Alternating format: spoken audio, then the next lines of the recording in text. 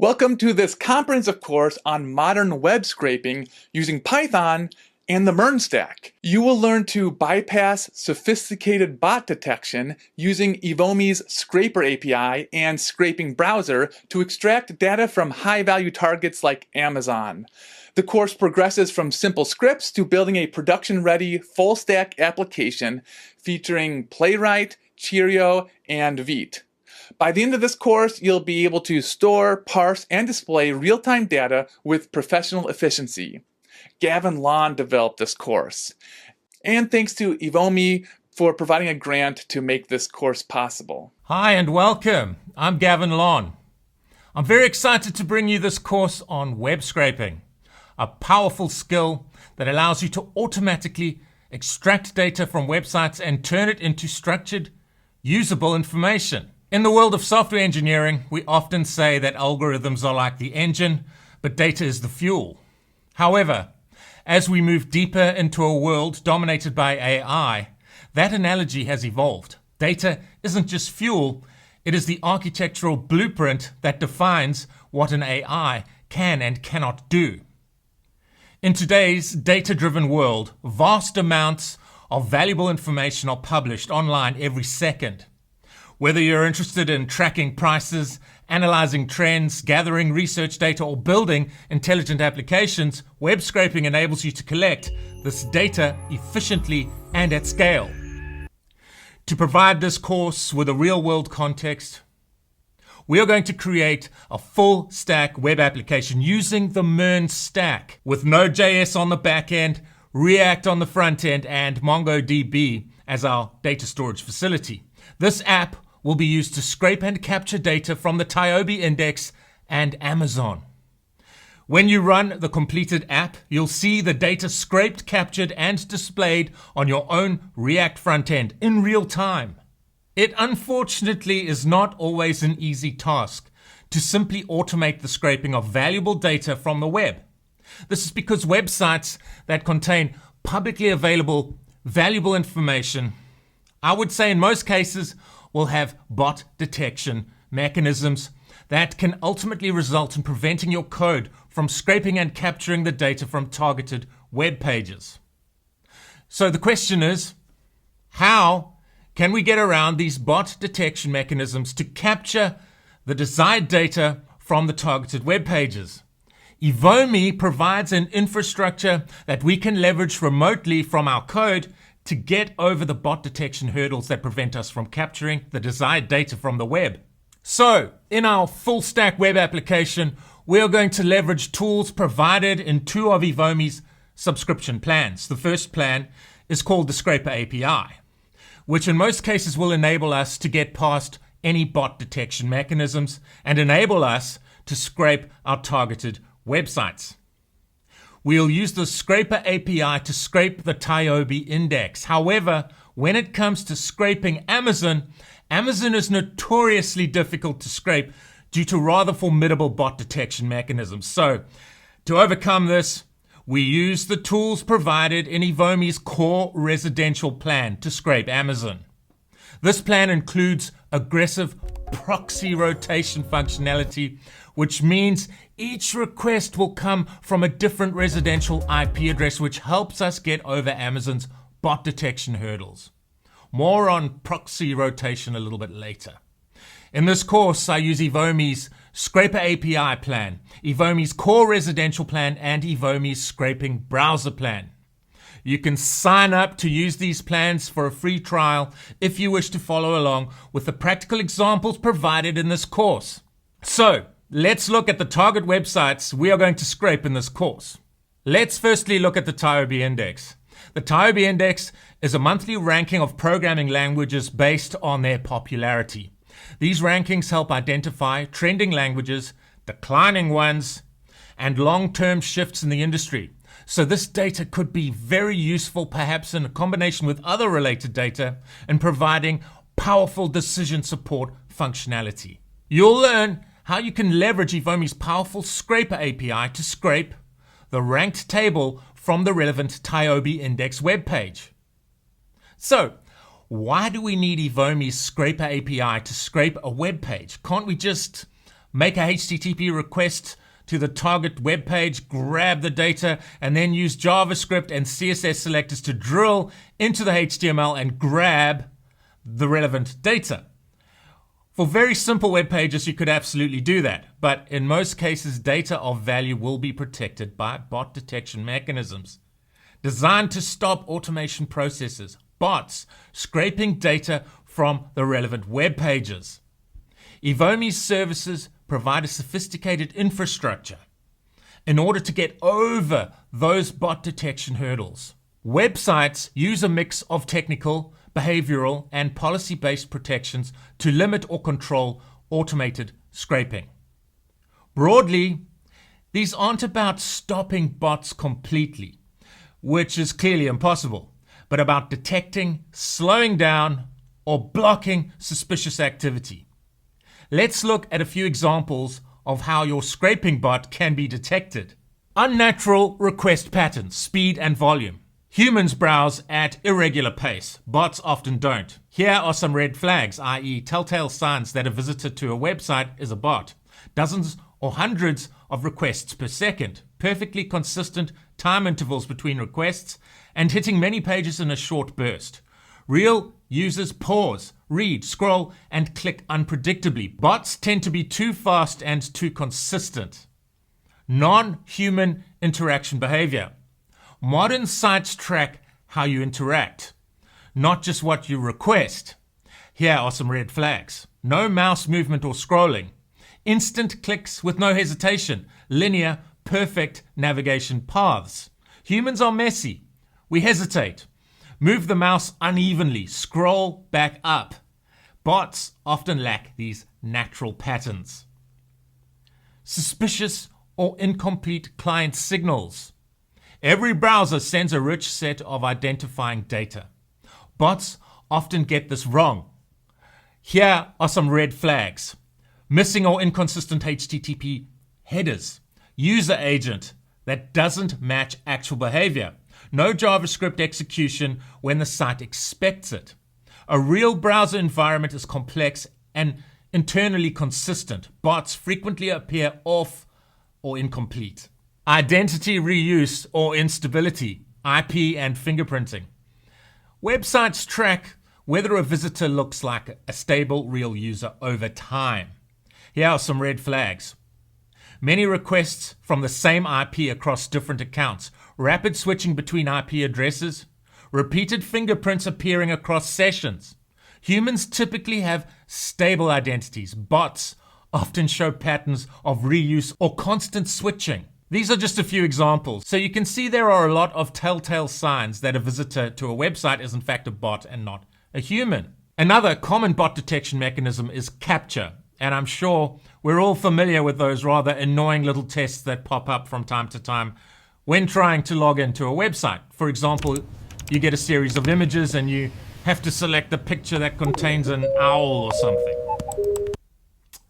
CAPTCHA stands for Completely Automated Public Turing Test to tell computers and humans apart.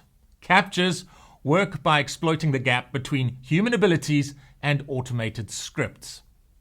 So, Evomi's infrastructure and services help with getting over those bot detection hurdles so that you are able to scrape the data you require. As mentioned earlier, it is far easier to scrape the Tiobe index than Amazon. Amazon web pages are notoriously difficult to scrape because of more sophisticated or more aggressive bot detection mechanisms. You'll find you are able to, in most cases, scrape your targeted web pages, like for example the Tiobe index, using Evomi's Scraper API. But in some cases, for example, if you want to scrape Amazon web pages at scale, you'll need to use aggressive proxy rotation. Evomi provides the necessary infrastructure for proxy rotation through their core residential plan. So we are going to use Evomi's core residential services to scrape Amazon. So let's just discuss what exactly proxy rotation is. Proxy rotation is a technique where requests are sent through a changing pool of IP addresses instead of a single one. If, for example, you're trying to scrape Amazon at scale from one IP address, your scraper is likely to be detected very quickly. But using Evomi's infrastructure through Evomi's core residential plan, each request is routed through a different proxy server. So to the website, the traffic appears to come from multiple users or locations. Throughout this course, you will learn how to navigate and extract data from HTML pages and how to automate the entire process using modern tools and programming techniques. We'll use CSS selectors and technologies like Beautiful Soup in our Python code and Cheerio from our JavaScript code to drill down into the raw HTML scraped from the targeted web pages to mine those nuggets of data, as it were. Through these technologies and associated coding techniques, we'll scrape the desired data from our target web pages, appropriately structure the scraped data, capture the data in our own database, and display the data in an aesthetically pleasing style on our React front end. Let me just share a quick anecdote with you. Before I became a professional software developer many years ago, I studied business and marketing. One subject that amused our young early 20s student minds was to do with market research, specifically a subject called garbology. Garbology. It literally involved diving into human garbage Heavens, a specimen. to capture data regarding human behavior.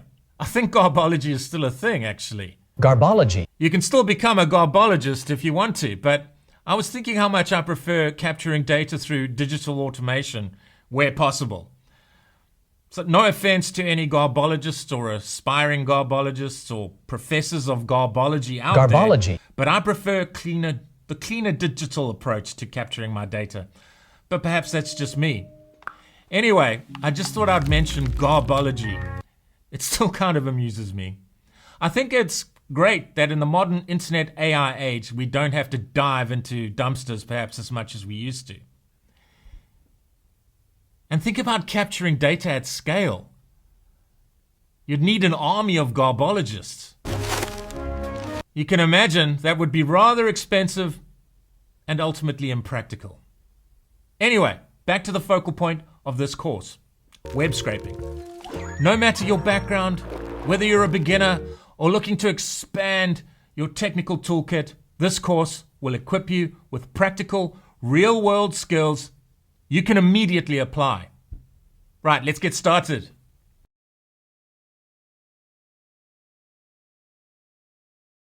In this part of the video, I'll walk you through a series of real-world web scraping scenarios to highlight a common challenge developers face: modern websites actively detecting and blocking automated scraping tools. I've already prepared the code in the form of Python scripts. Later, we are going to create a full stack web application using Node on the back end, React on the front end, and MongoDB as the data storage facility for scraping and capturing data from the Tiobe index and scraping and capturing data from Amazon.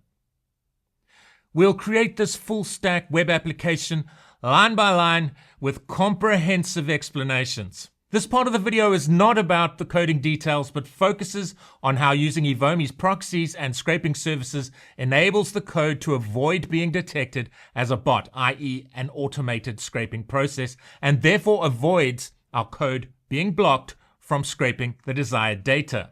So in this part of the course, we are going to attempt to scrape Booking.com, Indeed.com, and Amazon.com. In each case, we'll start by using standard Playwright to scrape the desired data. While Playwright is a powerful automation tool, you'll see that in many cases it struggles when faced with anti-bot protections. These failures will help illustrate the limitations of using default configurations in high friction environments. Our first example focuses on Booking.com. I'll attempt to extract data using standard Playwright, where the process results in a timeout. Although the data exists on the page, it is effectively inaccessible due to blocking mechanisms. Immediately after, I'll attempt the same task using Evomi's scraping browser via a remote connection over CDP and the WSS protocol. This approach successfully bypasses the restrictions, allowing the data to be retrieved and displayed directly in the VS Code terminal. Next, we move on to Indeed.com. Using standard Playwright, the request results in an HTTP 403 forbidden response, an explicit block or hard block indicating that access has been denied. I'll then switch to Evomi's Scraper API to scrape and output the relevant job listings where the same request returns a HTTP 200 status. This successful response enables us to scrape and output the relevant job listing data without interruption. Finally, we'll attempt to scrape a web page pertaining to a search URL on Amazon. A standard Playwright attempt leads to the request rejected due to anti-bot defenses. In contrast, when using Evomi's residential proxy service, the request succeeds with an HTTP 200 response. This allows us to extract the desired data and display it in the terminal. Across these examples, the goal is to demonstrate not just that failures occur, but why they occur and how leveraging specialized scraping infrastructure like Evomi's services can overcome these barriers. By the end of this demonstration, you'll have a clearer understanding of how proxy strategies and remote browser execution can dramatically improve scraping success rates in restricted environments. Right, let's get into it. Okay, so I'm firstly going to create a local directory to house files for my Python project. So I'm going to go into my development folder here, and I'm just going to create a folder called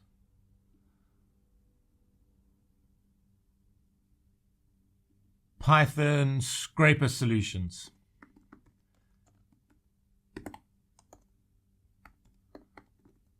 Okay. Then I'm going to invoke an instance of Visual Studio. And I'm going to open that folder, Python Scraper Solutions. Select folder. Great, and we're now ready to begin. So the first thing I want to do is invoke the terminal window. So we just go Control, then tilde character to do that. And firstly, I just want to see what version of Python I'm running. So Python --version is the command we want to run to see what version of Python we're running. And I believe that's the latest stable release as of the time of recording this video. So that's great. So if you haven't got the latest stable release and you want to install it, you can do that by going to www.python.org/downloads, and you can then download and install the latest release, the latest stable release of Python. Great, and now we want to create our virtual environment. A virtual environment is an isolated space with its own Python interpreter and installed packages. The isolation solves a few very real problems. It basically keeps your Python projects from stepping on each other, as it were. Okay, so we're isolating our Python projects from one another by including a virtual environment. Great, and then the next command we want to run to create our virtual environment is Python -m venv and then .venv like this.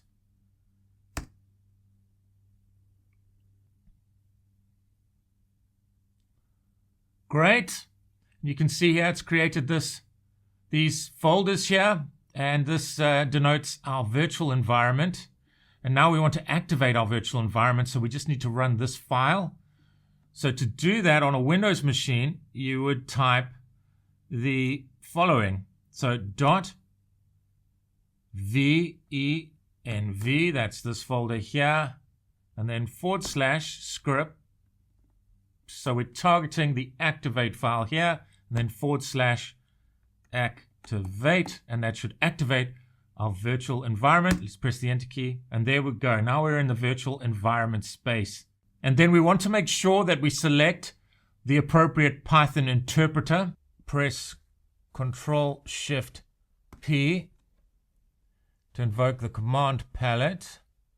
And then we want to select this option from the drop down, which is Python : select interpreter.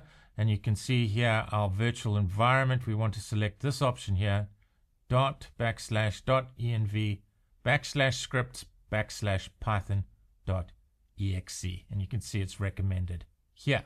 So let's select that option. Excellent. So the next thing I want to do is install the relevant packages that we're going to use. For example, for making HTTP requests to an endpoint, a remote endpoint, to parse the various HTML that we get back from websites. We're going to use a package called Beautiful Soup for this, which will target various CSS selectors so that we can target the desired data we want to extract from the raw HTML. And the other one is Python-.env. And this is so that we can read a .env file, so that we can read certain values from a .env file, so we don't have to include the actual values in our code. We can read them from an environment variable in a .env file. And then we, of course, want to install Playwright. And Playwright is what we're going to use to access the relevant data within target web pages. So let's type the relevant command to install these packages, and then we'll go through each of the packages in a little bit more detail. So pip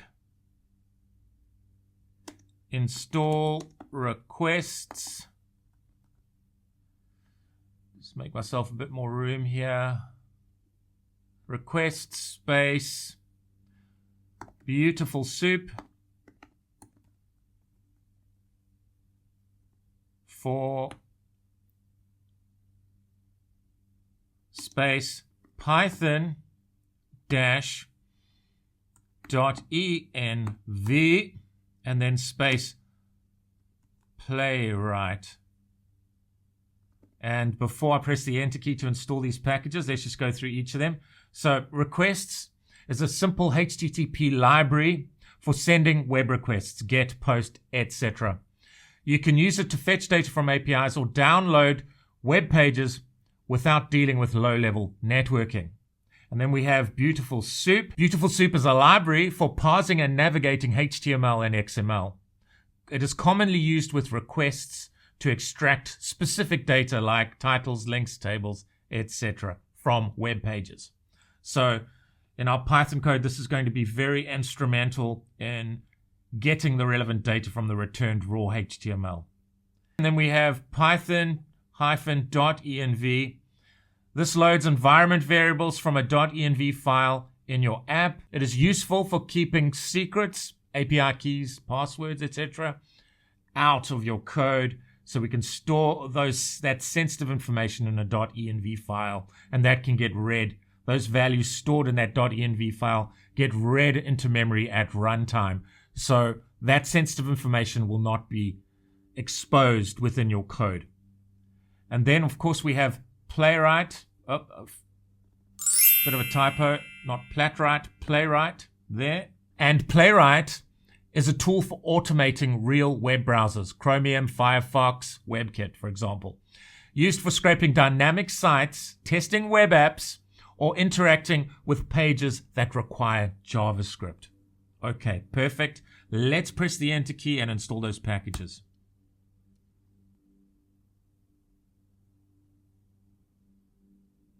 Excellent. And it is installing our packages. Great, Beautiful Soup, Playwright, getting installed.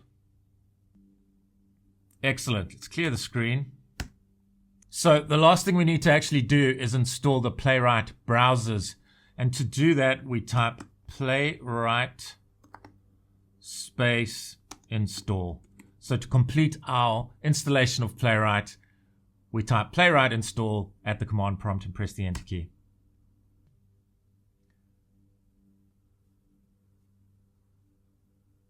Excellent. So now our installation of Playwright has completed successfully, and we're ready to create our scraping files and test the scraping functionality. Let's clear the screen. Excellent. Okay, so now we're going to attempt to scrape booking.com Firstly, we're going to use standard Playwright to attempt to scrape booking.com.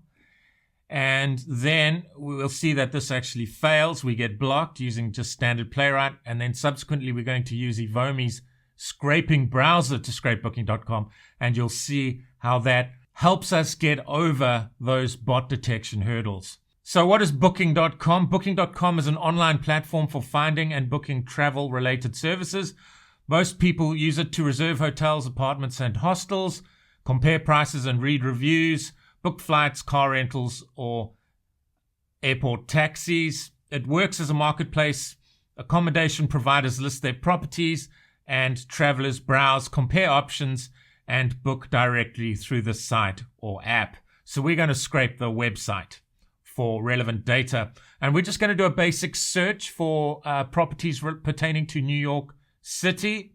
So I'll show you what I mean now. But firstly, I want to create the .env file that will contain sensitive information, which will be important when we enlist the Evomi services, because I've signed up to use various plans with Evomi, and my credentials will be stored within this .env file, which is sensitive information that I don't want to make available within the actual code. Okay, and I'm just going to copy those across. Great. Obviously, you can see I'm not showing you the actual sensitive information. You can see I've got an API key that will be for when we use Evomi's Scraper API. This API key will be pertinent to this part of the course because I'm going to be enlisting Evomi's scraping browser, so that we're not just using standard Playwright, we're using Evomi's scraping browser to scrape booking.com. And you'll see how using Evomi's scraping browser will overcome those bot detection hurdles. Okay, so I'm going to hit this new file icon, and we're going to create the code for scraping booking.com using standard Playwright firstly. Okay, so let's call this file scrape booking std for standard Playwright. So standard Playwright .py, like this. And I've already prepared the code, and I'm just going to copy this in here. And here's the code for using standard Playwright. Okay, so we've got our environment variable set up, and we've created a new file called scrape booking standard Playwright, where we're going to scrape booking.com for various search results, specifically a search for New York City. Here for New York, we're going to have the HTML returned to us. You can see we've got a response here, page.goto, the URL, which is the search URL here. We're printing out the status that's returned to us. And then we're going to attempt to actually extract the relevant data from the raw HTML. And we're just using, the most important thing to note here is that we are using standard Playwright to navigate to the relevant search URL. So you can see here, here's the code for standard Playwright here.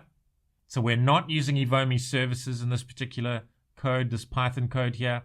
We are using Playwright to navigate to this URL, a search URL on booking.com.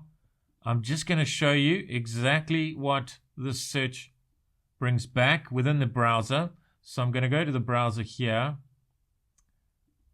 Okay, and you can see here, I'm just pasting in that search URL. So we need new, and then percentage between new and York should be percentage 20, which represents a space. And that is our search on booking.com. And this is exactly what we're going to be emulating using Playwright to do that. And you can see here, it's bringing back these results. And in the code, I'm actually just bringing back the name of the property, the name of the hotel, for example, and its rating. That's all I'm bringing back. Just a simple example.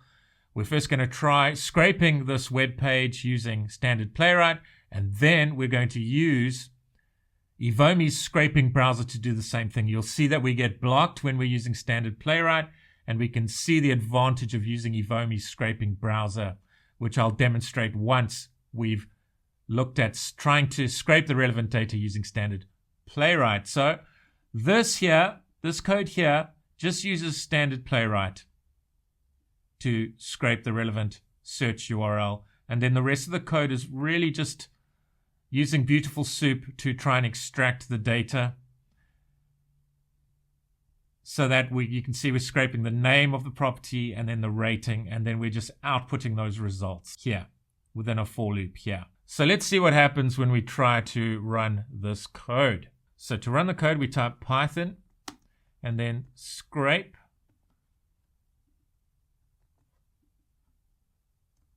booking std for standard Playwright .py. Let's press the enter key and see what happens.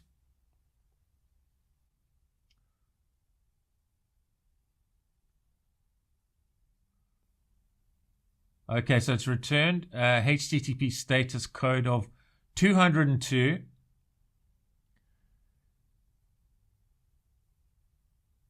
And let's see if it returns the data that we want. You see, what's actually happening here is it's timing out. So that hasn't succeeded. We've actually been blocked by booking.com. So let's just clear the screen. And now I want to try using Evomi's services, Evomi's scraping browser, to perform the same scraping operation. And let's see what happens. So I'm going to create a file here called scrape booking Evomi, and I'm just going to go scraping browser here .py. Okay, I'm going to paste that code in here. Great. So let's have a quick look at the code, and you can see the difference here now. What we're actually doing is using Evomi's scraping browser from our code here. So we're able to control that browser remotely from our code. And this is how we are able to do it. We're using the WSS protocol, which stands for Secure WebSocket Connection. So think persistent real-time connection rather than a one-off request. So through this connection, our code can communicate with Evomi's scraping browser. Our code can both send messages to the remote browser service and receive messages from the remote browser service over the secured WebSocket connection. We're using WSS for that. And you can see we're able to communicate with the scraping browser because I've actually signed up for a plan on Evomi.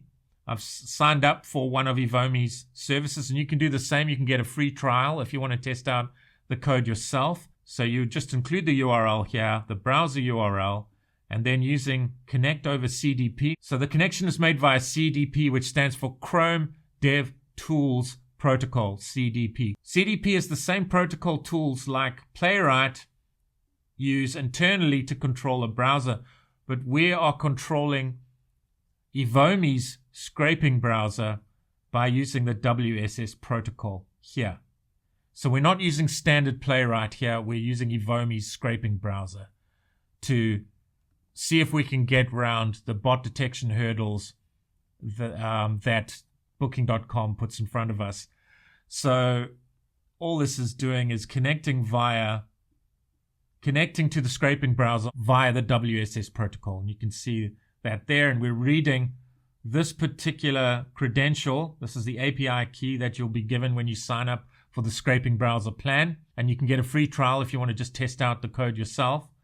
So we're getting that API key from the .env file here, and then we're able to access Evomi's scraping browser through this line of code here, and then we can control the browser through our code remotely using a secure WebSocket connection, WSS.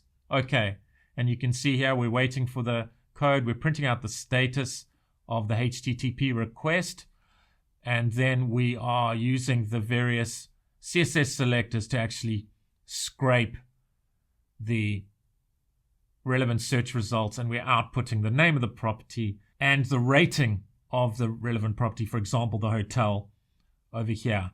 We're getting the results by reading the relevant data using raw HTML and specific CSS selectors to extract the relevant data, the name of the hotel, and the rating of the hotel.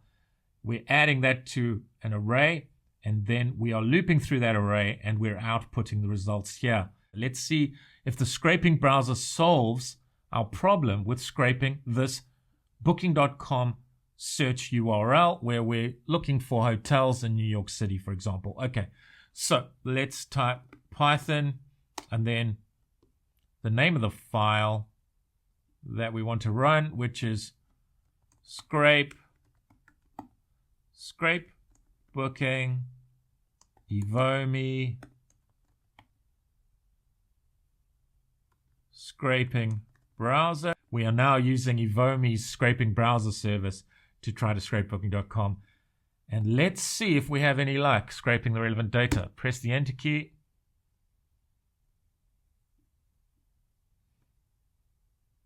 Okay, so it's returning the same 202 HTTP status. Okay, and this is just outputting status as we try to scrape the relevant search URL.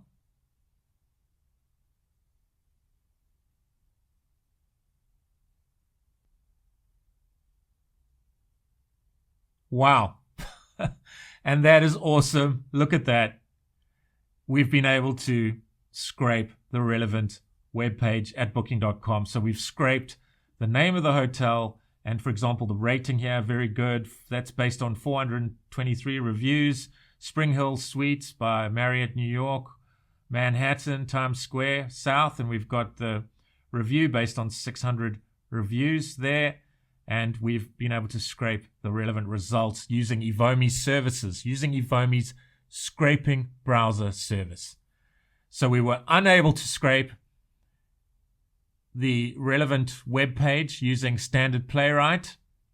So trying to do it ourselves, but through Evomi's scraping browser service, we have no problem scraping the results that we want on booking.com.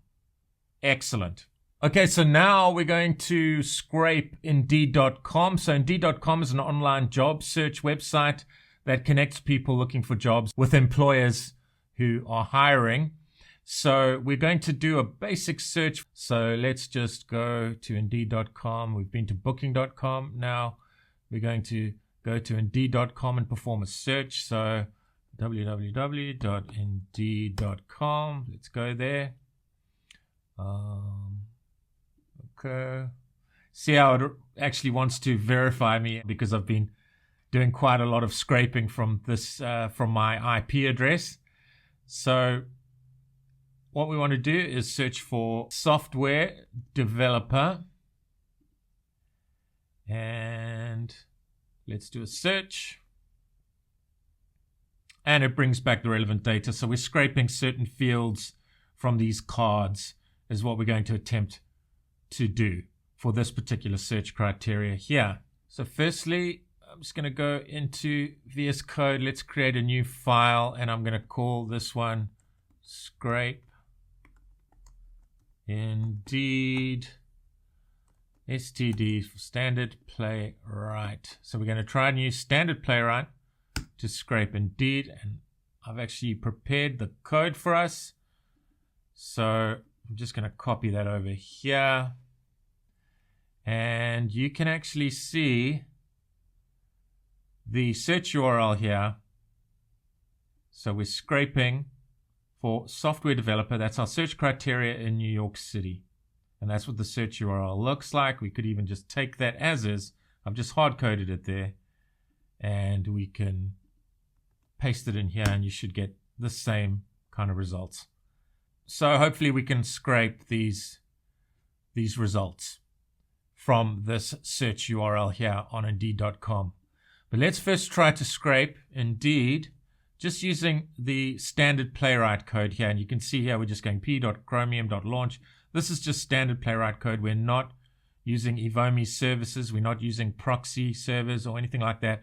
So it's going to try to scrape this web page that contains the relevant search results for software developer in New York City. and it's going to use various parsing code, the details of which are not important for this, but basically all this code is doing is extracting the title and the company and the location of the relevant job opportunities and displaying it to the terminal window here. But you'll see that we actually get blocked, and it's not just a subtle blocking either, it's a hard block, meaning it will return an actual HTTP status that isn't 200. Sometimes you get soft blocked and it will still return you a HTTP success status of 200, but you've actually been blocked. It won't return the data that you want.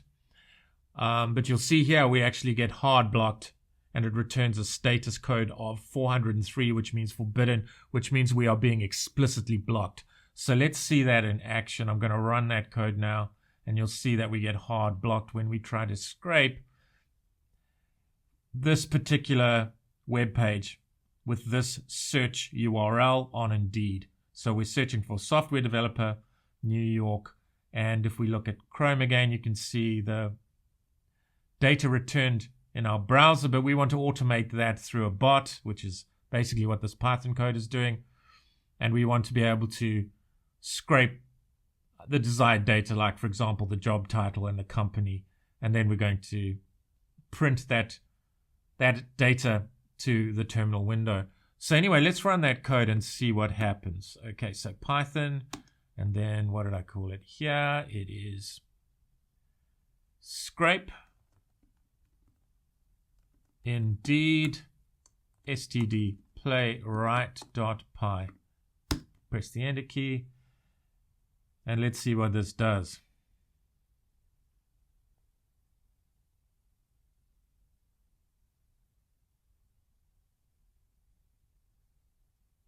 .403, and if we look up what 403 is, so if we go to Google and we type in 403 HTTP status code and press enter.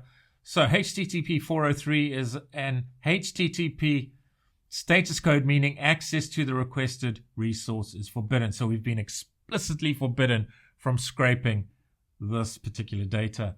So how are we going to get around it? We're going to use Evomi's scraper API. So this will just involve a post request to a specific Evomi URL, as well as the URL that we want to scrape, and it will handle getting over all the relevant bot detection hurdles for us on the server and return the raw HTML to us, and then we'll parse that data ourselves in our code.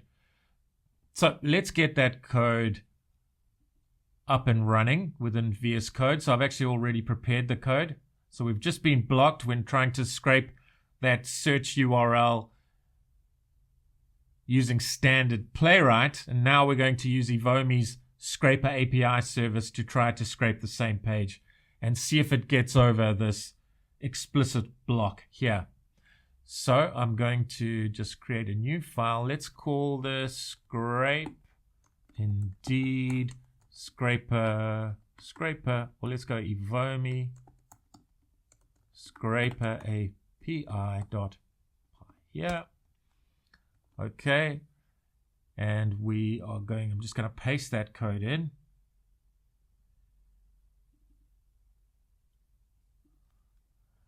Okay, so let's quickly go over this code so you can see what's going on here.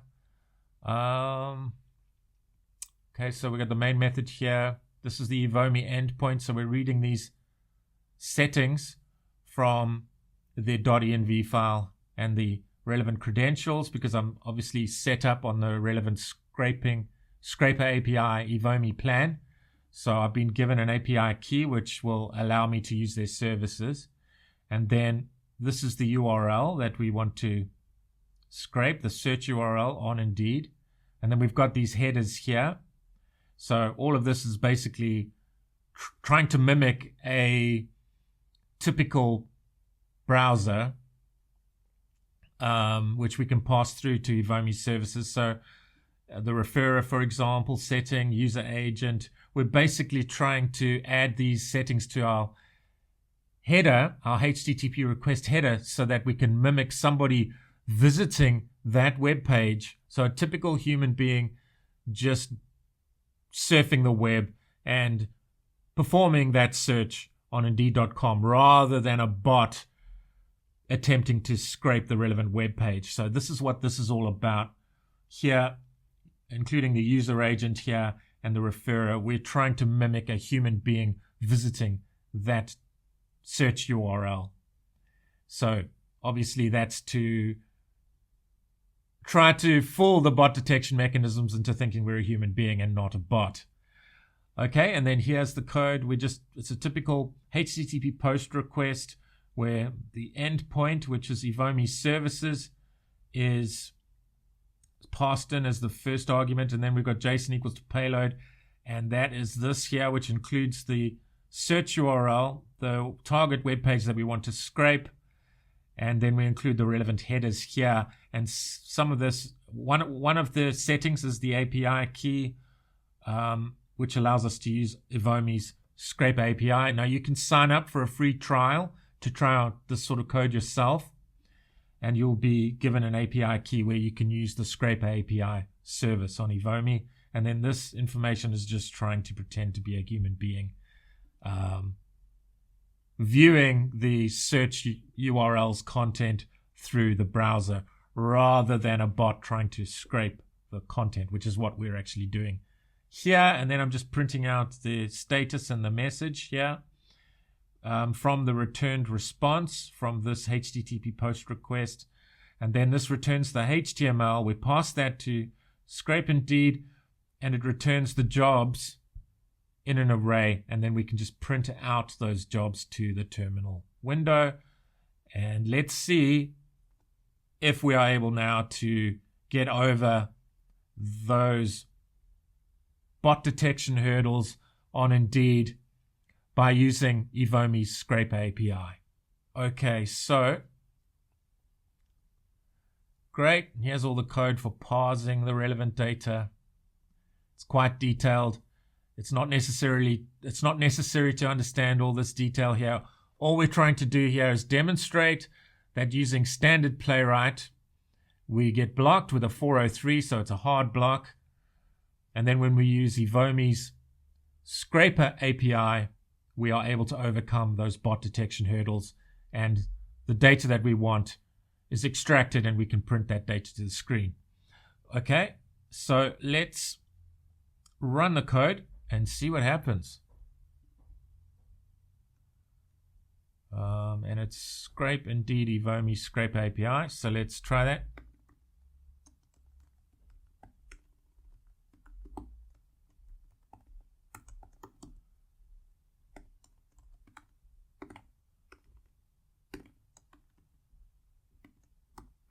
Okay, and let's see if we can scrape the relevant data. Okay, so let's press the Enter key and run our code. And hopefully we are successful.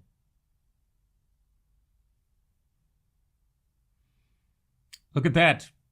And we've been able to scrape the relevant data from Indeed.com using Evomi's Scraper API service. Excellent. Right, and lastly, I want to demonstrate using standard Playwright for scraping an Amazon search URL. Here you can see we are scraping Amazon. The query is JavaScript, and this search URL just means we're scraping Amazon for books pertaining to JavaScript. You can see here we've got this parameter I equals strip books. We're searching books on Amazon pertaining to the JavaScript search criteria, and we're using standard Playwright. You've seen this code before. Browser equals await p.chromium.launch. We're launching a browser, and it's in a headless state, meaning it doesn't actually show the browser. And we're going to that particular search URL. We're getting the status back here, and we're printing the status there, and we're just using standard Playwright here. So I'm going to type Python scrape Amazon std playwright.py Let me just show you what the results will look like in a browser before we actually demonstrate the scraping. So I'm just going to go to Amazon.com. So this is essentially the search URL that we are going to target. And if we go JavaScript, you can see that we are being returned these JavaScript books here, and we're scraping the relevant data. For example, the title, the author, the rating of the book, and that sort of information we're scraping, and we're going to display that in the terminal window. Anyway, let's run the code for scraping Amazon, the relevant Python script, and we're using just standard Playwright to do this for now.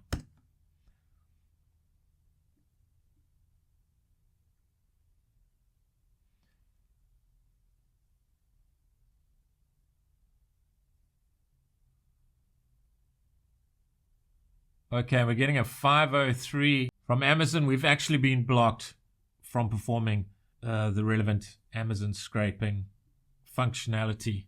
So let's run our scraper code.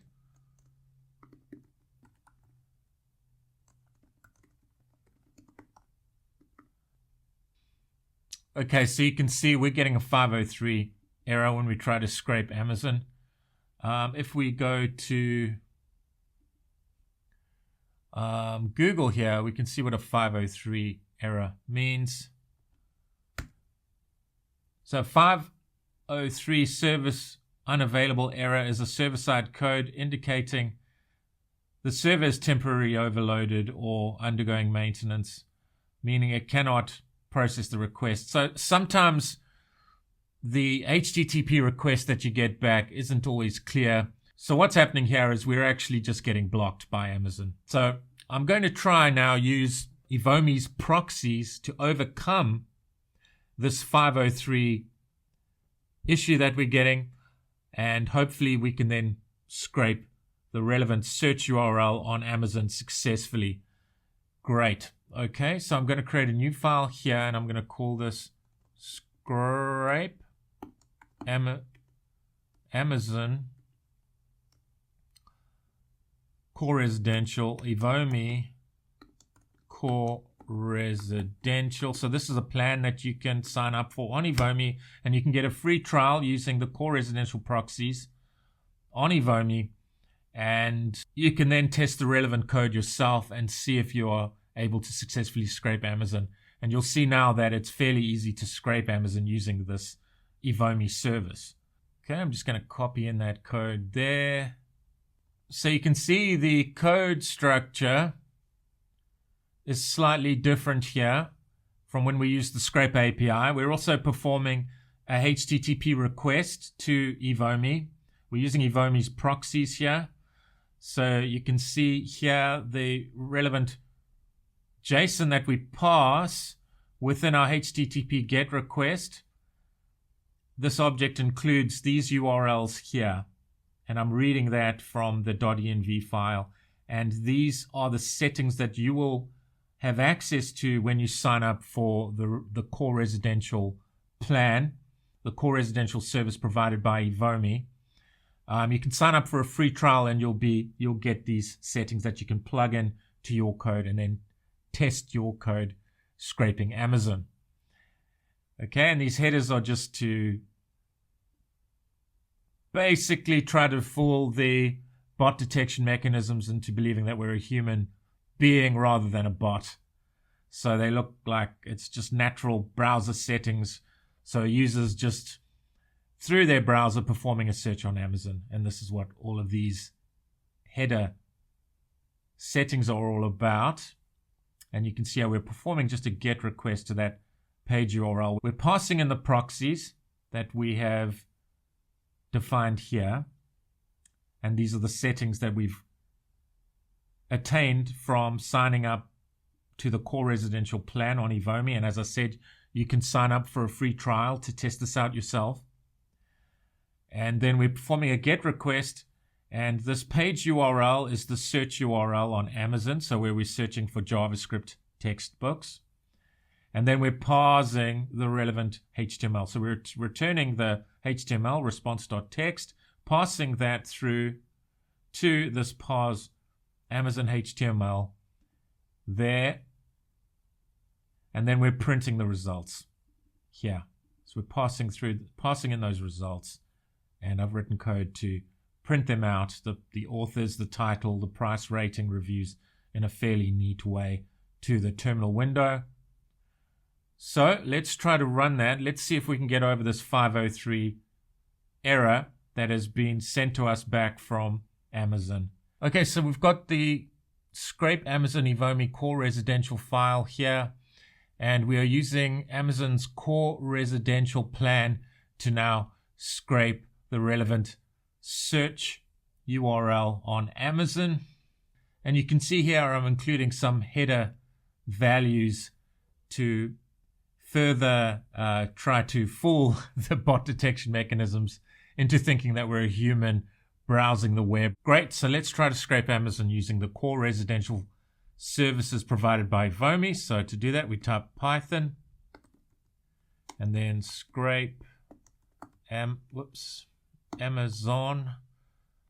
Evomi core residential.py, and let's press the enter key and see if that works. Excellent. So, great. That's wonderful. You can see all this data has been scraped from the relevant Amazon web page.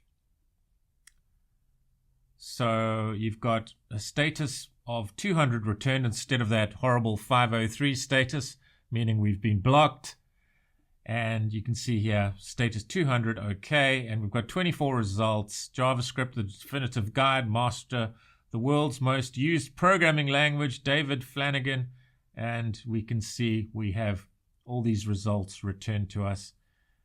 And that is some useful data. And you'll see later on we're going to use Node. We're going to use JavaScript within a Node project to scrape Amazon much in the same way as we're doing here, using the core residential service provided by Evomi. Excellent. We could, just for good measure, try another search criteria. So let's scrape for Python this time and see if we get some data back from that. So let's clear the screen. Python. Let's run the Python script. Scrape Amazon Evomi core residential.py, and let's see if we're successful again. Excellent. 200. So we've got a HTTP status of 200 returned. Okay, and Python Crash Course 3rd edition, we've got all this data. We've got the authors, we've got the price, and all this useful data that we've scraped from the relevant search URL on Amazon. Great, and let's try another search. So let's look for Java books on Java, and see if we can successfully scrape the relevant Amazon search URL, the web page pertaining to the relevant Amazon search URL. Let's see if we can successfully scrape for the criteria, the search criteria of Java. So we want book data pertaining to Java returned to us, and then we can scrape the title, the author, the price, and the desired data that we want, and we can display that to the screen. So let's try that. So let's run the relevant script, Python scrape Amazon Evomi core residential.py, and let's see if we get decent search results. There we go. So the 10th result that we've got back, Java, the complete reference from fundamentals to advanced concepts with modern AI-assisted development, from Bruce Herbert. Brilliant. And we've got, let's see how many results. We've got 33 results. And of course, the HTTP status is 200 and it's not 503. And we've got some useful data returned from the relevant search URL on Amazon, and we're able to use Beautiful Soup to, you can see here we're using the CSS selectors and Beautiful Soup, the Beautiful Soup package, to extract the data that we want, and we're displaying it here in our terminal. Excellent.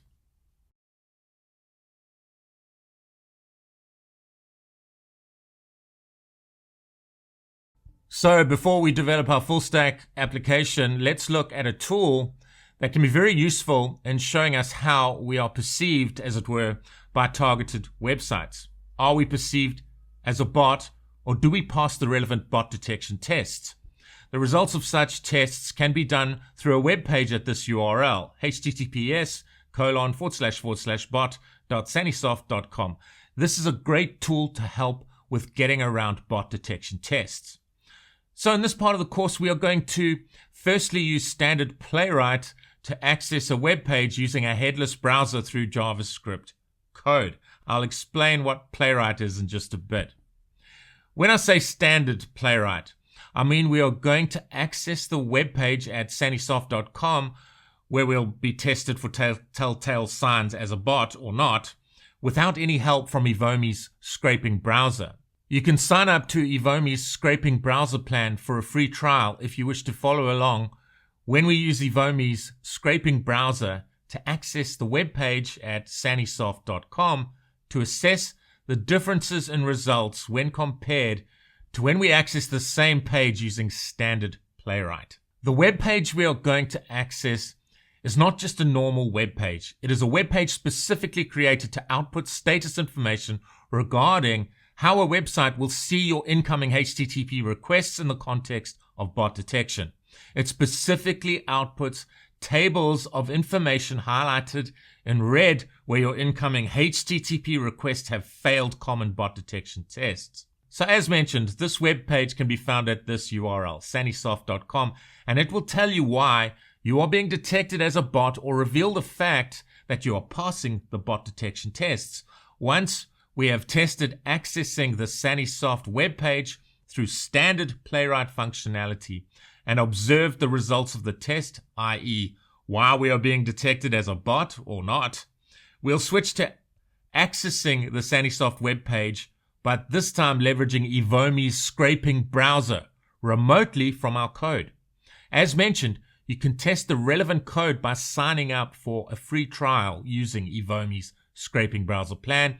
And when you run the relevant code, you'll see that the red flags highlighted in red on the Sunnysoft web page, which you observed when accessing the Sunnysoft web page through standard Playwright, will now be green, meaning you have passed the relevant bot detection tests. So this part of the course highlights how using Evomi's scraping browser gets around certain bot detection tests that many websites conduct to prevent bots from scraping their websites. So, what is Playwright?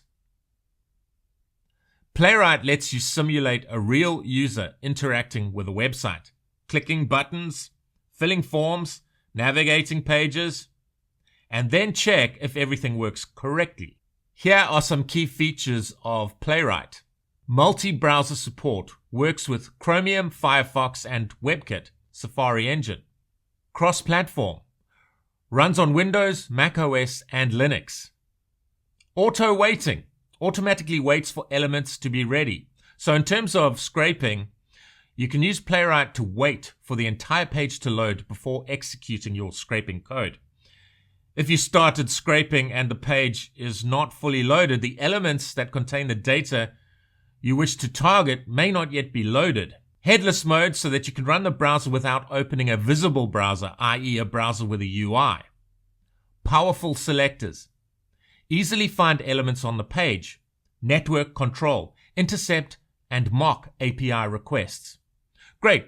So let's get into this part of the course. So we're going to set up a few JavaScript scripts here that we'll run using Node to illustrate how we can use Evomi's headless browser to get around the various bot detection mechanisms that exist out there. So the first script that we're going to run is this standard Playwright script. So what we're going to do is we're going to access a website called https bot.sanisoft.com. Bot.sanisoft.com is a specialized tool used to test a web browser's stealth and detectability by automated bot detection systems. So I'm just going to copy this code. You can find this code at this URL on GitHub, and you can do the same. You can just copy it into VS Code and run the code yourself to test this out yourself. So I'm just going to copy that code like this, and I'm going to firstly create the file here. So what did we call it here? Test standard Playwright. So test_std Playwright.js. And I'm just going to paste that code in here. So we've got that script pasted in here, and you can see we're using standard Playwright to navigate to this URL. So what that does is it makes sure the entire page is loaded before it takes a screenshot of the page. We're using a headless browser, Playwright's headless browser for this purpose. So the primary difference between a headless browser and a head full or normal browser lies in the presence of a graphical user interface. While both use the same underlying engine to reveal web pages, they are used for different purposes and operated in different ways. So we're using a headless browser here to access this web page, and then we're scrolling down the page, making sure the entire page has been loaded with all its content, and then we're using Playwright here, this page object, .pdf method here, passing in this object, and we are essentially screenshotting what's on the page and saving it as a PDF here. Okay, that's what that code does. So we're going to see a screenshot of the web page at this URL, and this will show us our status in terms of if we've been detected as a bot or not. So let's run this. So I'm just going to go into the terminal here. Let's just set this project up for Node. npm init y like this. And that should generate our package.json file. We've got a few dependencies we need to include. We want to read a particular environment variable from a .env file. So we need to install the relevant package for that.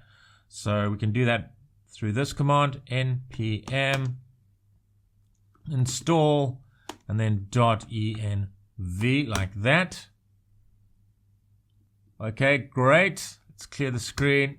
I'll create that .env file in a bit. And then we also want to install a particular extension so that we can view PDF files from within Visual Studio Code. So the extension for that is VS Code -PDF like that. And there it is here. So we want to install this just for convenience so that we can view the relevant PDF file that our code's going to generate within Visual Studio Code. So let's press install like that. Trust and install. Excellent. Okay, go out of that. And you can see we're going to be saving that PDF just to our current directory here when we run it. And then we must install Playwright. So let's install Playwright. And I'll explain what Playwright is in just a bit. So we can install Playwright using this command, npm init, and then Playwright at latest, like that. Okay. Okay, and it's just prompting us here. Okay, to proceed. Yes. So Y. Enter. Okay. Do you want to use TypeScript or JavaScript? So I want JavaScript. Just enter key. Okay, I'm just going to press enter here. Add to GitHub Actions workflow. I'm just going to go in here. Install Playwright browsers can be done manually. npx and install. Okay, I'm just going to go yes, and it's now installing. Okay, so it's installing all the Playwright browsers for us.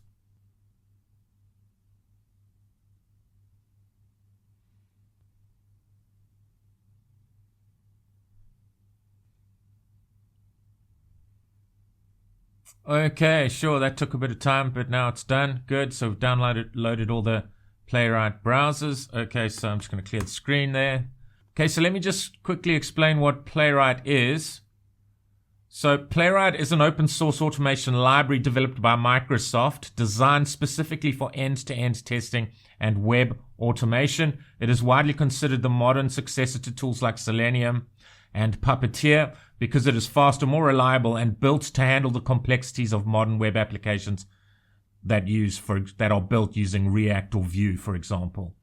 We are using a headless browser to access the https bot.sunnysoft.com webpage here to see what our status is regarding how we are either being detected as a bot or not being detected as a bot, essentially. It's going to access the web page at this URL, and then we're taking a screenshot of the web page, because remember, this is a headless browser we're using here, so we're not going to be able to view the web page in a browser, but what we can do is we can stealthily take a screenshot of what the browser would look like if you were just accessing it using a head full browser, for example. So let's test the code by typing node and then test std Playwright.js like that. Okay. Excellent. Let's see what it does.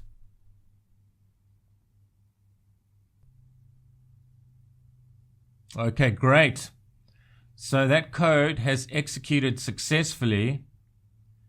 So it's written out the title, which is anti-bot, and it's PDF saved as standard playwright.pdf.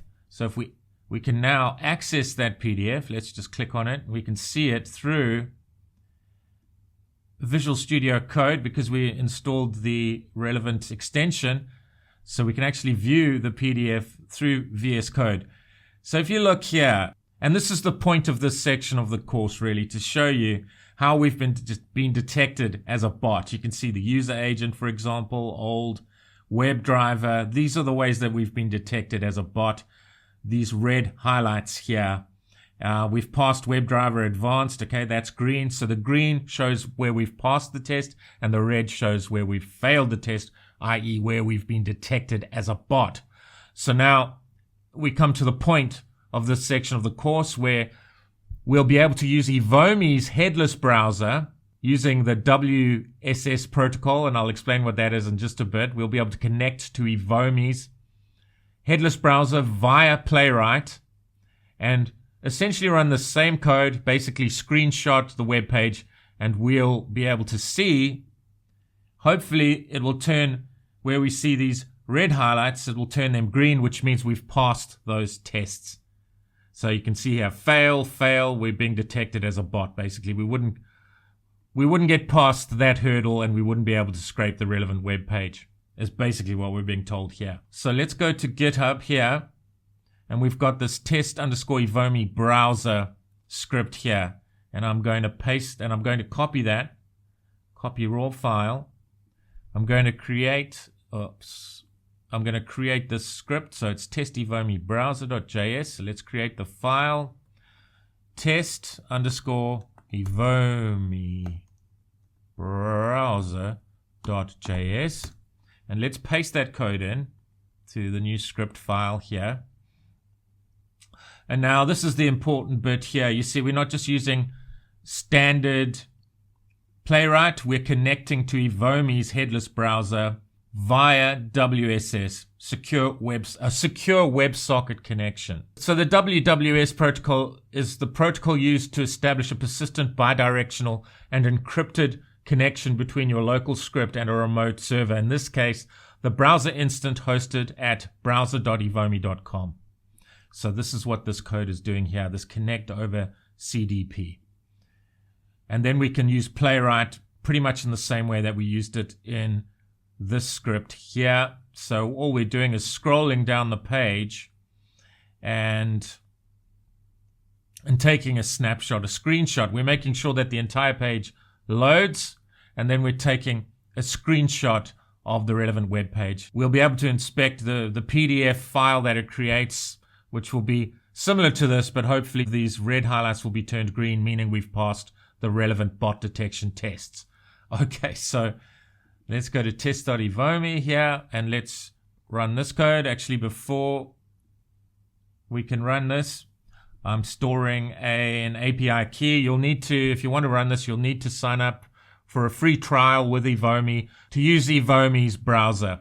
So you can see I'm trying to access an environment variable, but I do not have an env file. I'm just going to do that quickly.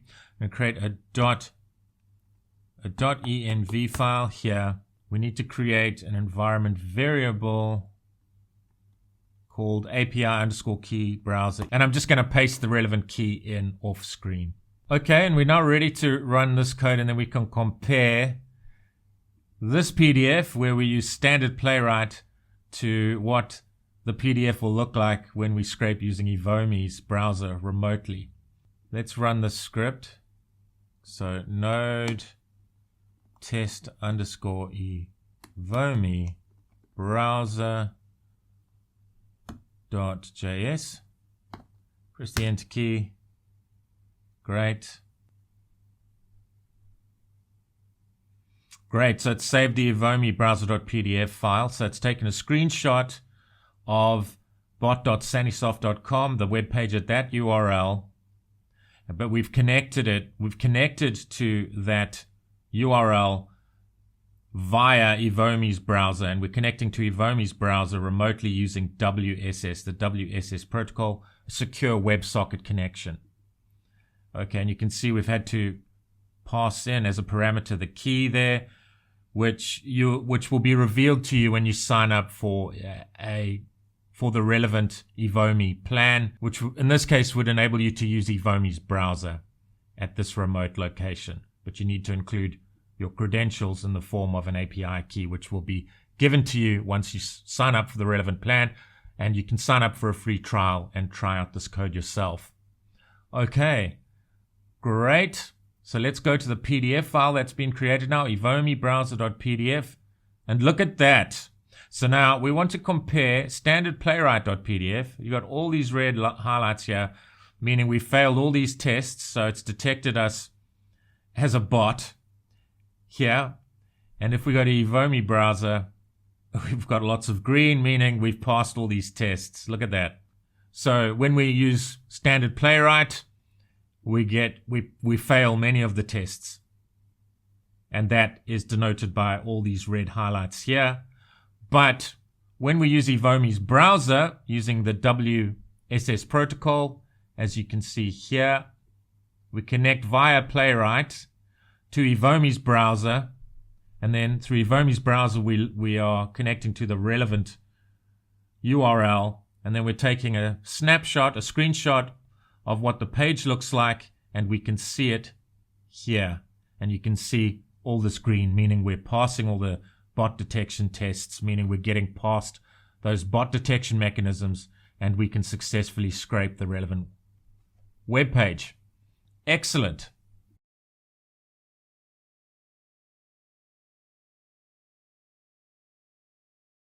Okay, so now we have had some hands-on experience using Evomi's Scraper API, and we've also utilized aggressive proxy rotation using Evomi's core residential plan in order to scrape the notoriously difficult to scrape website Amazon.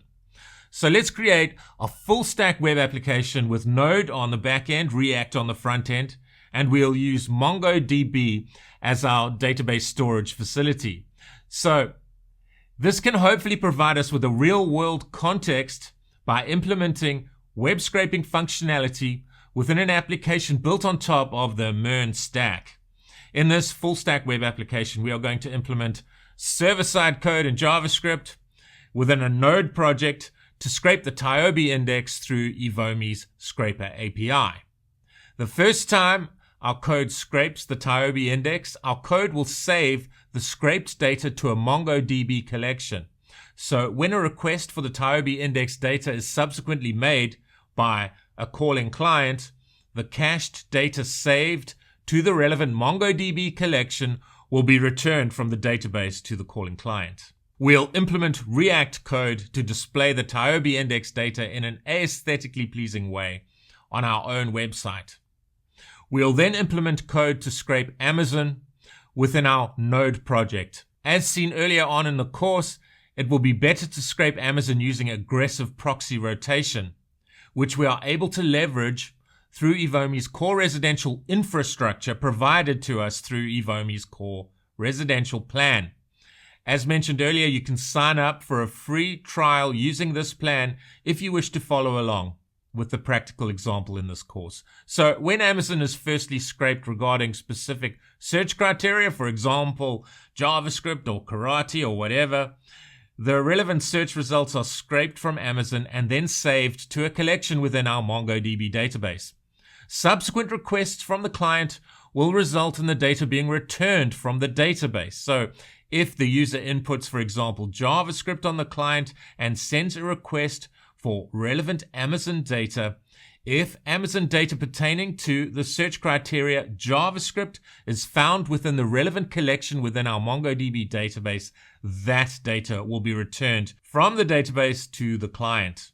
If the data is not found within the database, this will trigger our code on the server side to scrape Amazon for the relevant search results.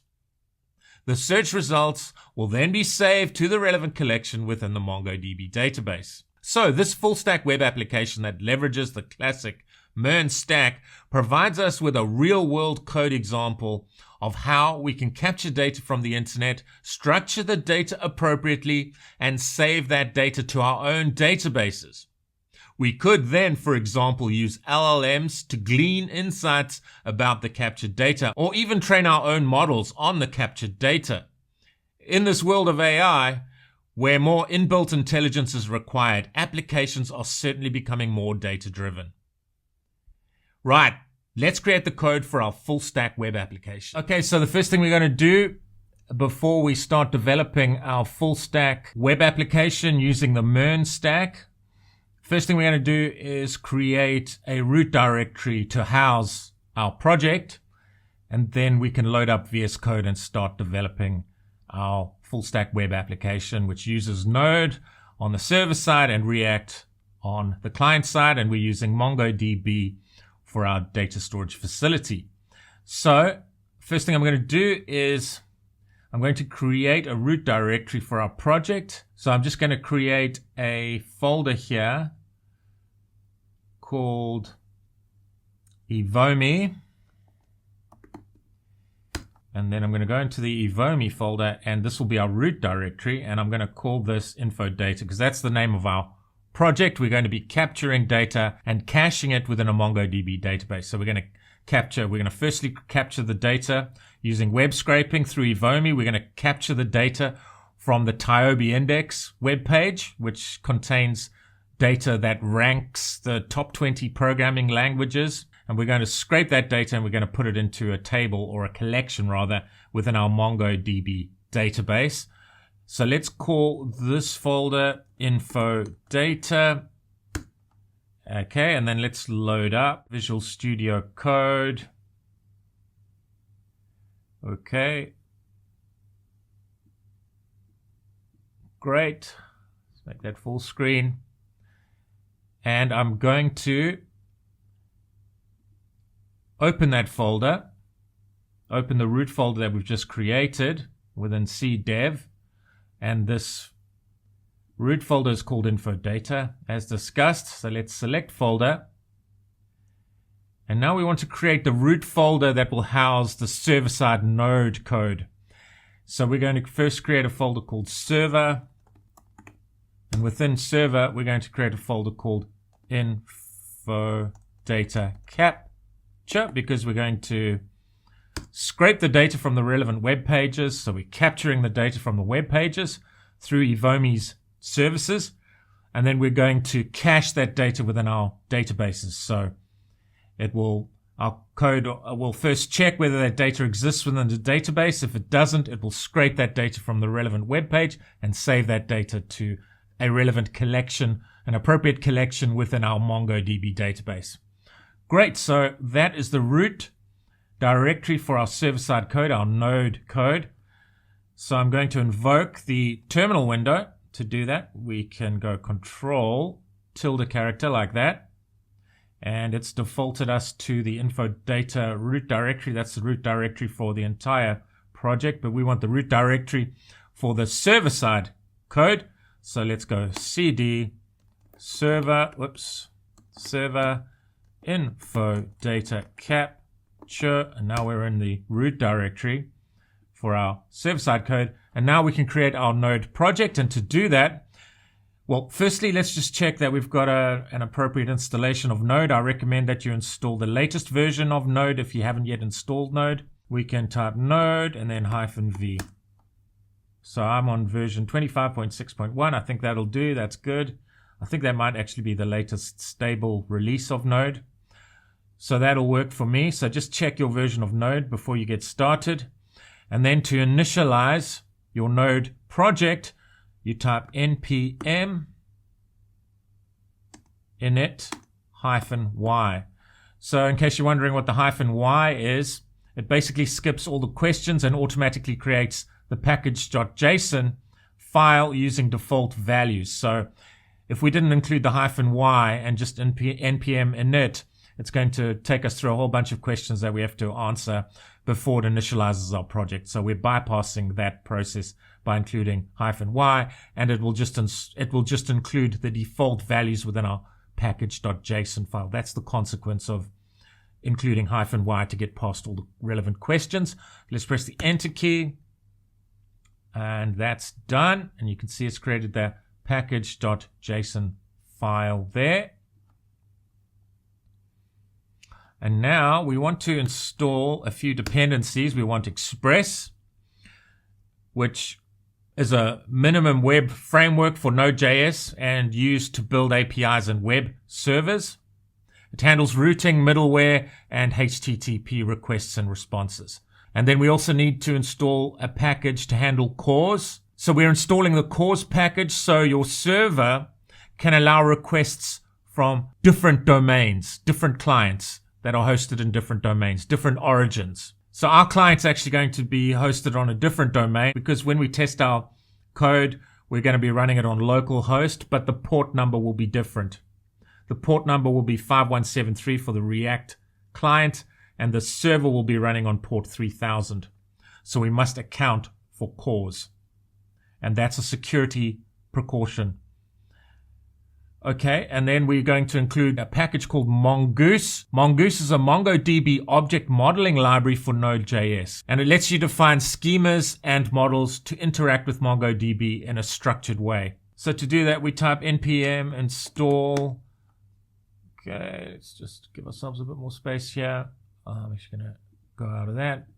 So npm install, and we want Express. And we want Mongoose, and we want the CORS package. Excellent. Press the enter key. Okay, it's doing its thing. As always, when installing software, one has to have patience, but we are getting there, and that's done. Excellent. Okay, and one other dependency we want to install because we want to store our environment variables in a file called .env. So because we want to do that, we need to enable our Node code to be able to read that .env file in an easy way. So we need to install another package for this, and this package is called .env. So let's install the .env package. So to do that, you go npm install and then .env like this. Great, and it's done that for us, and we are now ready to create some code. So firstly, within the info data root directory for our Node code, we're going to create a file called server.js, and this is going to be the entry point for our Node application, the Node code here. So we're going to go through creating that code now here. So the first thing we're going to do is import the Express framework to handle routing and server logic. So to do that, we go const express equals to required, and then in braces, so it's not required, it's require, so remove that D there, and then within single quotes we include express, and we just installed that package. So that's to import the Express framework to handle routing and server logic. The next line of code, we want to import cause. And this, we import cause. This is middleware to allow cross-origin resource sharing. So to import cause, we go const cause equals to require, then open the braces and include cause like that. Now we want to include mongoose. So to do that, we go const, let's call this variable mongoose, like that, and we go, it's the same basic thing, we go require, and in braces, mongoose, like that, semicolon, and then we want to be able to read values from a file called .env, and we installed the .env package for this purpose, so we need to import this. It loads the environment variables with a .env file into process.env. So in order for that to work, we need to include this line of code. Okay. .env is the package, and then .config like this. Excellent. Okay. And now I'm just going to set a constant to a controller that we haven't yet created, but we are going to create that. Have no fear, we will create this controller fairly soon. And that's not how you spell controller. Controller, like that, equals to require. We haven't obviously created this, but we are going to create this path, this file at this path for the controller. We're going to create a directory called controllers, and then we're going to create a file called tiobeController.js. Okay, and for this code, we just need to include tiobeController using camel case like this, and we don't need to include the extension, but we will create a file within this folder called tiobeController.js in just a bit. Great. So we're first going to start by scraping the Tiobe index and saving that to the relevant MongoDB collection. So that's what we're going to do first. And then later, we're going to get a little bit more complex, and we're going to try to scrape Amazon. Great. So firstly, we're going to focus on the Tiobe index. It's a much easier web page to scrape, and you'll see why this is in a little bit later on when we try to scrape Amazon. So the next line of code is const app equals to express. Okay, so that initializes a new Express application instance, and that's our web framework that we're using in our Node project. And then app.use, we want to use cause, and this is how you do that. Use cause like that. Okay, and that enables the application to accept requests from different domains as discussed earlier. So we're handling cause. It's just done very basically through this line of code. And then we want to configure the server to automatically parse incoming JSON request bodies. So to do that, we need to include this line of code, app.use express.json, like that. Open and close braces. Excellent. And then we need to connect to our database. So what I'm going to do here is I'm going to create a .env file, because we're going to read the connection string for our MongoDB database from the .env file. And we're going to do that in a specific way that the .env package allows us to do. Of course, we only very recently installed the .env package. So within info data, within this root directory, we include a file called .env. And because we've installed the package, it's going to automatically know where our node code is going to know automatically where to read the relevant environment variables that we're going to create here in this file here. Okay, so the environment variable that we're going to create is called Mongo URI,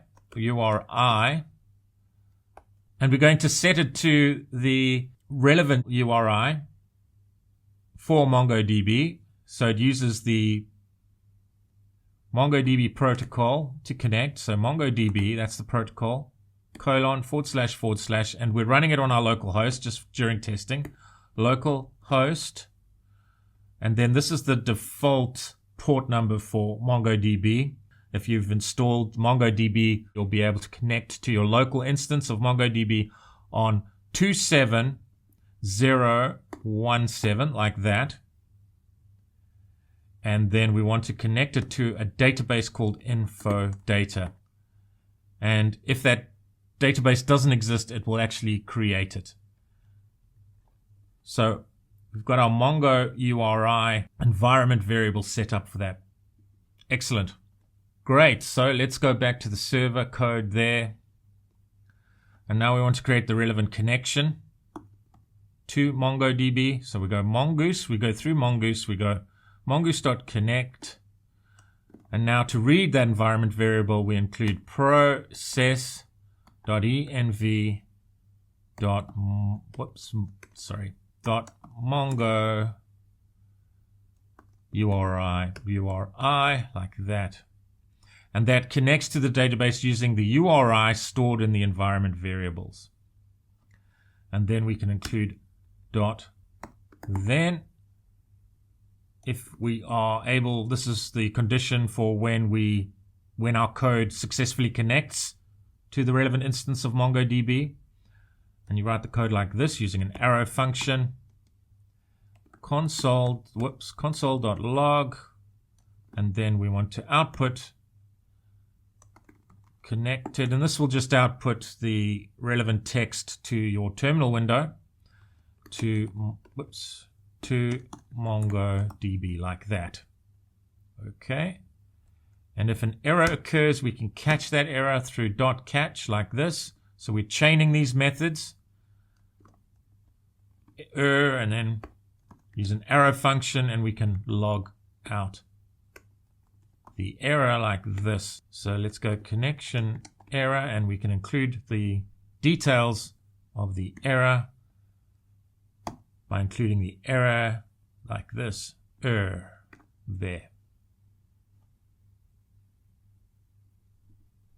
So this code here logs a success message if the database connection is established. And this code here logs an error message if the database connection fails. Okay, perfect.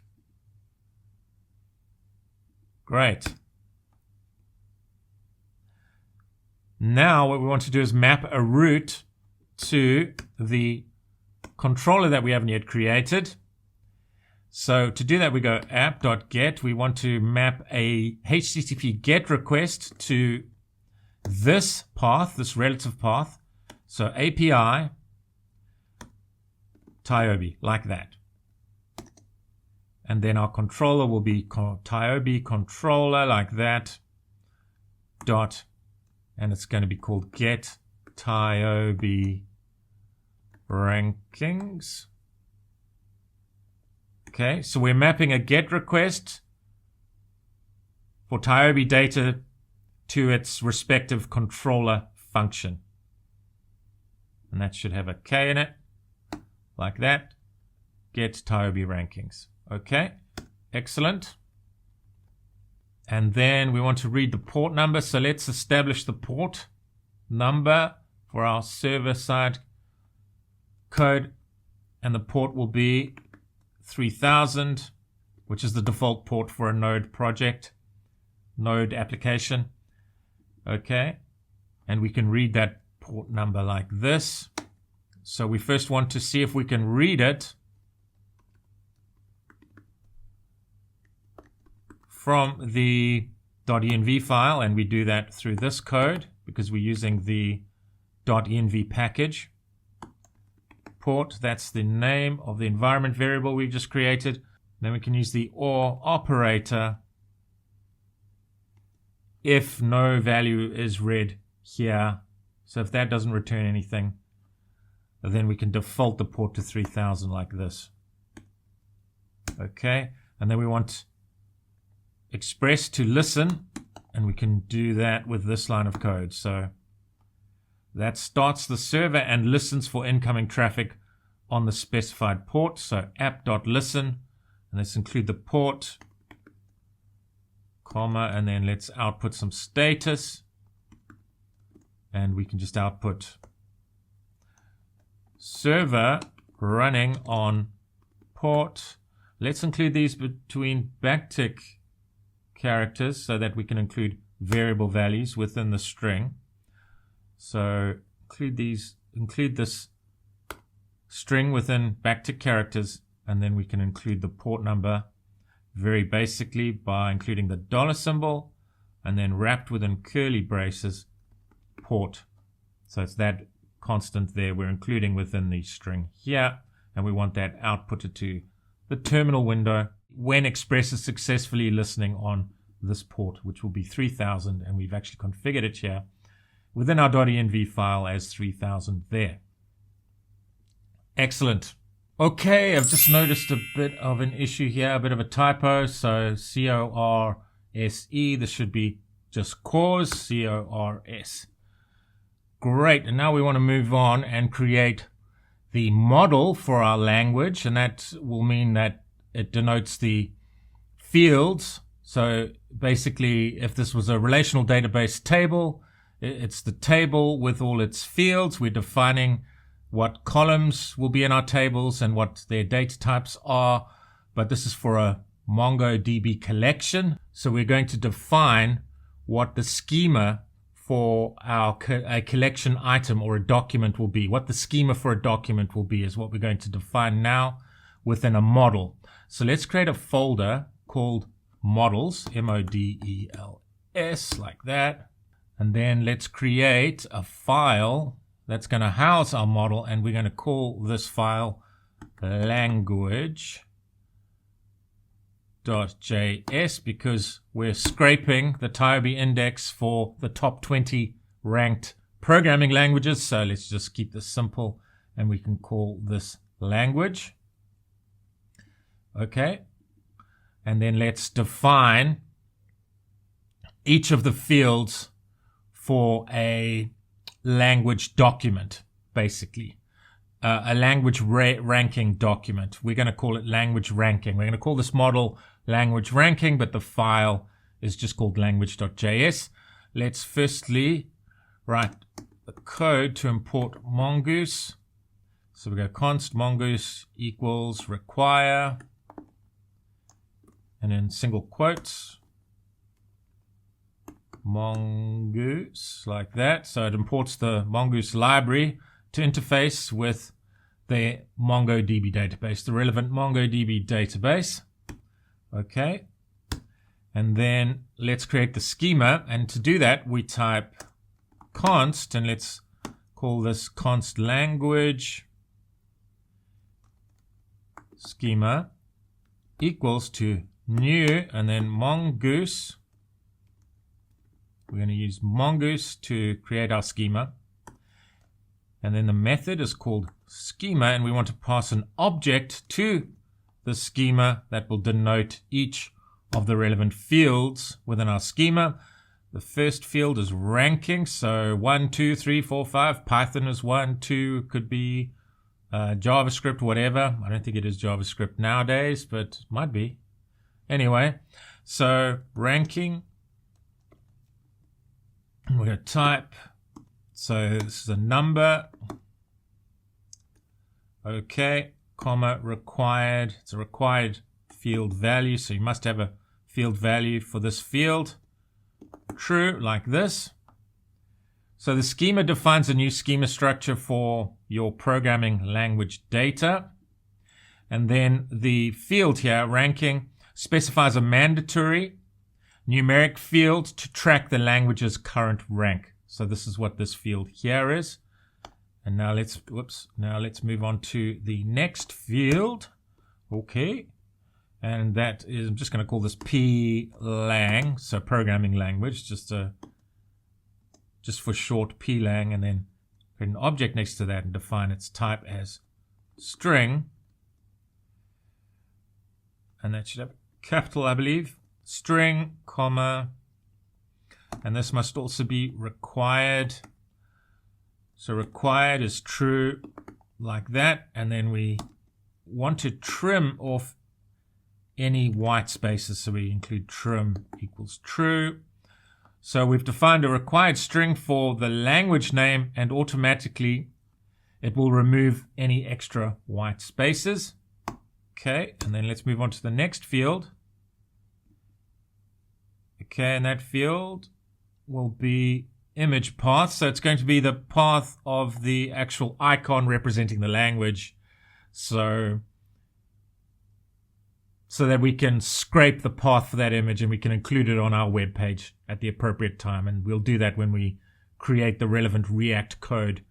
But we want to just capture the raw data for now. So image path, colon, type, and this is a string, required. Yep, we want each programming language to have an associated icon or image. So required equals to true. So it stores the file path or URL for the programming language's logo icon. That's what image path is for. Comma, and then the last one, we want to automatically record the current timestamp whenever a document is created within the relevant collection. So every time a document is inserted into the relevant collection, the default value will be included in the update at field, and the default value will be date.now.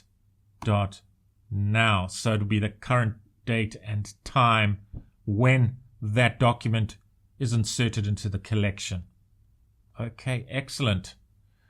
So we've got one last piece of code to write to complete this file, and it's module.export like this equals to mongoose. Oops, that's not what I wanted. Mongoose.model, and then we want to call this model language ranking, and we pass the schema that we've just defined here, this here. So now we want to pass this const here, the definition for the schema, into this model method here. Okay. And what that does is it compiles the schema into a model and exports it for use in other files. And we're going to create those other files in just a bit. In fact, we're going to create those other files right now. Excellent. Okay, so now we're going to create the service code. Now, the service code is crucial and a core part of this functionality, because what it does is it actually executes the scraping of the Tiobe index, brings back the raw HTML, and then we're going to use a technology called Cheerio. So we're going to install a package called Cheerio, and what we can leverage this for is to parse the HTML and create an array from that HTML. So we can scrape the relevant field values that we defined in the language schema, ranking, plang, and image path, and we can scrape those values and include an array scraped from this HTML here. I'll just show you here. Here's the Tiobe index. So we're going to use Evomi's web scraper to scrape this table, scrape the data here. So you can see here we've got Python at number 1, C at number 2, C++, Java, C#, JavaScript, Visual Basic. Visual Basic's gone up one. That's interesting. Looks like Visual Basic's becoming more popular.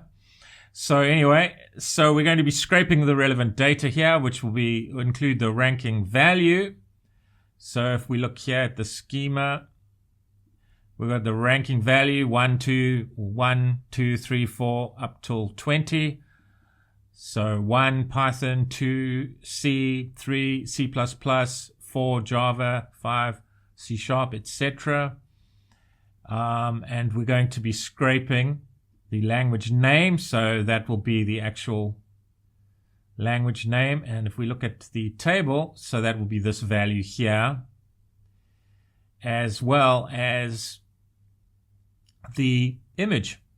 So we're going to be scraping the path to that image so we can include that on our own web page. Okay, and we're going to scrape that path and put it into an array of data. Each item in that array will have these fields: ranking, plang, image path, and that's the fields that we've created, that we've defined within this language schema that we've called the model language ranking. So now we're going to create the service that will use Evomi's scraper functionality to scrape the Tiobe index, all the data, and then we're going to use Cheerio to take that raw HTML that will be returned from the Evomi endpoint, and we're going to use Cheerio to parse that raw HTML and turn that raw HTML into an array of data based on this schema here. So firstly, our code will check to see if they're relevant data, if the Tiobe index exists within the relevant collection. If it doesn't exist, it'll scrape that data and save it to the collection in the MongoDB database. Okay, so let's create our service. So firstly, let's create a folder with an info data capture, and let's call this services, like that. Within services, let's create a file called tiobeService, tiobeService.js, and we're now going to create the relevant JavaScript code for the Tiobe service. Firstly, we need to install Axios. We're going to use Axios to make our HTTP requests and get our responses from the relevant HTTP request.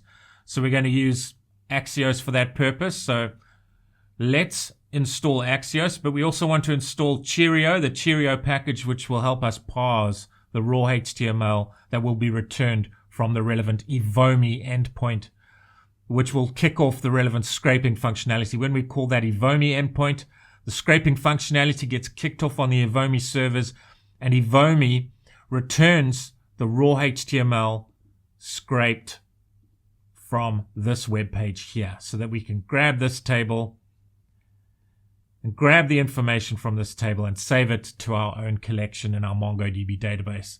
Okay, great. So first thing we need to do is install Axios, and we also want to install Cheerio. So to do that, we go npm install, then Axios, and then space Cheerio. Cheerio, like that, and that's all there is to it. And we're installing those two packages that we need. So we've got those two dependencies. Okay, and it's doing its thing. Great, so we've installed those packages, and now we can write our code. So the first line of code, const Axios equals to require Axios. Okay, like that. So that line of code imports the Axios library to make HTTP requests to external APIs or websites. That's what we can use this Axios functionality for. And let's create another line. And now we want to import Cheerio. So const, let's call this Cheerio equals to require, whoops, what have I done there? Doesn't look right. Require. And then we want to pass Cheerio as the value here, so we can import Cheerio into our code.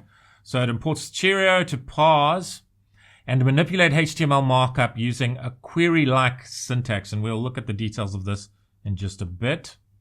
But for now, let's just import that functionality, that library.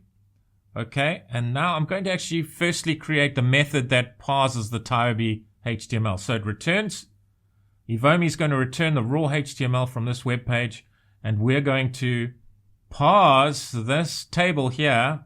We're going to use CSS to target the relevant values we want in our collection, and we're going to use Cheerio to get those values, and then we're going to turn each of these rows.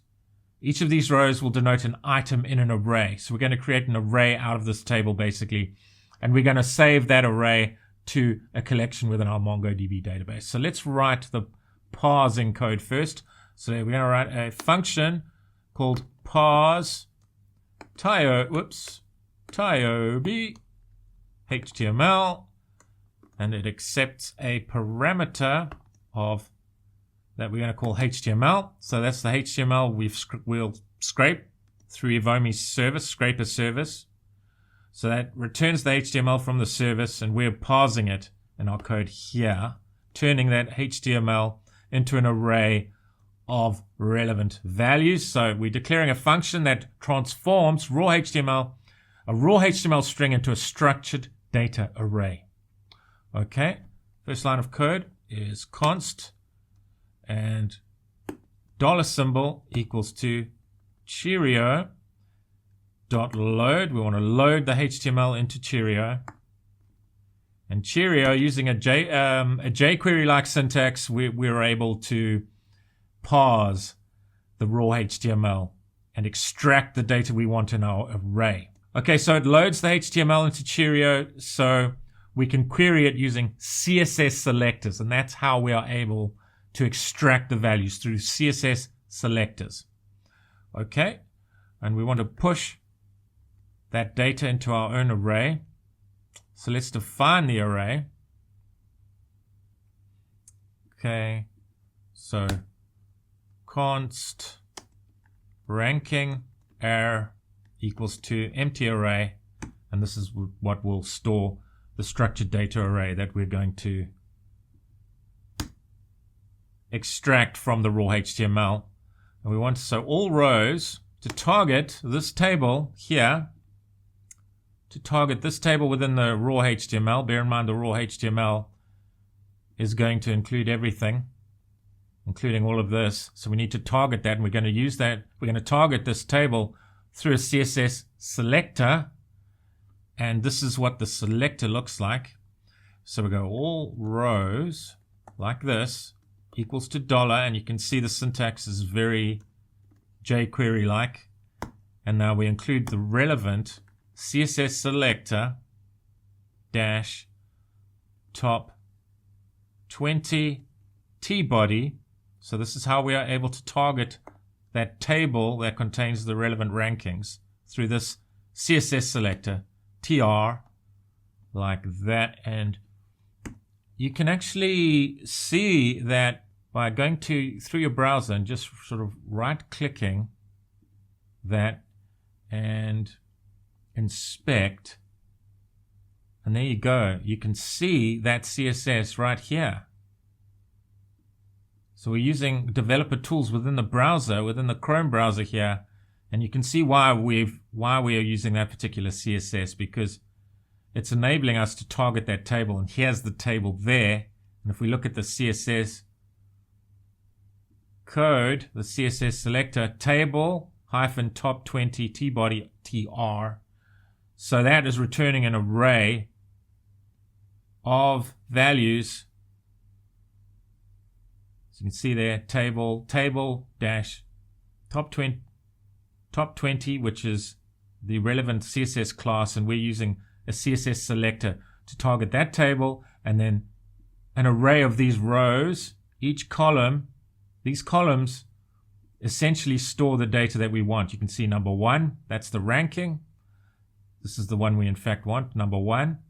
And you can see, for example, this image here, and we are actually going to scrape this path, and you can see all that does is it gives you the logo, the icon logo for Python. So that means we'll be able to include that logo within our own web page, and we'll look at that when we get to do the React code. But this is how we are able to use CSS selectors to successfully target. I lost that there, sorry. To effectively target the Tiobe index here. And you can inspect the relevant elements on your web page and infer what CSS selectors to use. And then you can just use those CSS selectors within your Cheerio code, this JSON-like code here, and you can extract the relevant values from the web page. And that's essentially how we are scraping the Tiobe index here. Great. And then, so this should return an array of rows, and we can go all rows dot each. We want to loop through. It iterates over each table row found in the HTML structure. So all rows dot each index. So that's just a counter. So each row will have an associated index value. So we want to include that double brackets like that. Comma element like that. Okay, and then we want to include an arrow. This is an arrow function. Curly braces, let's include the function code. We want to close that round bracket that we created there. So that round bracket is associated with that round bracket there, and then we've encapsulated these two parameters within round brackets, and this is just the syntax for an arrow function. So all rows dot each, and then we can inspect each column within that table. So const and then $td equals to $element, and this is just how you use Cheerio. Element dot find. So we want to find the TD in each row. So this finds all table data cells within the current row being processed. So that's an array. This TD const here is an array of TDs. So if we look at the table here, 1, 1, Python, the image path, all of that, all of those columns are included in the array of TDs. So one row, so we're looping through all the rows, and then it's a two-dimensional array, and then each column we're looping through all the values in the columns for each row. Essentially, that's what we're doing here. So that's returned an array there. Okay, and then we're going to ranking array because we want to now extract all the values and push them into a structured array. And that's what we're doing here. Okay, open curly braces there. Okay, now we can include name value pairs, ranking. So it's an object of name value pairs. It's an object array. Okay, so let's name this name value pair ranking, and then we parse int because this is an integer. And we defined that earlier on in our schema, and now this is the query code. So we're using TD here, and we're actually going to use TD, must have a dollar there, .eq. This is how we're traversing the relevant elements, HTML elements, and we want the first column in the array. So we want this value here, number 1, and we're using CSS to target that value. So we're finding all the TDs. This is a TD array, get, and get the first column value, and we want the text. So it's gonna, that's for example for Python, that will return 1. For C, it's going to return 2. It's the ranking associated with the programming language. Comma, okay. And then we want the actual language name. So P lang, like this. Okay, we go TDs. So let's call this TDs because this is an array of TDs. So let's call that TDs. So $TDs. And then .eq. And we want the fourth column here. Sorry, EQ. We want the fourth column. So get for.text. And we want to trim any white spaces off there. So we're just sanitizing the data a little bit there. plang. And you can see here that, for example, in the first row, that would be Python. 0, 1, 2, 3, 4. Python. And that's what that corresponds to there. And we're doing that for all the rows. You can see here, all rows dot each. We're looping through each of the rows, and we're targeting the values within an array of columns. Each row contains an array of columns. And then we want the image path path. We're going to call this name value pair image path. So that's the name of the name value pair. And we want $TDs, $TDs, I don't know why I said at, $TDs.eq, and we're getting the third column value here, dot find. We're going to find it from the image element, image HTML element, and we want the src attribute because that contains the path for the relevant language image. And we can get that from src, the src attribute. And that, of course, is just basic HTML, src within an image tag there. And then we can return that array, that ranking array here to the calling code. And that is now a structured array containing the values we want from the web page. We've used Cheerio to parse the raw HTML and extract a structured array of values that we want to capture in our database and display to the users, our users, via relevant React code that we'll create a little bit later on. The front-end code. Okay, and look at that. So we've written our parsing code now called parse Tiobe HTML. And now we want to actually kick off the scraper. So let's do that. Let's create a function called fetch Tiobe rankings. So const fetch Tiobe rankings equals to, it's an asynchronous function, so let's include the async keyword and then an arrow function like this. Okay, const payload equals to, now this is an object with a property called URL, and we're reading this value, the Tiobe URL. This will be this particular URL here. So it's going to be that particular URL. Now I've defined that within the .env file. I'm not going to show the env file because it's got sensitive information in it at this point. So I did show you earlier on the basics of how to define your environment variables with their relevant values. So we're going to read a particular environment variable, which I've configured off screen. But at this stage, you don't need to know what the value is, but just how to define your own environment variables. So it's called Tiobe URL. We're reading that from this .env file here.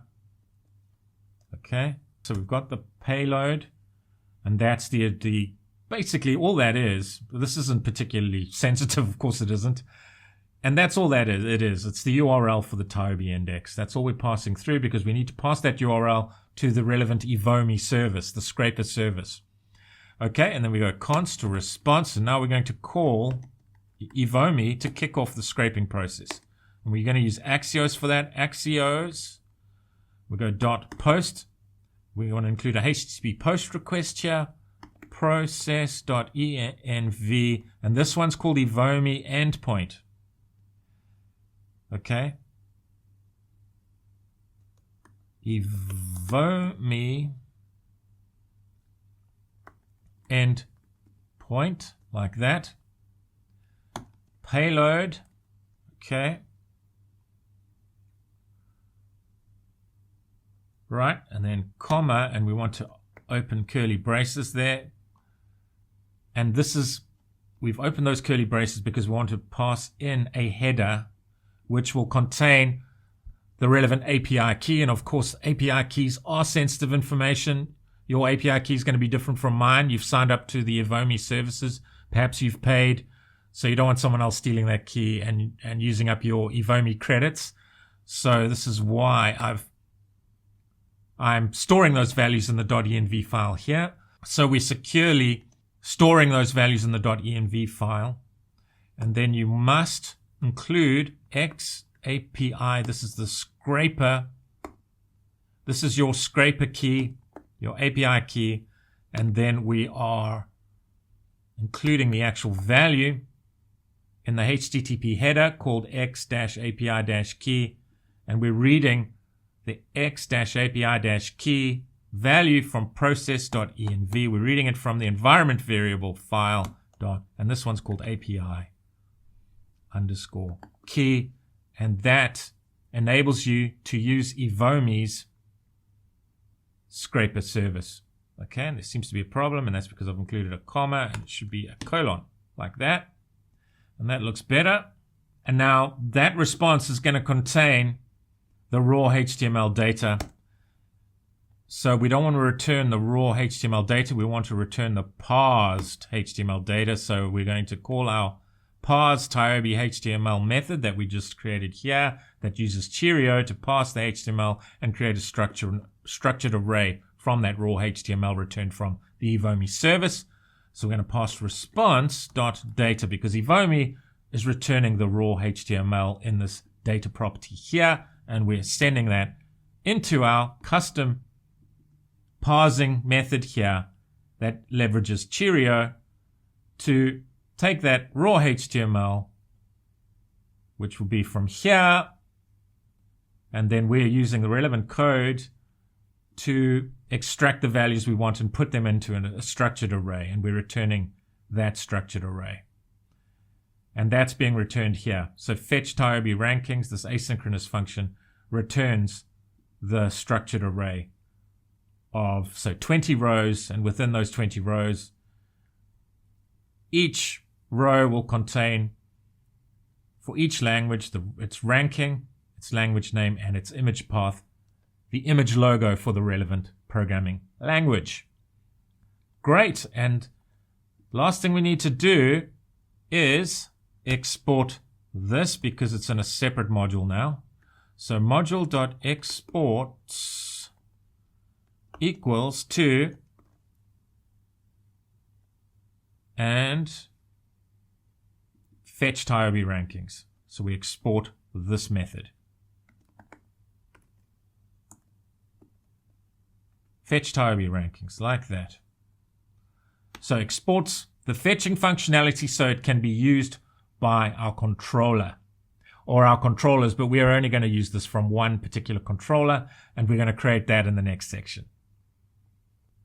Right, so now all we've got to do before we can test our server-side code is create our controller. So we've got our service, we've got our model ready there, and now we can create our controller.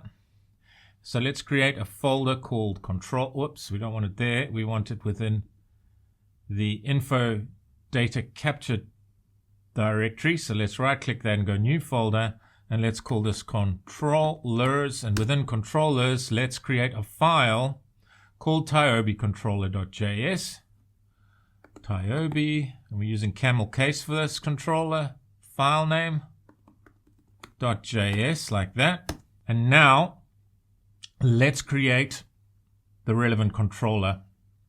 Okay, so firstly we want to import the mongoose model, and to do that we write this line of code, language, in fact that should be camel case, language ranking equals to require open brackets, and the relative path is /models and then the language. So this file which contains our model schema here. So we're importing that. You see we've exported it here, and we're now importing that there. Okay.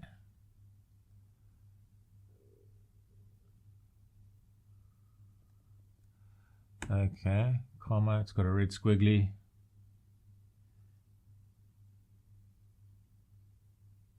Okay, so that needs to be in lowercase, like that. Perfect. Okay, and then we want to import the Tiobe service where all the heavy lifting is done. And we can do that with this line of code.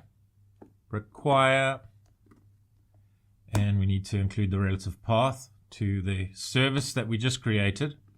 So services is where our tiobeService.js server.js file resides, which contains our service code. So Tiobe service like that.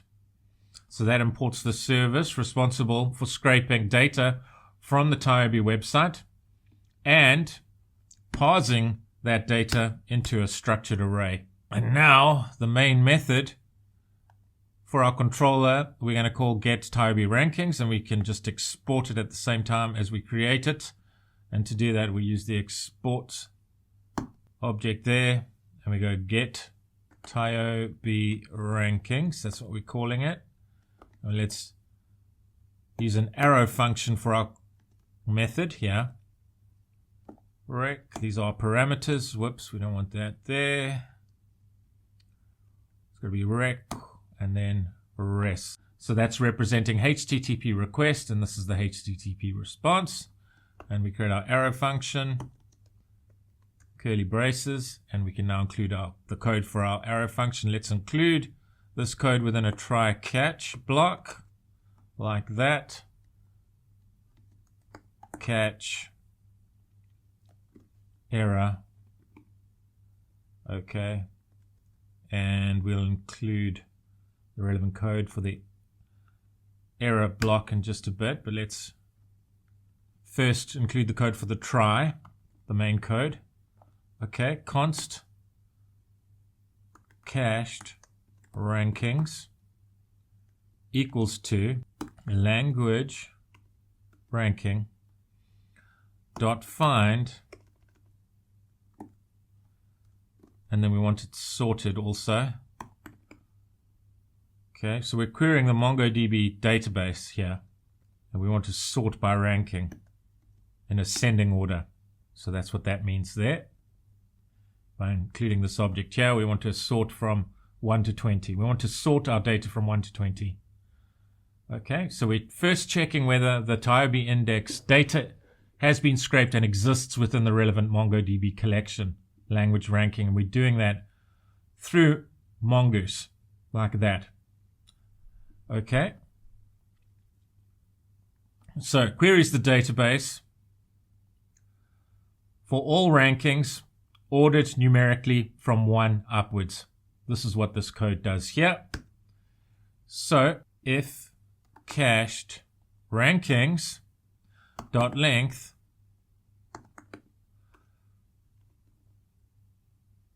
is greater than 0, so we've found the data. That's what that means. That the data has been scraped and now exists within the relevant collection in our MongoDB database. We want to return a response, a HTTP response, automatically in JSON format from the database. So let's mark this source as database, meaning the data resides in the database, and this particular data has not been scraped during this particular request. The data has actually been retrieved from the database, which means that in a prior request, the data was scraped from the website and saved to our MongoDB database. So we're actually returning the cached data and not freshly scraped data. Cached rankings in this particular scenario. Okay, but if the data does not exist, so if the data exists, it's going to return it immediately, which means the function basically ends at this point because we're returning the relevant JSON data to the calling client, which will be our React component, which we will write later on. So now at this point, the data has not been found in the database, so we need to scrape the data from the relevant Tiobe index web page. So we go scrape rankings equals to await, and we want to kick off the Evomi service now. And we wrote the service earlier on in the previous section, and all we need to do now is just call a method, and it will handle that for us because we've encapsulated the relevant functionality that calls the Evomi scraping service within this fetch Tiobe rankings method here. So we're calling that method. So if scraped rankings dot length is greater than 0, so we've successfully scraped the Tiobe index here for this condition. That's what we're checking for. So if we've successfully scraped that data and we have data now available, structured array, we want to save that data to the relevant collection within our MongoDB database. Scraped rankings.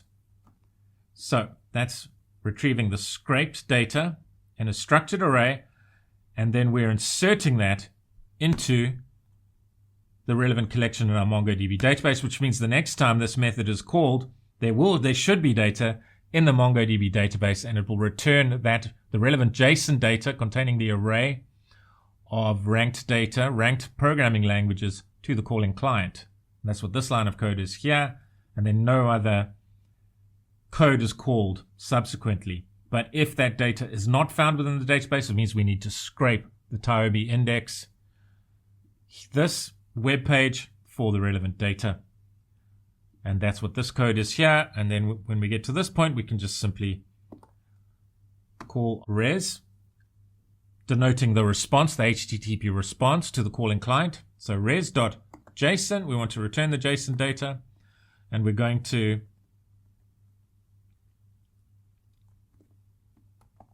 return information to the client that this is freshly scraped data, Tiobe scraper, and not from the database.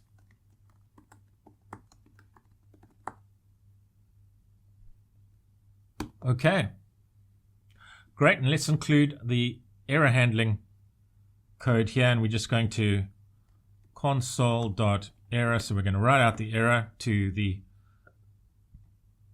console window, the terminal window, Tiobe controller error. Okay, comma error dot message, like that. Okay, and then we want to return a HTTP status code of internal error, which is denoted by the numeric value of 500. Status 500 dot JSON. We return this JSON with the details of the error, and this error 500 is an internal server error, and we can just return the text internal server error to the client, like that. And that is our controller written.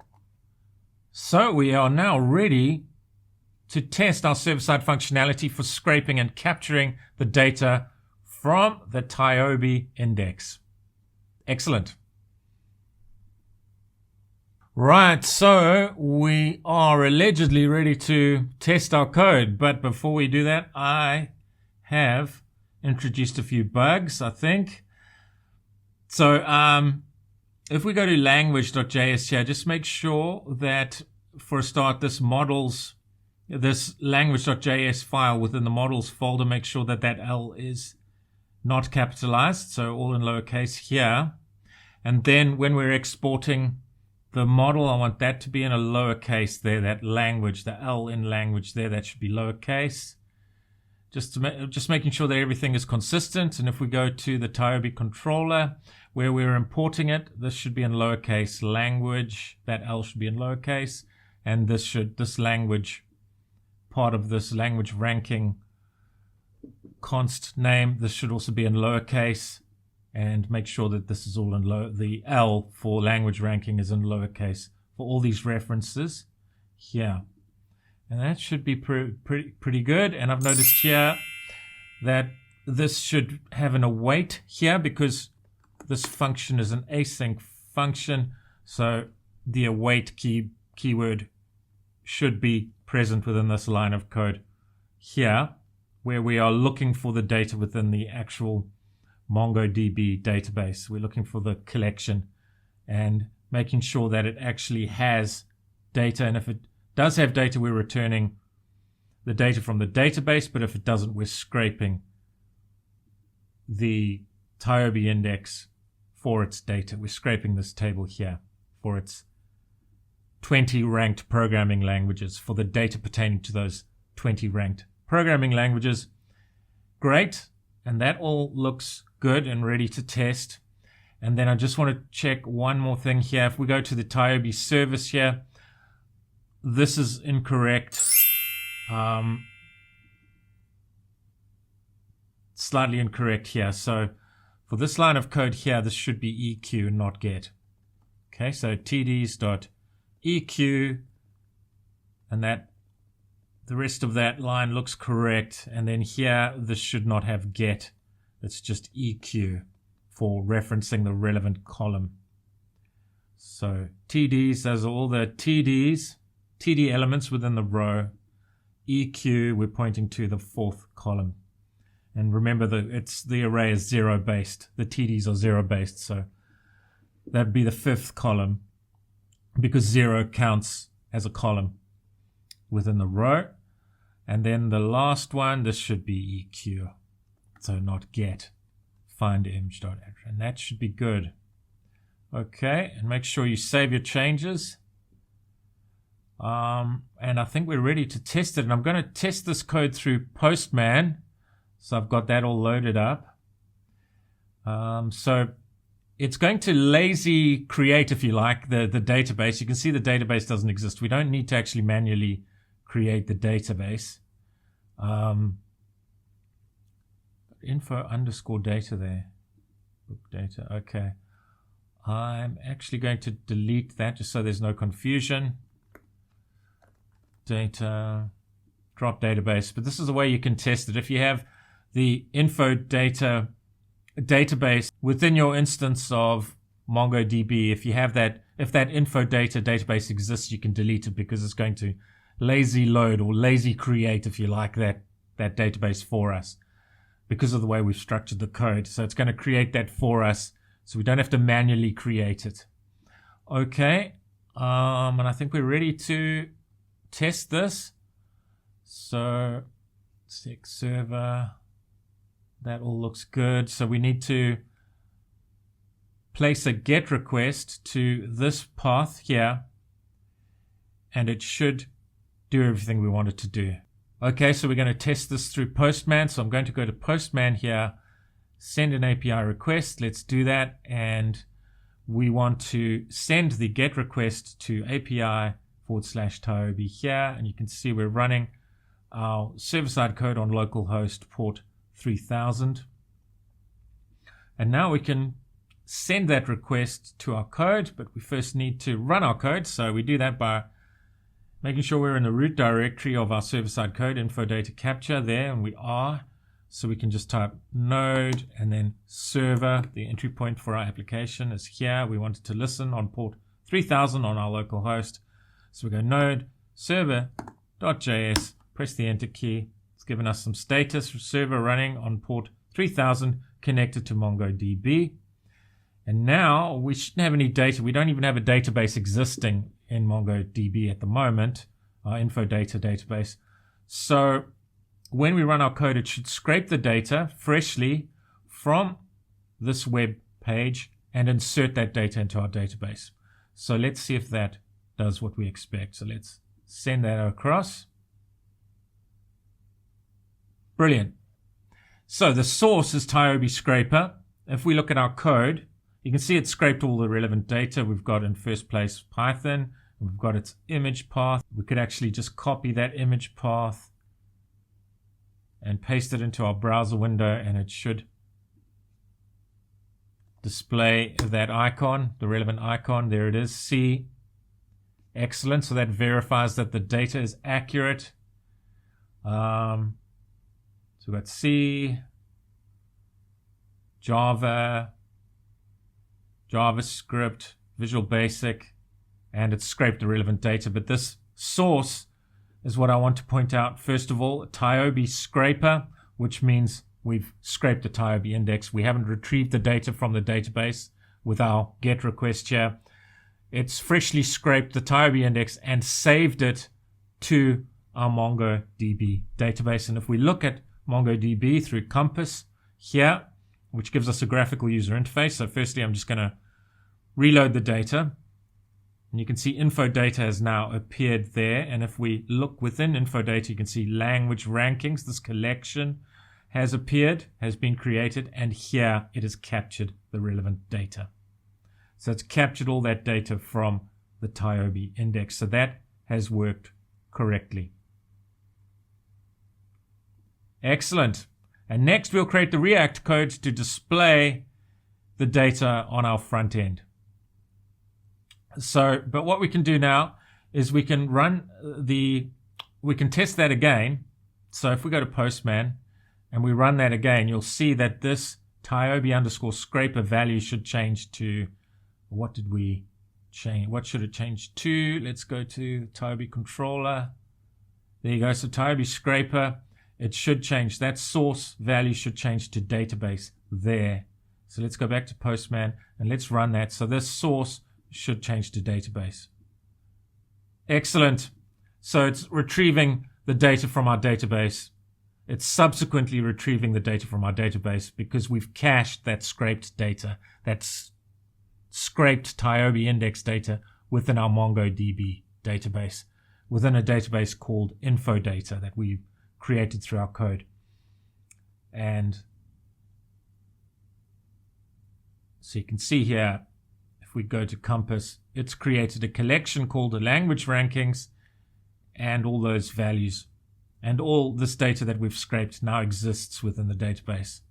So if we now deleted this database, so info data, we delete the database, drop the database, it doesn't exist anymore, it will scrape the Tiobe index again. So if we go here, you'll see that this source value should change to Tiobe scraper, and let's see if that works. Excellent, Tiobe scraper. So now this data was returned from a freshly scraped Tiobe index. So this data is returned from Evomi scraping the Tiobe index for us, and it's returned the relevant JSON data. And we've now saved it within the database. So next time we run it, source is database, because it's retrieving it from the cached data that's been cached within our MongoDB database.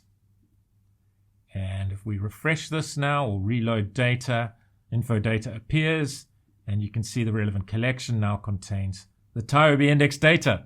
Excellent. So that's all working perfectly, and we can now move on to creating the React code that will display that data in an aesthetically pleasing manner to the user. Okay, so now we've created the server and we've tested it through Postman and pretty satisfied with the results. We're going to now create the client. So the React client code. So let's start off by creating a root folder for our client.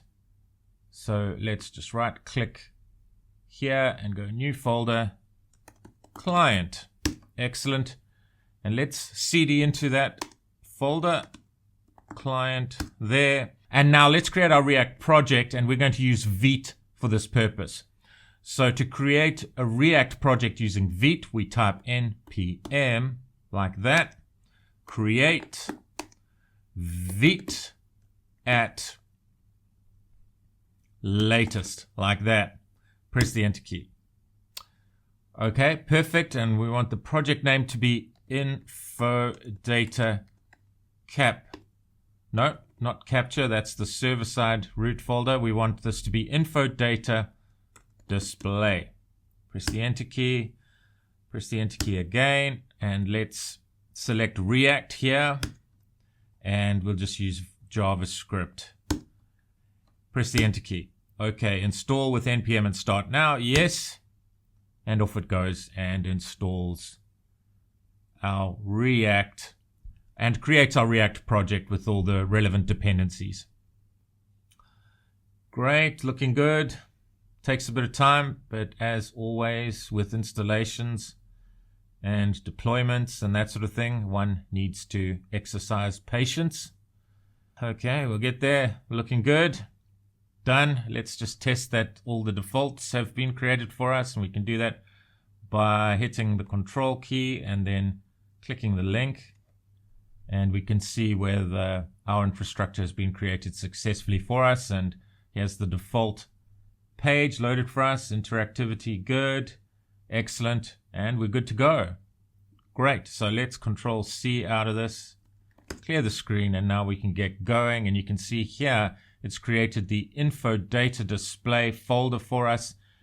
We've got our node modules, so we've got all our dependencies created. We've got our package.json file, and we're all good to get started with this. src directory has been created for us. And the first thing I want to do is just initialize all the styling CSS code. And by initialize, I mean get rid of it. So I'm just going to select all that from the App.jsx file and delete, save that.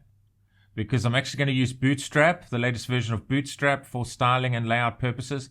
And we also want to get rid of all the styling code within index.css. So let's select all that, delete, save, and we're ready now to get started in creating the code for our React application.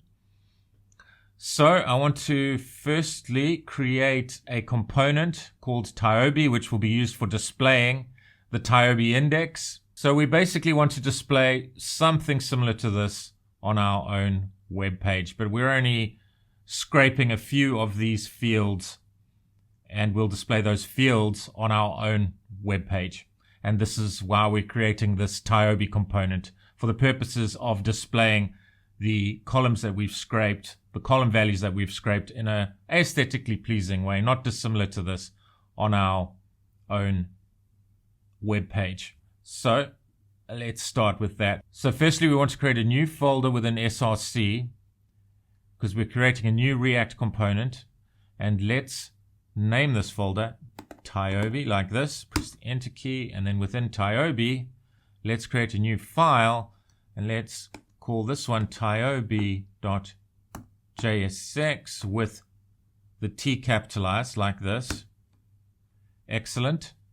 So tiobe.jsx, and we're now ready to create the code for our Tiobe component. So let's do that. Okay, so the first line, we import from React, we're importing useState. Oops, that shouldn't have a capital. We're importing the useState and the useEffect hook from React. Okay, so the reason we've got underlines here is because we haven't yet used the two hooks. So that's nothing to worry about. And just for neatness, I'm just going to put spaces there. So we're importing the hooks for managing local state and side effects in the component here. useState for storing state and tracking state, and useEffect for managing the side effects. Okay, so let's press the Enter key. The next line of code, we want to import Axios, but we need to install. We've installed Axios on the server, but we haven't done it for the client, so we need to install Axios. So to do that, let's first cd into info display data, info data display, cd into that, and then we want to install Axios. So npm install Axios like that. And of course, we're going to use Axios to handle our HTTP requests and HTTP responses. Okay, so we've installed Axios. Let's just clear the screen for good measure, and let's import Axios. Axios from Axios like this. Okay, so it imports Axios to handle the asynchronous HTTP requests to our backend. That's basically what we're going to use Axios for. Okay, and let's create the actual component code using an arrow function. So const Tiobe like this equals to empty braces, no parameters are passed in to this arrow function. Create the arrow, and then within curly braces we'll create the functionality for our Tiobe component. So this is basically defining the functional component for displaying the Tiobe rankings. The first thing we want to do is go const languages, then set languages equals to use state. So we're now using our use state hook like this, and we're going to pass in a default value of an empty array like that. Okay, excellent. You can see the red squiggly line has gone away under use state because we're now using the use state hook. So it initializes a state variable to store the list of languages defaulting to an empty array. So that's what this line of code does.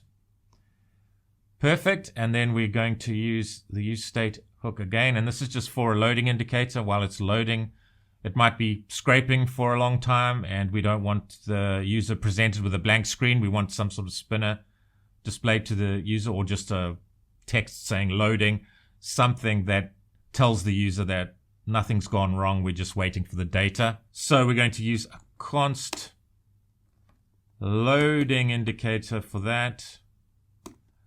Set loading equals to use state, the use state hook, and then let's default this to true. So we want the page by default to display the loading indicator.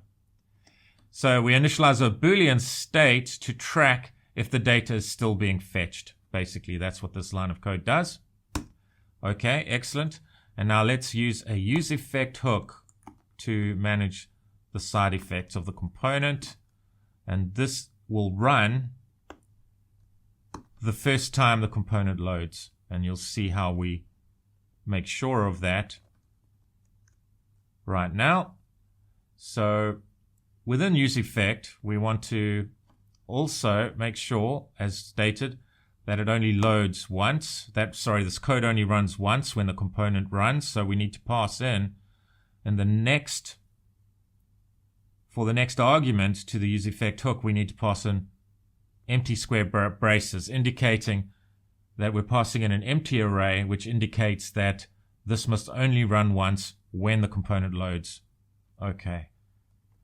So we've got our use effect hook in place. Now we want to include a function within our use effect hook. So go const, we're going to create an arrow function that's asynchronous. So fetch Tiobe data equals to async, like that, and then open the empty braces and create the arrow function syntax, and we can fill out the logic now for this fetch Tiobe data. And it's self-explanatory what this arrow function does. It fetches the Tiobe data either from the database or from freshly scraped data scraped off the Tiobe index. Okay, so response equals to await, like this. Then we're using Axios. You'll see Axios, the red line has now disappeared because we're using it here. .get, we're placing a get request to either kick off a scrape or fetch the data from the database if the data has already been captured. So HTTP, and this is the path to our locally hosted server-side node code, our web API functionality. So API and then Tiobe, like this. This is the endpoint that we want to call to either get the data from the database or kick off scraper functionality through Evomi's services, through Evomi's web scraping services that will scrape the data, save the data to the database, and return that freshly scraped data to our client React component. Okay, so we've done that const response there, and then we want to log the result just for debug purposes. So console.log, like this. Okay, and we can just go to response.data. Okay, and comma response.data, like that. So that outputs the raw API response to the console just for debugging purposes. Okay, excellent. And this code here, const actual array equals to, need to check that it is an array. Is array, like that. Response.data. So we're just making sure that the data that comes back to us is, as expected, an array. We want an array returned to us. So if it is an array, response.data is an array. Uses the response directly if it is an array. Else,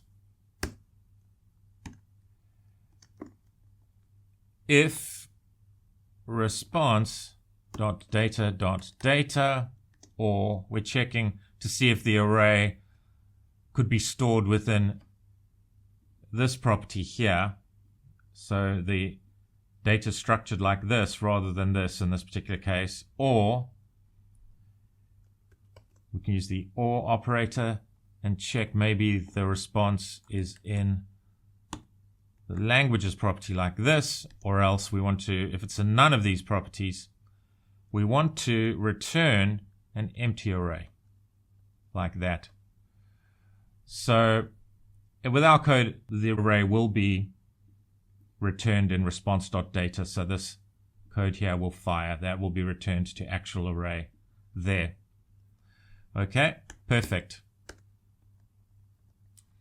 And then we set languages. We're using the set languages function here that we've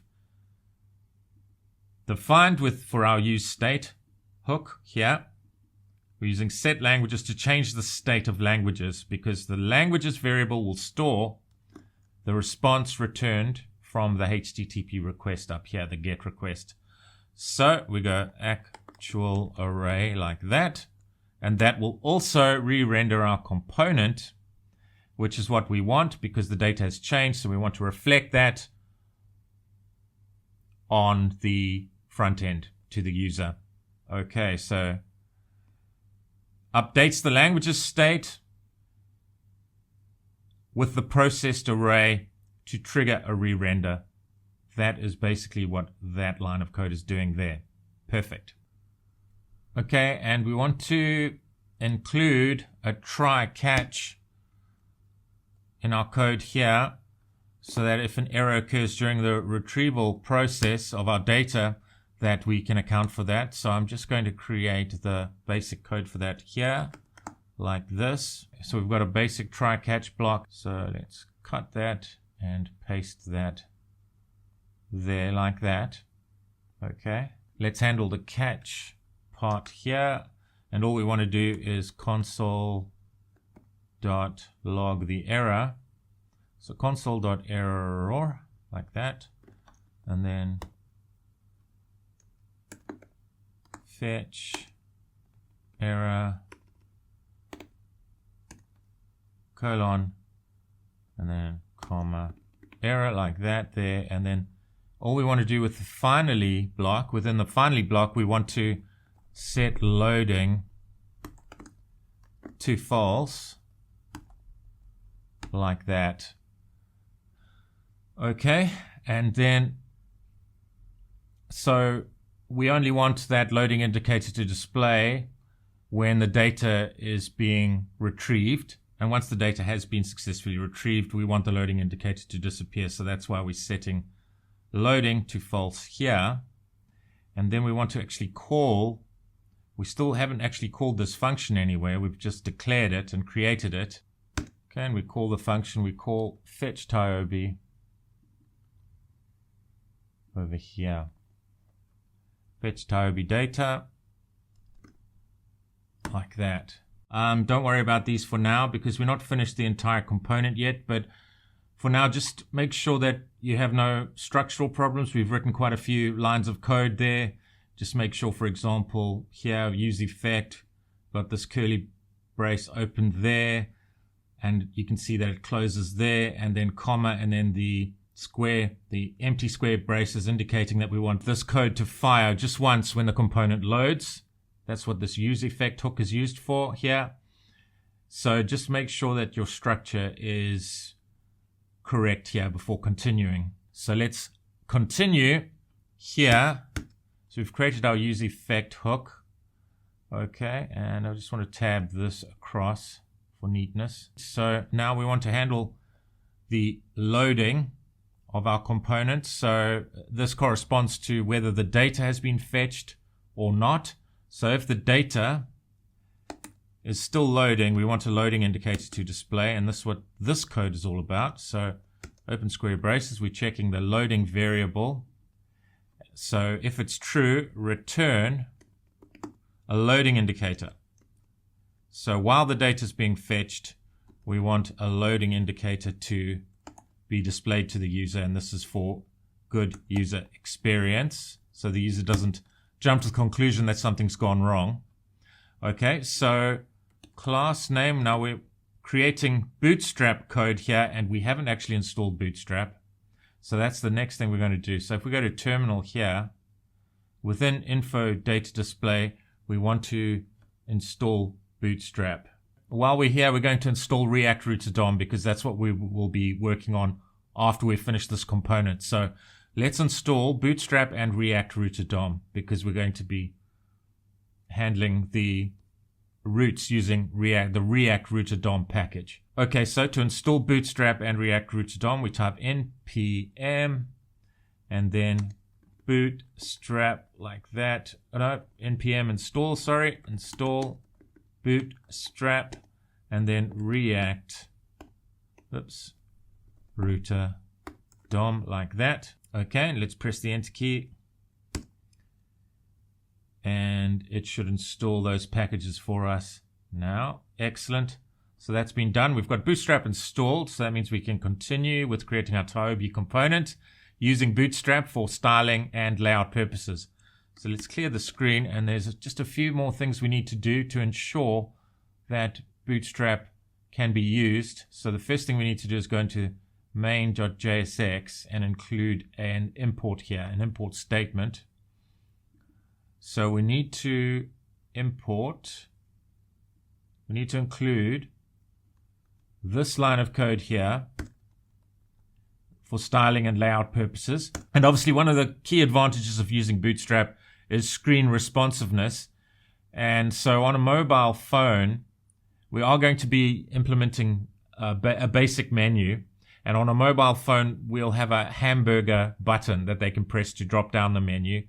And for that to work, we actually need some JavaScript imported. And that's what this line of code here is all about.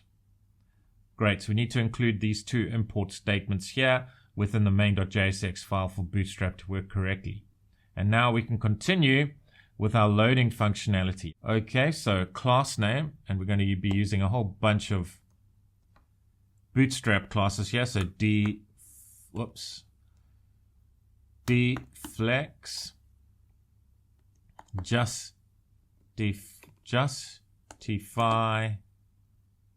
justify, content center, align items center like that. And let's include some inline styling. And then I'll explain what we're doing briefly once we've created this code. So we're including, within these curly brackets, we're including an object with a property of height.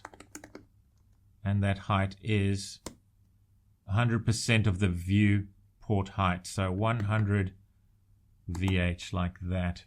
Okay, excellent. So what have we done there? We're centering the loading spinner both vertically and horizontally. This is what this Bootstrap code here does with the help of this inline style here. Height equals 100% of the viewport. Okay. Great. And then let's include a child div within this div element. Div like that. And now this code will actually create the spinner. So let's go class name equals to spinner border like that. Text primary like that. Okay. And then let's include style equals to open curly braces, and we want to include an object. We can define the width and the height of the spinner. So the width will be 3 rem like that. and the height will be also 3 rem, like that. Okay, excellent. So this line of code renders a spinner bootstrap circle for visual feedback. That's basically what this line of code is doing here. And then within this div, we want to include a span element. Okay, visually hidden, loading, and we should put role equals status up here too, like that. Okay. Right. Colon there, return. So we that there, loading. Okay. So this is the first return when the component first loads. So the user isn't presented with just a blank screen. The user is presented with a spinner, a loading indicator. So this will just tell the user that nothing's gone wrong. We're just waiting for data to be returned, and then that data, of course, will be displayed once it is returned successfully. Okay, so now when the data is returned, this is what we want to return in our code. So it returns the main JSX structure once the data has finished loading. This is what this code is all about. Okay, so div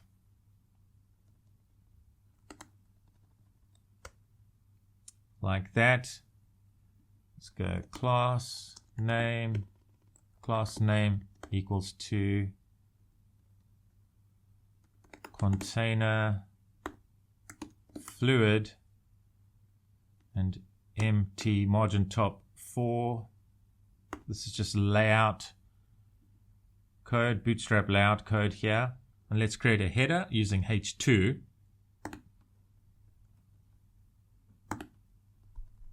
Class name equals to mb-4 text center, like that. Okay, and the text for our header is programming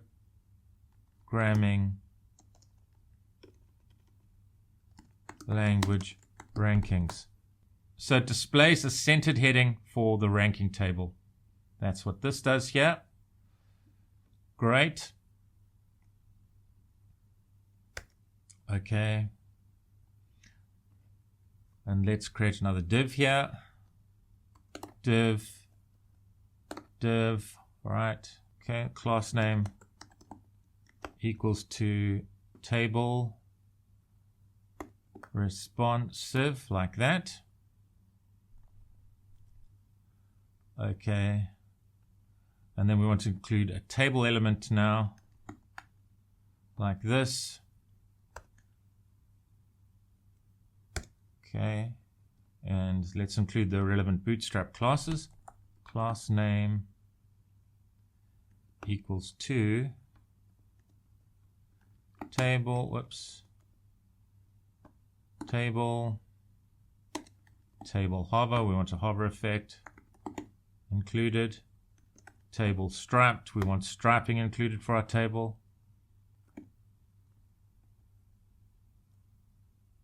And we want to align it in the middle, like that. Okay, so we're applying Bootstrap styles for row highlighting, stripes, and vertical alignment. And we want the table to be horizontally, so table responsiveness, we want it to be horizontally scrollable on smaller devices. That's what we're doing there.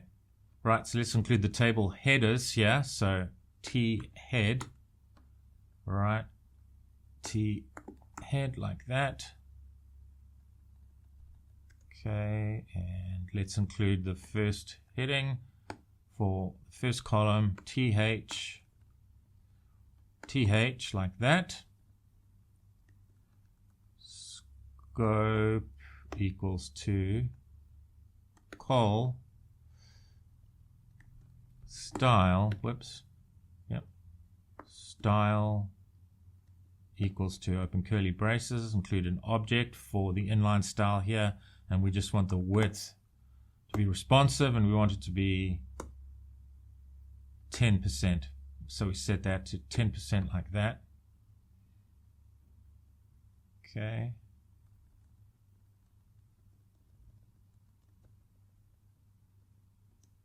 Okay. Sorry, that shouldn't be equals. I was wondering what was going on there with the squiggly lines. That should be a colon. Okay. So we got that there, and then let's give this the heading of rank, like that. Rank. Let's just duplicate this. Okay. We want this to be 15%. And this should have the heading of icon. This is going to be the heading for the programming logo icon. Okay.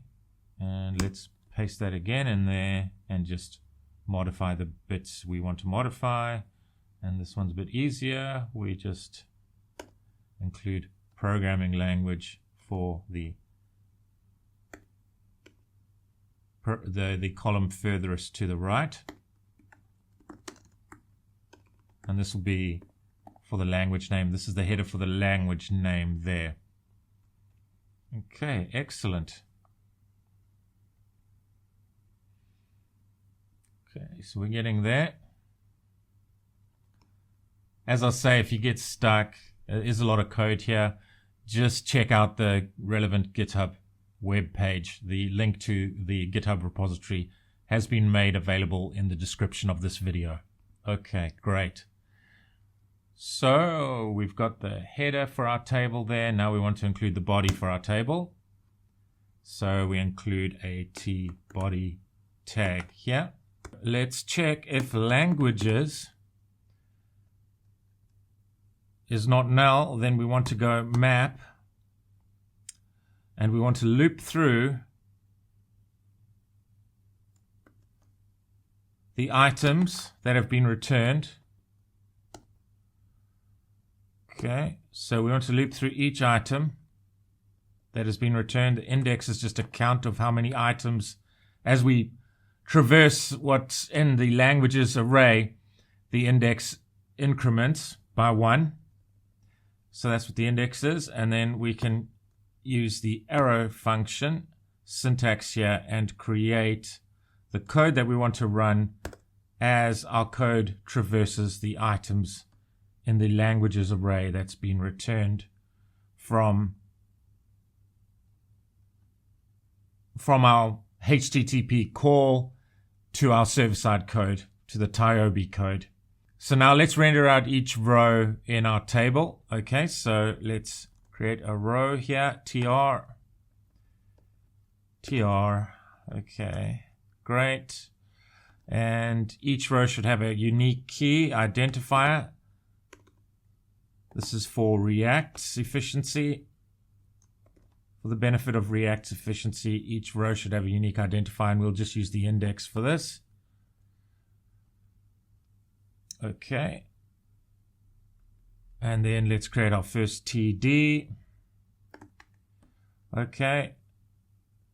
And this column will contain our first value, which will be item.ranking.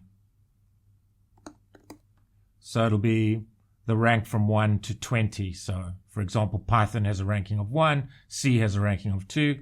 So that's what this value will be here. And we want this to be in bold. So let's go class name equals 2. And then let's include the relevant Bootstrap class. And we'll just go FW bold like that.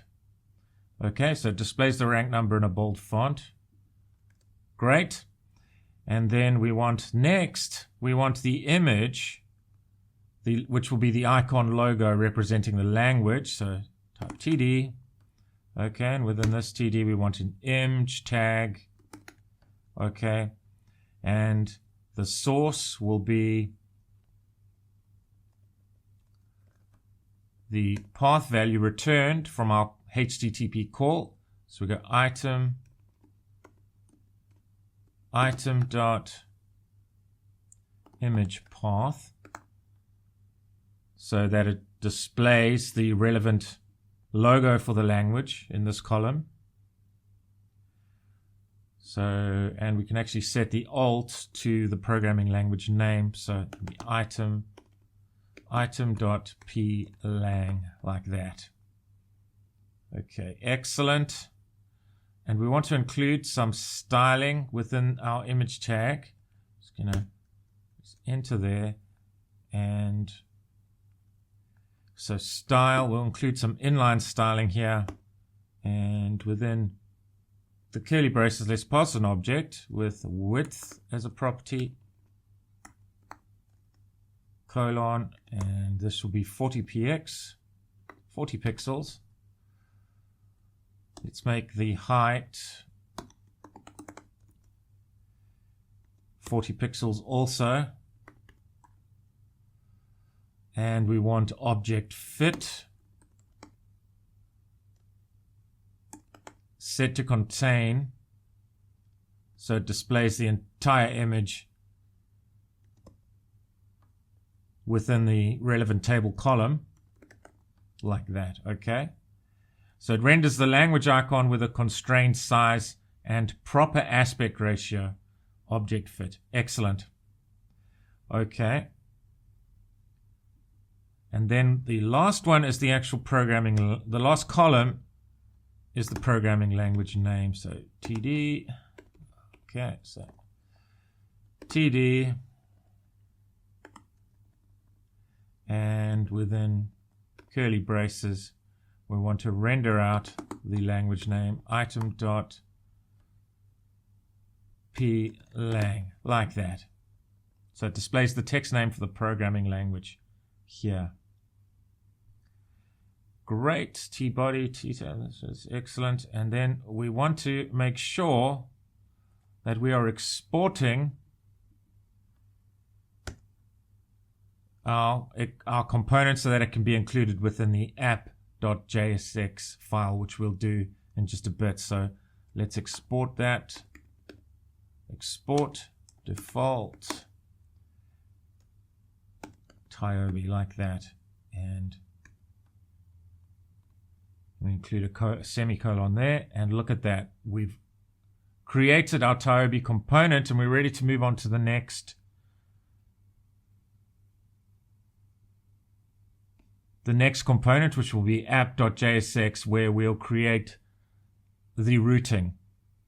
And at the moment, we only have one component, so we're just going to create the routing for the Tiobe component.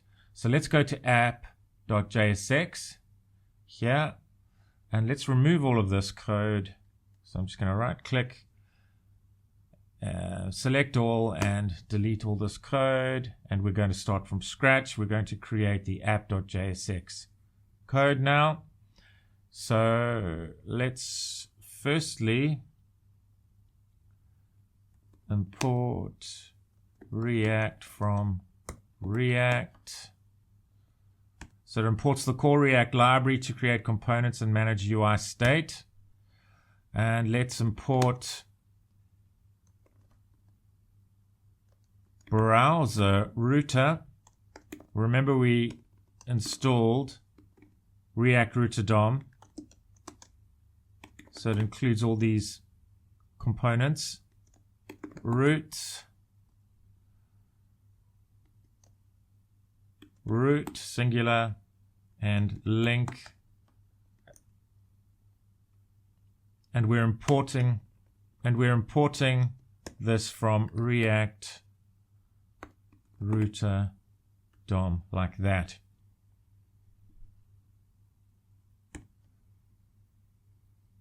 Okay, excellent. So that imports routing tools to enable multi-page navigation without reloading the browser. We're only going to include the Tiobe component for this routing functionality for now, but we will be including a route for an Amazon component that we'll create a little bit later. Okay, so we need to import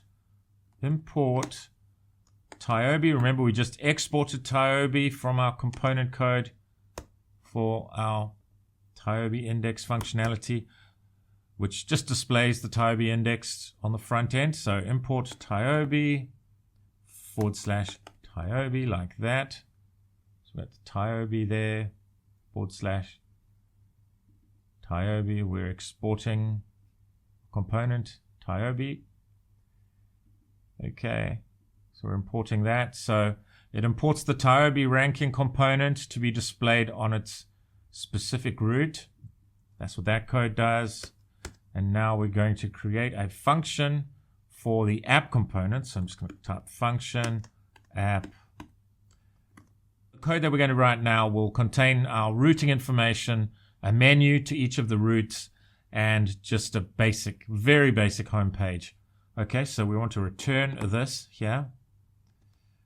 Open round braces, and we're going to create the markup that will be returned. But we need to wrap it within this router element. So router, like that. Okay, let's include a div element there. Include some Bootstrap classes. Equals to min vh 100. So these are just layout and styling related Bootstrap classes that we need to include to make our page look aesthetically pleasing to the user. Column like that. So it creates a full height flexible container that stacks its children vertically. And that's what these Bootstrap classes here do. Okay. And then we want to create a navigation bar. So we're going to use the nav element for that. So nav, nav, like that. And let's include the relevant class names.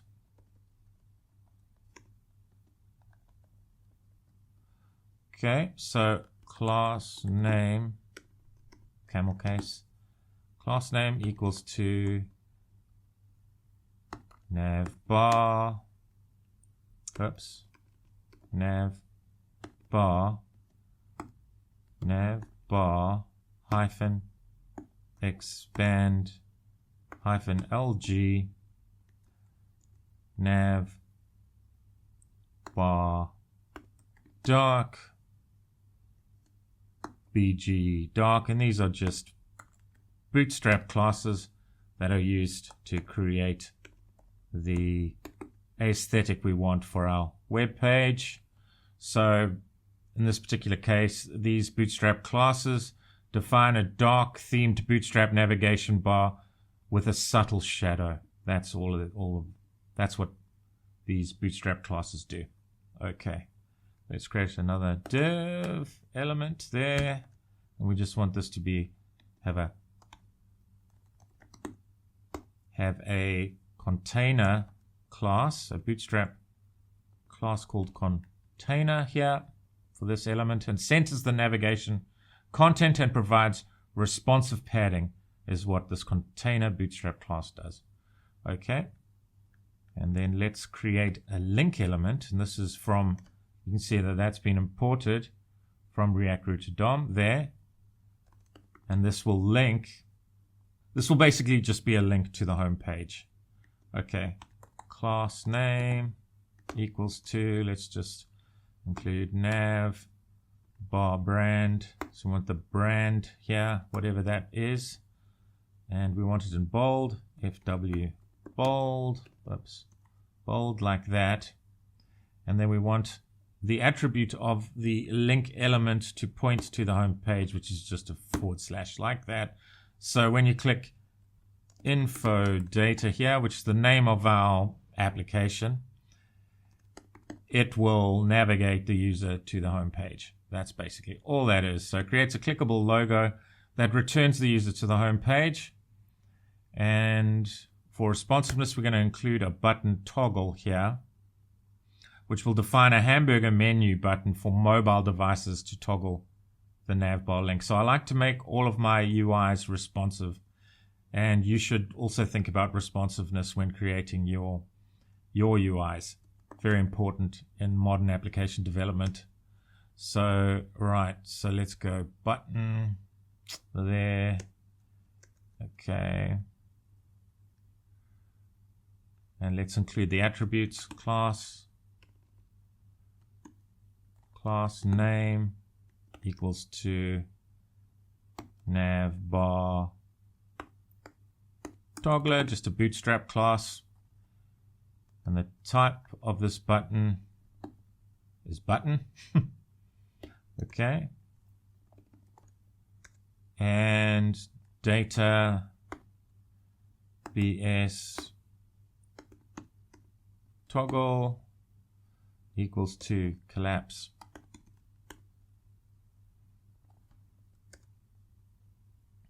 Okay. Aria controls, it's just for accessibility, equals to navbar nav, like that. Aria expanded equals to false. Aria label equals to toggle navigation. So this is just for accessibility. Okay. And then within the button, we create a span tag.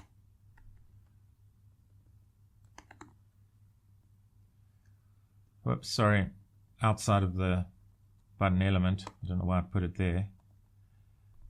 So within the button elements, we want to include a span tag.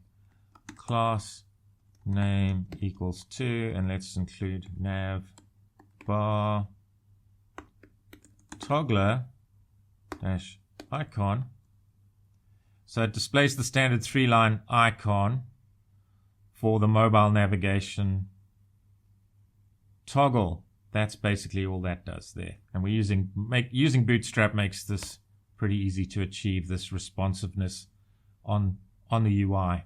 So in small devices, this hamburger icon will display, and you can toggle whatever menu you define open and closed using the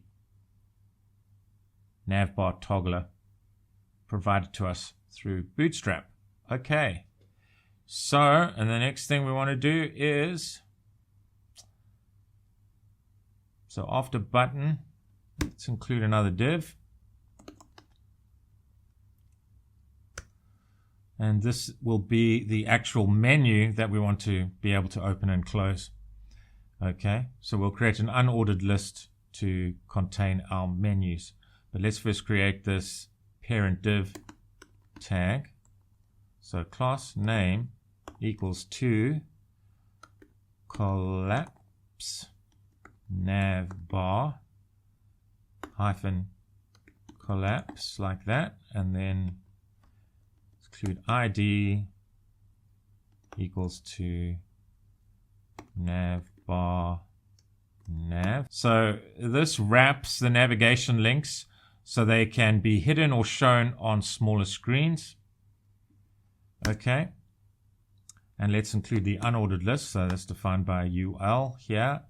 And we want to include a class, a Bootstrap class equals to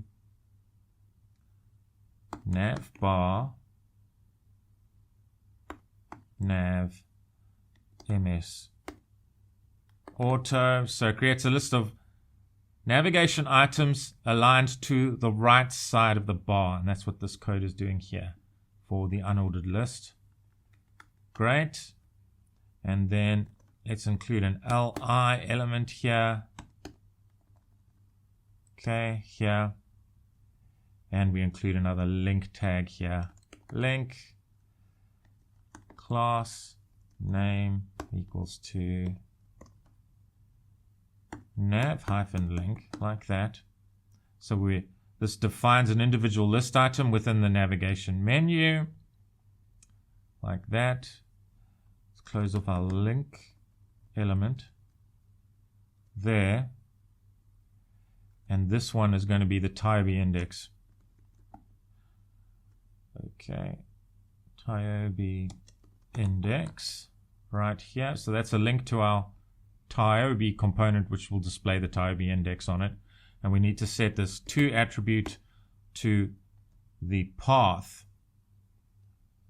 of our Tiobe component, which will just be Tiobe /Tiobe, like that, with the T capitalized there. Okay, so below nav, now we want to include the main tag, main, like that. Okay, so within main we create a div element, class name equals to container, and text center. So this div element centers the nested root content horizontally within a responsive container. Okay, so we also need to include a whole bunch of Bootstrap classes within the main element. So we want flex grow -1. We want deflex. We want align items center. We want justify content center, like that, and we want bg-light, like that. Okay, and that creates a centered light colored main area that fills the remaining vertical space. That's what that does there. Okay, sorry, that's what these classes here do here. And then these Bootstrap classes center the nested root content horizontally within a responsive container. And now let's create our roots. So let's go use the roots tag there. Roots, we're using React rooted DOM here, like that. Okay, I haven't mastered the art of talking while typing yet, but I'm getting better. Okay, so, and then we want a root element. Hey, it worked that time. Cool. So we've got a root element. Let's set its path to the home page equals to /. Okay, and we need to set the element now within the root. So we do that by, in fact, this is a self-closing tag. So we don't want this closed off root there. Closes like that. Self-closing, and we can just set that there like that and go element equals to open curly braces. Okay, and within here we want a h1 tag, a h1 element. Okay, h1. This will be the home, a link to the home page, info data. Okay, like that. And we want to include a whole bunch of Bootstrap classes, and I'm actually sick of writing these out, so I'm going to just copy them in there. Okay, like that. So we've got display 1, FW black, text uppercase, tracking tighter. And that renders a large stylized brand heading for the landing page. And that's what those Bootstrap classes are for. Okay. Excellent. I think we're good there. Let's just neaten the code up a little bit. Okay, great. So that's for the home page. And now we want to create a root for the Tiobe index.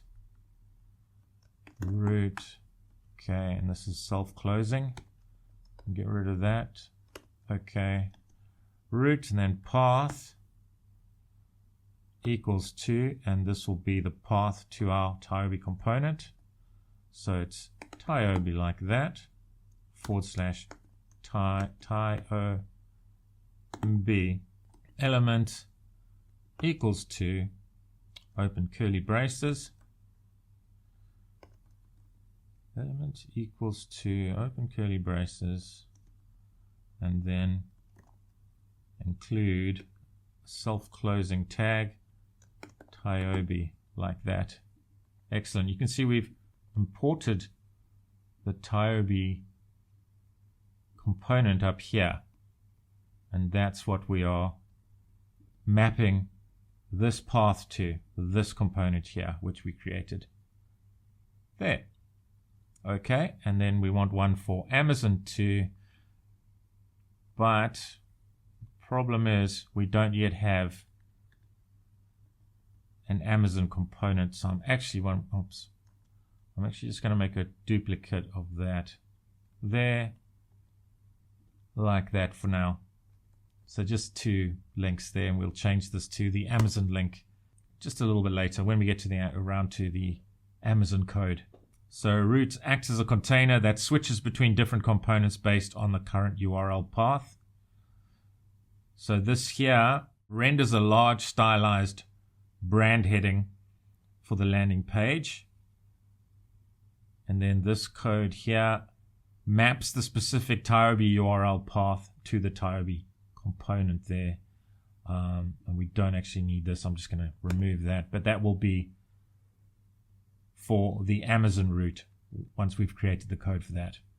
Okay, and then we need to export the app component. I'm just going to include a semicolon here, and we can type export default app like that.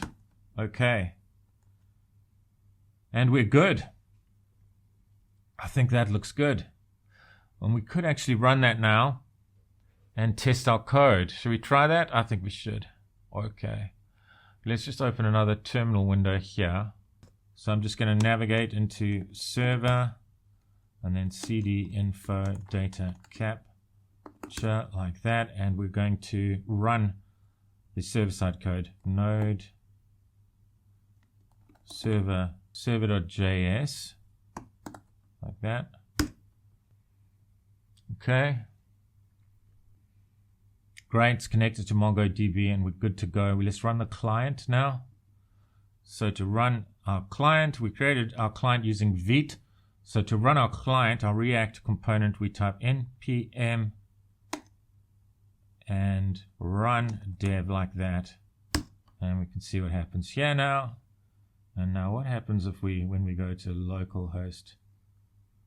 Okay, there we go. Okay, so this doesn't look all that great, obviously, but we'll sort that out a little bit later. So this is essentially our front end. And let's see what happens when we click Tiobe index. Great, there we go. Okay, so it's actually retrieved those values from the database. And that is not looking great. I think we're missing a few items, just some Bootstrap classes that should be there. But that's basically working. What that's done is it's called our server-side endpoint to retrieve the Tiobe index. So when we click Tiobe index, it's retrieving that data from our MongoDB database table at the moment here. Or our collection rather. Our language rankings collection from our info data MongoDB database. So we've got the basic functionality in place. So one thing I'd like to quickly test is kicking off the scraping process, and the way we can do that is by deleting the database. So let's just delete that database through Compass. So I'm going to drop data, drop the database, and we're going to try and run that again. So this time when we click Tiobe index, it should actually trigger our scraping functionality and save that data to the database, save the Tiobe index data to the database. So this should take a little bit longer, so we should see a loading indicator this time. Loading, right.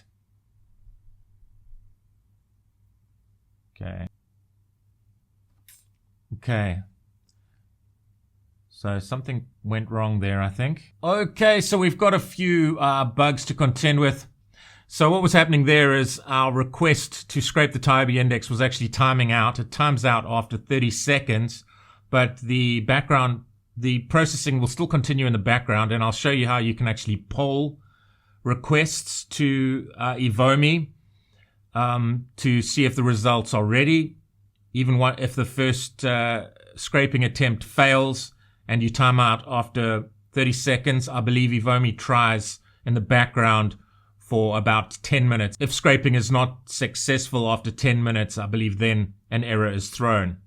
So I'll show you how you can actually poll a request to a particular Evomi endpoint so that perhaps in subsequent scraping attempts, success will be achieved and the relevant Tiobe index data can then be sent back to our server side and then back to our client. But firstly, let's try scraping the Tiobe index again, because this is actually a day on from the last time I tried to scrape Tiobe. So we might have been taken off the naughty step. I think we were put on the naughty step because we were trying to scrape the Tiobe index in short succession. So their security mechanisms detected that we're a bot, basically. So their security mechanisms have probably blocked the relevant IP. Okay, but let's try again. Let's see if we can, now that we've given it a bit of a time period between scrapings, let's see if we have success scraping the Tiobe index. So I'm going to try that all again. The first thing we want to do, to force the scraping to occur, let's just delete the info data database. So let's do that. Data, let's drop database. Okay, and let's firstly cd into the server info data capture, and let's run it.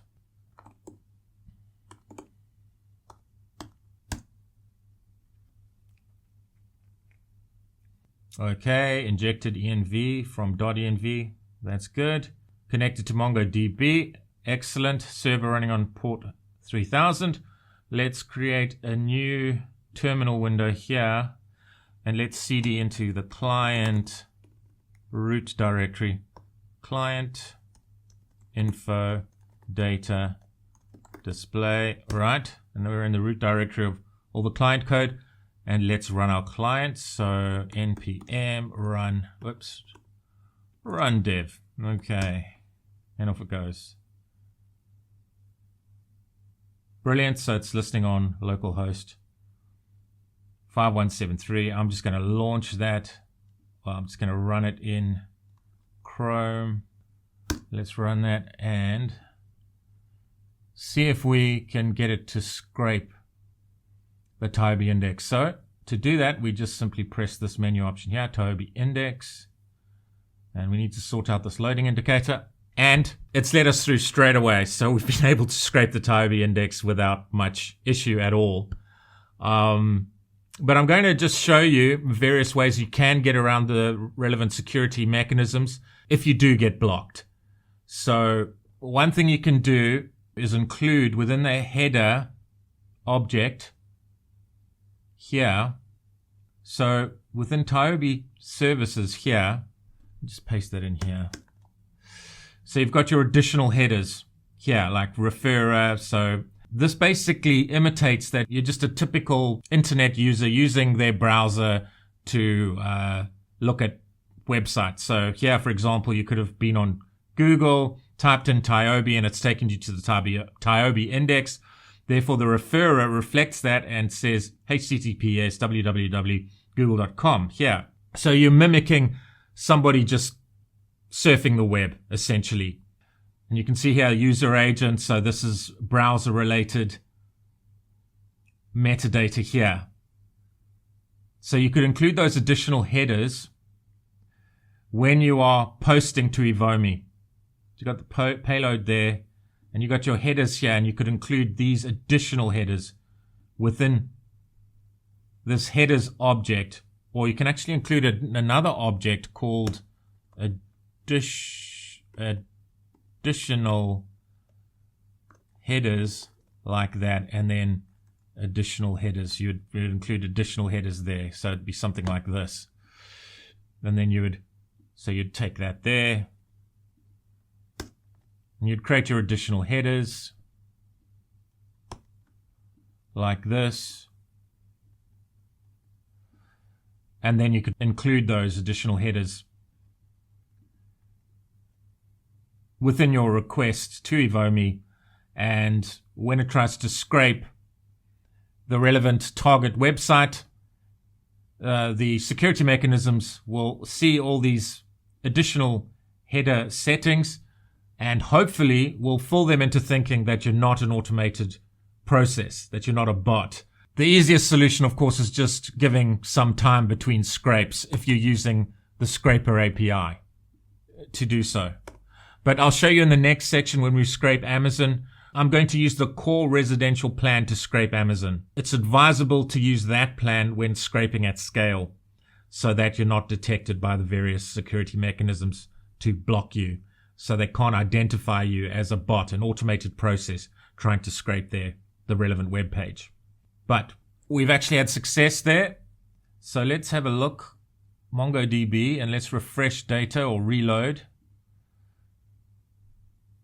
Okay, and now if we connect here, we've got info data, and it has scraped the Tiobe index and captured that data within our database. So the next time, so if we go back to our browser, our Chrome browser here, and we go to the home page first, and then we go to Tiobe index, it's going to be able to retrieve that data super fast, you'll see, because the data is now cached within our MongoDB database. So let's press the Tiobe index menu option, and that is super fast. Okay, so I just want to check one more thing here. Okay, great. So it's capturing the entire URL here to the image path. There's one thing you might want to check. I noticed also that in certain situations it was just capturing the relative path here in the database.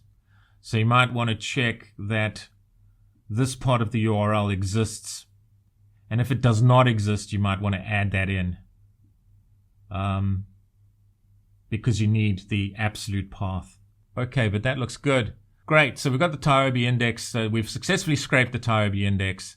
There's just a few issues that I don't like. I don't like the layout here. And when we click the Tiobe index, we just saw the loading ... text displayed, and we actually coded a spinner, which is going to look much better. So it's much better for the user experience. So we'll just fix a few cosmetic issues now, and then we can move on to scraping Amazon. Okay, so let's go to tiobe.jsx here. And the first thing I noticed is I've introduced some silly mistakes here because class name should be in camel case. So we need to change everywhere that we see class name, we need to include it like this here, class name. I'm just going to do it manually because there's not very many instances.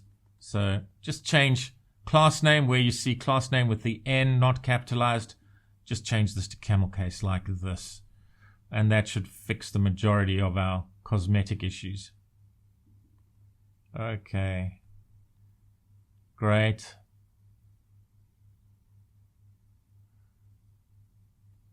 Okay, excellent. And I think we've covered all the class name instances, references, if you like. Yeah, that looks good. And then we've got a few issues to resolve here within App.jsx, and we'll just go through those quickly. Firstly, let's just do the easy win here. So RUA expanded, that should be RUA, like that. Save that. We have a small issue here where we need to include data-bs-target to resolve this issue. Equals, and then this should be hash navbar nav, like that, because we are targeting this development here in order to expand and collapse the relevant menu. It's got ID navbar nav, and we need to include this line of code here in order for that to work. Hash obviously means we're targeting an ID, and there's the ID. Okay, excellent. So that's sorted there. And I'm going to delete the info data database so that it forces a scrape. And hopefully we can see that our indicators changed from just displaying that loading ... text to an actual spinner. since we've made the relevant changes. Okay, so let's run the server. So node server.js, enter. Great, that's looking good. Let's go to the client here and go npm run dev. We're now running the client, and let's load up the app in our browsers. Okay. Okay, so now let's see if we can scrape the Tiobe index. So let's press the relevant menu option here. And there we go. We've got our spinner working now. And that has worked perfectly, and the layout looks much better. So we've resolved most of the issues there. And we're now successfully scraping the Tiobe index, and all our cosmetic issues have now been resolved. So that looks pretty good. Great. So if your scraping does time out, I think the best solution is to give it some time, and then you'll be taken off the naughty step, and you'll be able to continue scraping with success. If you scrape the Tiobe index in short succession, you'll no doubt be blocked eventually, and you'll certainly be blocked on Amazon. Amazon's a much tougher website to scrape. So you will probably need to use core residential if you're going to the core residential plan, Evomi's core residential plan, if you're going to scrape Amazon at scale. The Tiobe index is slightly easier to scrape. I've had a lot more success, and I've been able to just use the scraper API plan for that. Okay, excellent. But there's a few things you can do. As I mentioned earlier, you can include additional headers like this here. Within your post request to the relevant Evomi endpoint, you can include those additional headers to try and mimic somebody surfing the net and hide the fact that this is actually an automated bot trying to scrape one of their web pages. So you might be able to get past their security mechanisms and fool them by using these additional headers, which are typically included when a user is just surfing the net using their browser. So you could include a method like this within your code, because Evomi may still be scraping in the background, even though it times out with your first attempt, like here. Here's the first attempt. You're checking the content, okay, and the content is empty. If it has been successful on your first attempt, it'll just return the results here. But if you haven't been successful on your first attempt, what you can do is you can grab a task ID, because that scraper will still be running in the background and will return to you. If it doesn't return the content, it will return this task ID. So you can set the task ID const to this value here, and then you can make a request to this endpoint, and you can poll that request. And here I'm polling that request for 2 minutes, 120,000 milliseconds in this code here.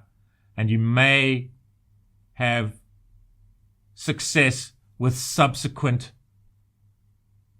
requests to the relevant Evomi endpoint here. So just bear in mind that if the first attempt fails, you can actually poll a request to Evomi to this endpoint here. You'll have a task ID sent back to you if there's no content delivered after the first request, and you can use this endpoint and this task ID to make several requests. And you can see I'm making requests every 2 seconds here. And then after 2 minutes, if it failed, then you throw an exception. Or else if one of the requests succeeded, you return the content to the calling code like that. So this is one other option you can use. If you are unable to successfully scrape, for example, the Tiobe index, and it's not mission critical at that time, the best way to do it is just to down tools, come back a bit later and try again, which is what essentially we've done. And then I was able to successfully scrape the Tiobe index again. I was basically, as it were, taken off the naughty step, and they let me in to scrape the web page. But if you're scraping it in short succession, you may indeed get blocked. Okay, so I hope that all makes sense. So I'm just going to get rid of this code here. We're not going to poll requests because we are having success with scraping the Tiobe index. And it's not mission critical. We can afford just to wait and then scrape the Tiobe index a little bit later and capture that data within our database, cache that data within our database. Because now with subsequent calls to get the Tiobe index, it's going to get that data from our database and it won't scrape the Tiobe index every time. But if you had to scrape a web page with every request, I would recommend using the core residential plan for that, because every request will be made by a different proxy IP, which will fool their security mechanisms, and therefore you won't get blocked. You'll have more success that way. So if you're scraping at scale, for example, a website like Amazon, I highly recommend that you use the core residential plan. Evomi's core residential plan. Okay, but we've had success here. It's looking pretty good. So now if we load our data, reload data, you can see info data's there. And we've got language rankings, our collection, which is populated with the relevant Tiobe index data. So in subsequent requests, it just grabs the relevant data from our collection here. But if you wanted to freshly scrape the Tiobe index, if you want freshly scraped data from the Tiobe index, our code is written in such a way that what you can do is just delete the info data database, and it will create that info data database and the relevant collection, and then scrape the Tiobe index. And when the relevant data is returned, our code saves that data to the language rankings collection, and then subsequent requests for that data will not result in scraping occurring, web scraping occurring. It will just grab that data from the cache here, which is our collection language rankings here within the relevant MongoDB database info data. Great. Right, now we're going to scrape Amazon. Now this is a real challenge, but we've got all the tools we need to get this job done. So let's get started. So this is just going to be creating the code. So we're going to go through the code line by line and build up our scraping functionality. So firstly, we want to be in the server code here. We want to go to server.js, the entry point for our Node application. And we want to create a new root here. So let's just duplicate that and then change the bits that we need to change. So we're going to create the relative path to the Amazon endpoint here. So let's do that, and let's put the endpoint at API books, because we're scraping book data in this part of the course, Amazon book data. So Amazon products, which happen to be books, textbooks, whatever books you want, whatever the user searches for. And so API books and then Amazon, like that. And that is going to be the path to our endpoint. Going to start with the server-side code, and then we'll progress to the client-side code. So the next part of the code we want to build is the model for our book data. So we're going to call this model, no prizes for guessing, we're going to call it book. So let's right-click models here and go new file and book.js. Okay, let's press the enter key. So we've got book.js here. So our first line of code is to do with mongoose, const mongoose.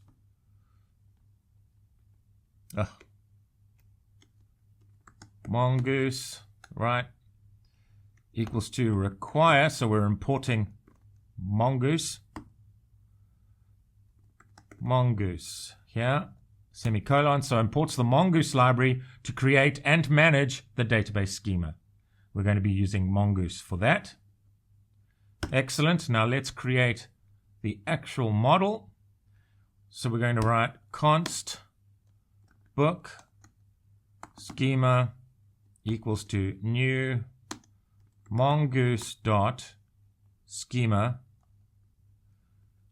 Okay, open round brackets and then open curly braces. So we're passing an object through to the schema method. So let's build up our object, which is our model basically, so which is a definition for our model. So let's include search term here, colon, and then let's define what we want this field to be. So type is string, comma, index. So it's an index because we're going to be searching the relevant MongoDB collection, the books collection, for book data based on search criteria that the user inputs. So we want it to be an index because that will obviously speed up the search process. Lowercase, so what we're doing here by forcing it into lowercase is we're normalizing the search criteria. And then let's trim off any, and then let's trim off any white spaces before it goes into the database. Great. So it stores the search criteria, indexed for speed and normalized for consistent lookups. Search term. So this is the search term that the user will input on the front end, and then on the back end our code will conduct a search against the relevant books collection within our MongoDB database. Okay, let's move on to the next field, which will be title. So this is the title of the book. So now the user's entered the search term. The search term gets propagated through to the server. The server does a search, finds the relevant content within the collection, or the data is scraped, depending on whether the data already exists in the MongoDB collection, or the data is scraped, and this is the title of the book. This is the definition for the title field. So it's a string. So it defines a string field to store the title of the book. That's all that is. Okay, and then we want authors, and there could be more than one author. So this is an array of strings. So we open the square braces and put string inside it like that to define an array of strings to store one or multiple author names. Okay, whoops. Okay, so then we go URL, colon, string with a capital S, and it stores the direct link to the book's product page on Amazon. Okay, comma, and then let's go price here, and now this is our first number. So we define it as a number, which is a JavaScript data type, and it stores the numerical price of the book for easy sorting and filtering.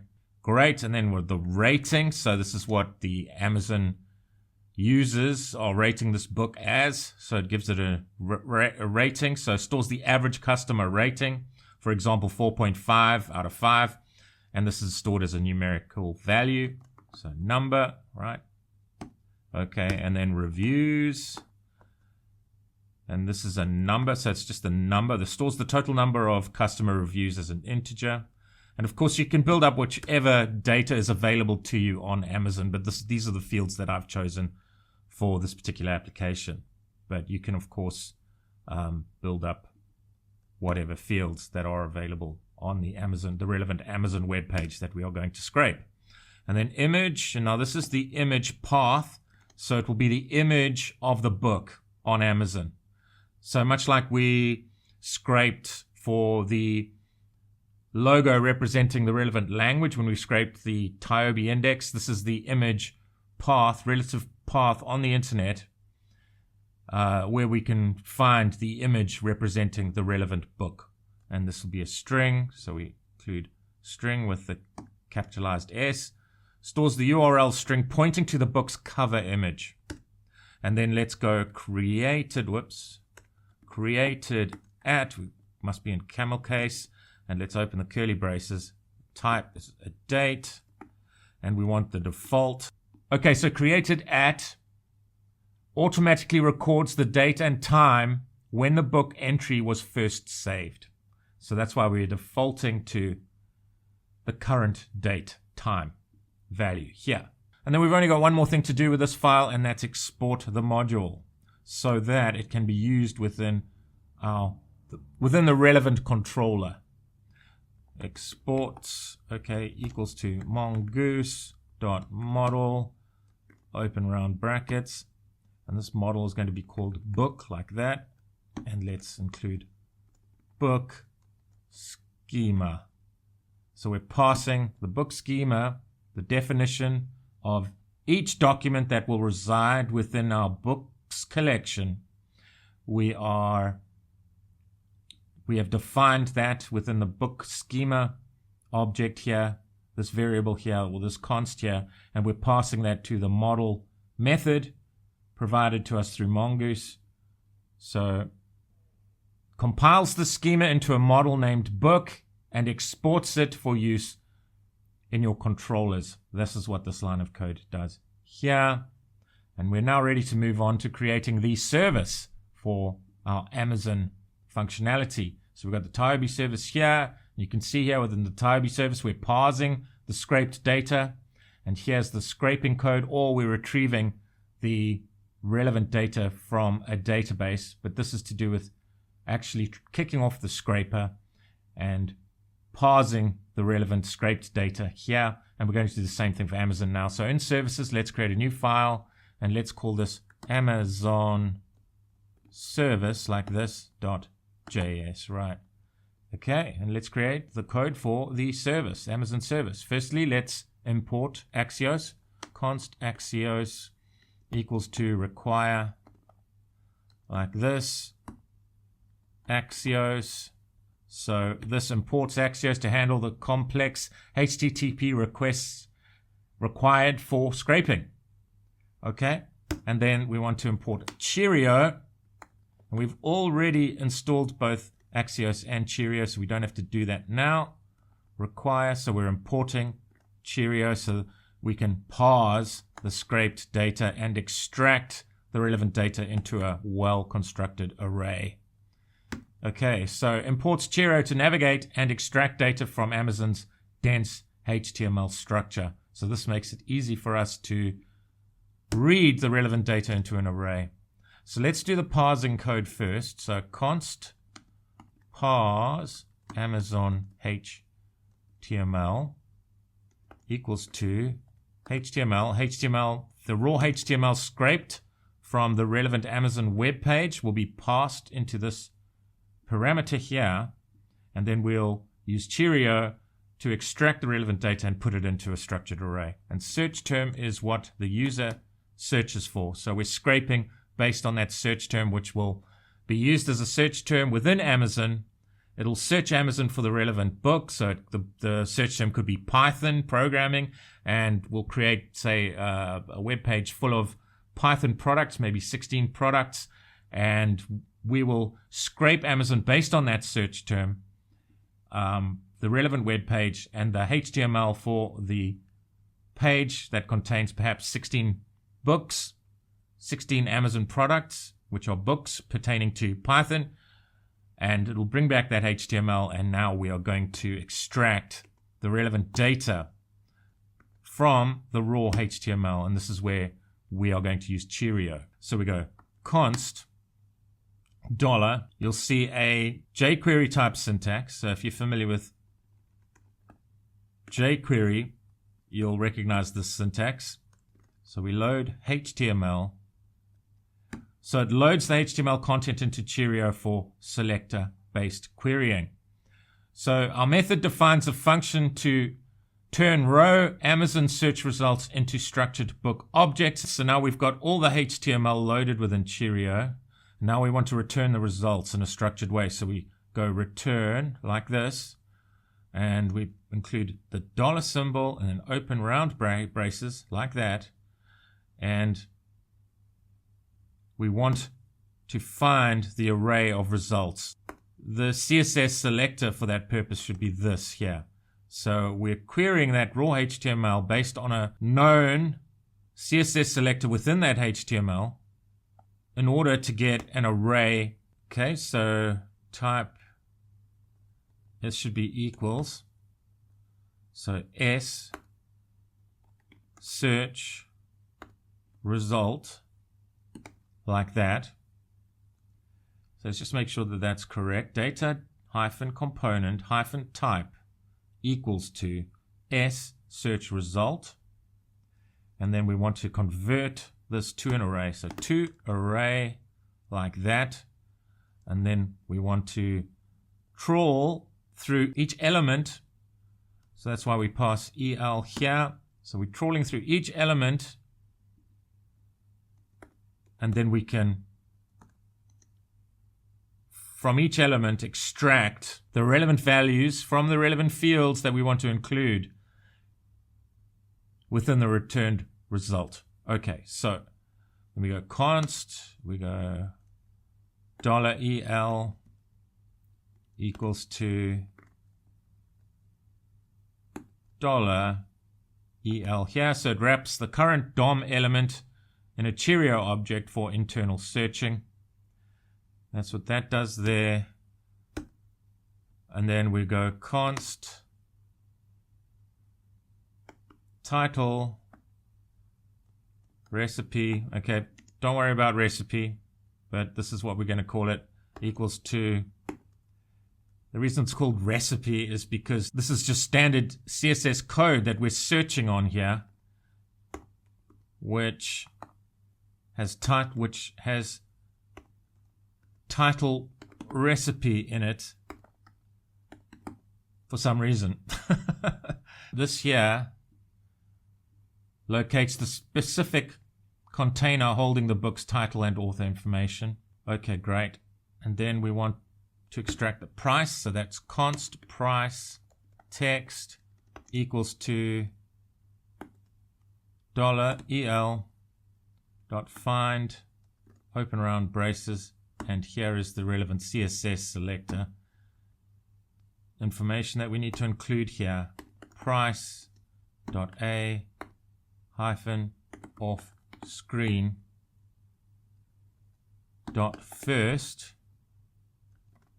dot text, like this. Okay, brilliant. And now we want to include another return. We're going to return the object containing the relevant fields. So we first want search term, like that. So this returns a clean object representing a single book, and this attaches the original search criteria to the object for database filtering. And now we want the title colon, and we use title recipe. You see, this is not just one particular value, so we need to extract values from this title recipe object. So we go title recipe dot find, and we want to find what's inside h2 within the title recipe element. So we want to find h2 there, dot text, and now we're extracting the individual values from this title recipe element, okay, or elements that reside within the parent element. So we go trim, so text must have empty round braces there, and then trim. Then we include the OR operator, so if we are unable to find the title, we want to return, whoops, unknown title, like that. Okay, and then we want authors, and we also need to extract the authors from the title recipe object dot find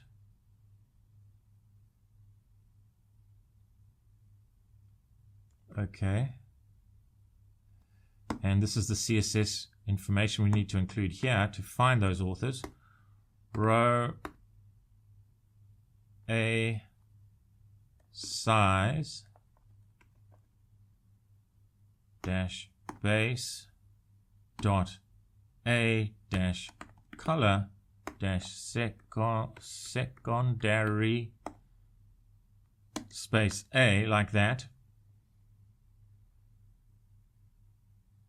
Okay, and then we want to, let's do this on the next line just for neatness. We want to convert that to an array, so there's more than one author potentially.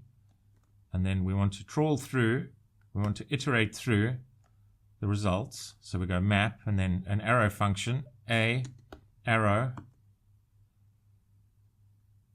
and then dollar symbol, the a element there, dot text dot trim. We want to remove the white spaces. Include that there. Trim. And then we want to filter the data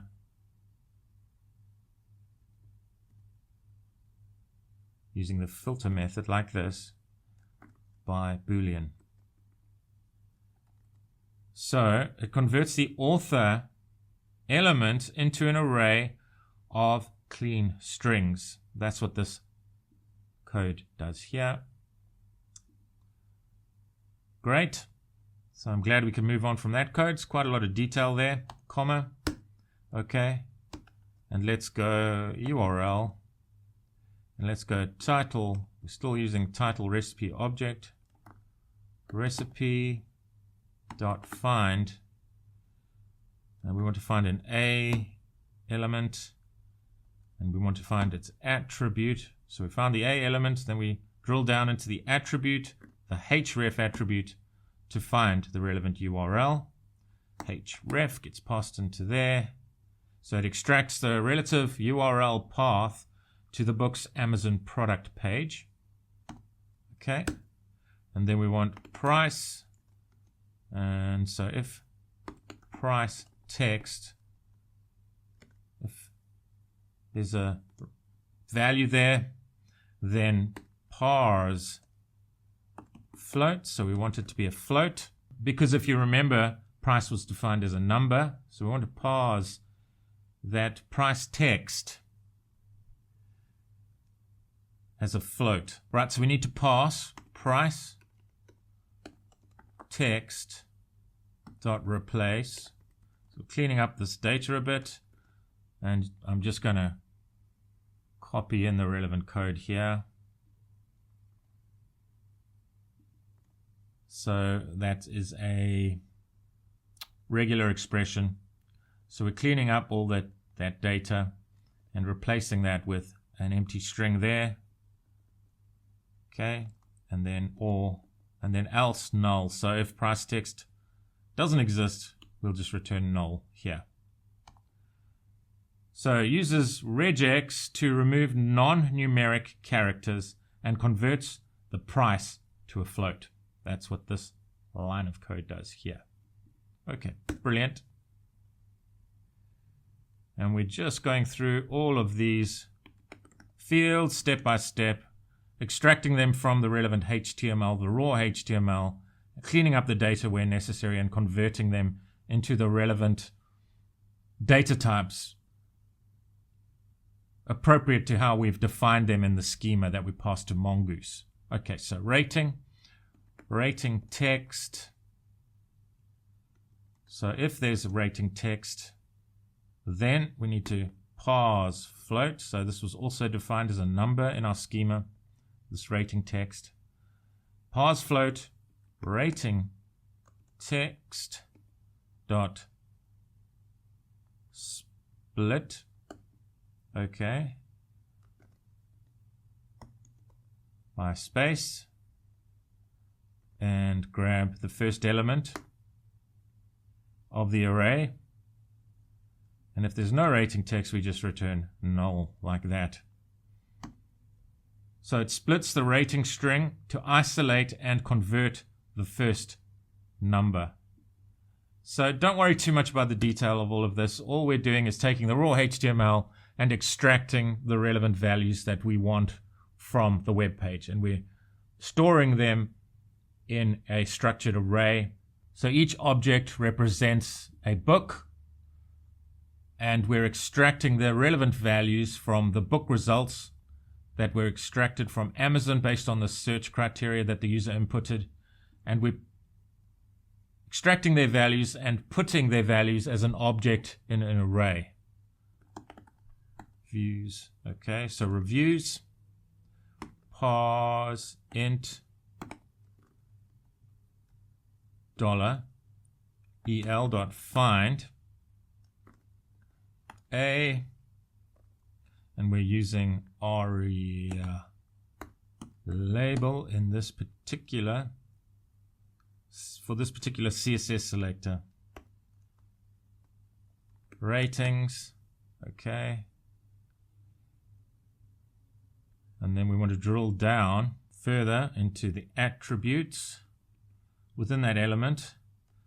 And we want aria-label. Okay, like that. Okay, and we want to replace the data represented by this regular expression. I'm just going to paste all this in. We don't need to go into all the detail of regular expressions. Okay. Or we can just say that rating is 0. Okay, let's include a close curly bracket there. And for some reason we've got that there.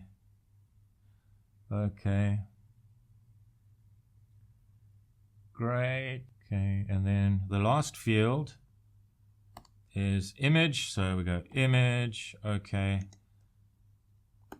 el.find, open round braces, img hyphen, img.s hyphen image, like that. And then we want to extract the attribute, the src attribute, like that. So it retrieves the source URL for the book's cover thumbnail. That's what this code does here. Okay, let's include a there and a semicolon there. Okay, there's probably some kind of issue here.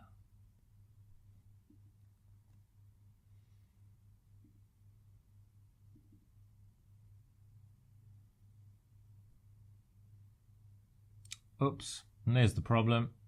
Okay, I was wondering what all these squiggly lines is. I forgot to open the round brackets here. And all our problems go away.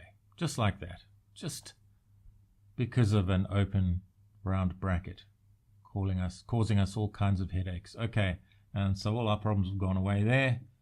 And that's basically it. That's the parsing code.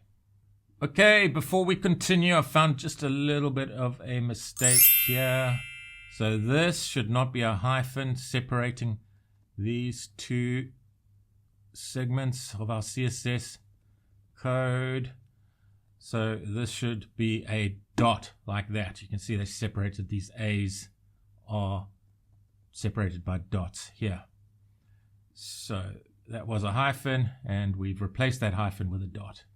Okay, little mistake, but these little mistakes can have serious consequences on our data, so best to fix them. Okay, so right, so now we want to fetch the data, and then we've got our parsing functionality already. So we're going to fetch the HTML data by kicking off a scraping process on Evomi.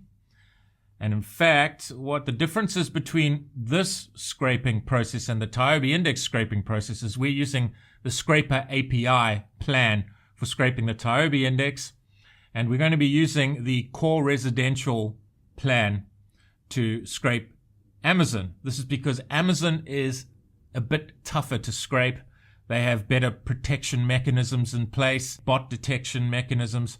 So we need to, in order to bypass those security detection, those bot detection mechanisms, we use the core residential plan. And what's different about that plan is that every scraping request that goes to the target web page on Amazon will be done by a different proxy each time. So this helps us bypass those security mechanisms, Amazon's security mechanisms. So let's create our method, const fetch Amazon books, like this, equals to async. So we're creating an asynchronous arrow function here. And then it accepts one argument, query.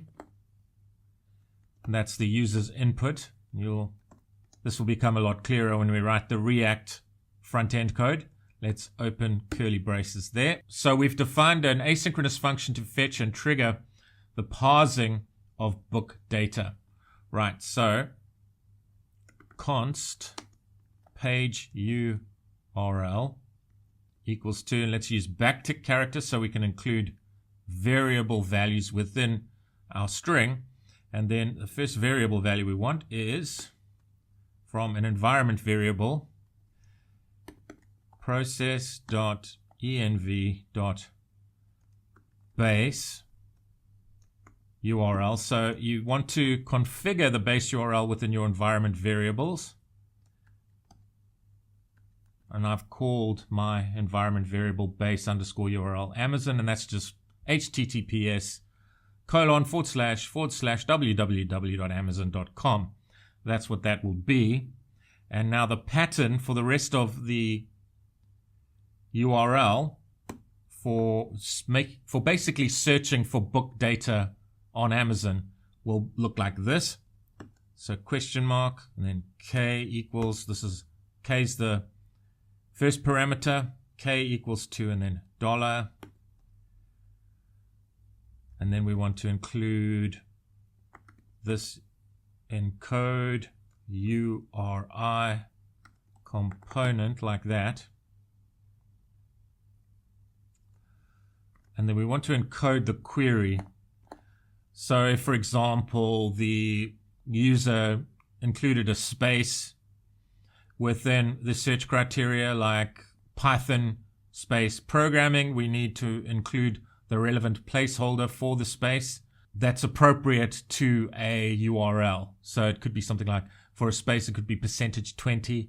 I don't know if that's correct, but that's just off the top of my head. So that's what this function does here. It would replace Python space programming with Python %20 programming, assuming %20 represents a space for a URL. Okay, and then the next parameter is, so we include, to separate our parameters, we include the ampersand symbol, and the next parameter is called I, and this is strip books because we're searching for books on Amazon. And that looks correct. So we've constructed the Amazon search URL specifically for the books category. And that's what this code here does. Okay. And then we can go const response equals to await. And we're going to use Axios for our post request dot post. And then page URL like that, and then we want to pass the relevant arguments to the post method, and this argument is where it gets a bit interesting. So we need to create a property called proxy and then define the object for the proxy property here. And the protocol field must be set to HTTP, and the host. And the reason why this is different from when we scraped the Tiobe index is because we're using the core residential plan. So this is just the way we interface with Evomi when we use the core residential plan, and it is slightly different to the way we have done so using the scraper API plan, right? So process.env and I've called my environment variable Evomi proxy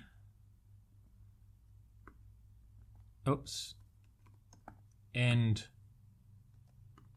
point host. So uses the host address provided by your proxy provider is what we're doing here. So if you sign up, say for a free trial with the core residential plan, you'll have all of this information made available to you, the URL for the proxy host, and you can just define those various values within your environment variables, within your .env file here.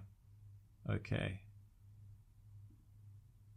Great. And then the next field we want is port, so it's on port 1000.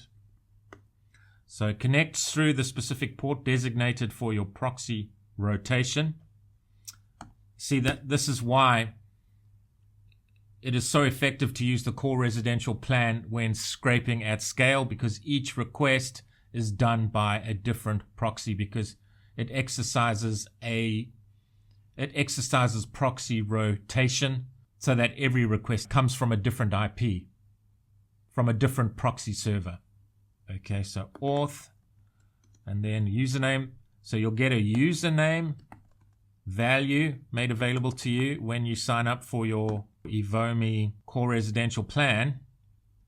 Okay, and I've called my environment variable username. Obviously, I'm not showing you these because this is sensitive information. Process.env and then password. So you obviously want to protect your username and password for security reasons. So it provides the required credentials for the proxy service. So you have this auth field. So this is all to do with the proxy rotation and the core residential plan. And this is how you interface with the relevant endpoint on Evomi, which is slightly different to the way we've done it. We did it when we scraped the Tiobe index. Okay, so that looks good.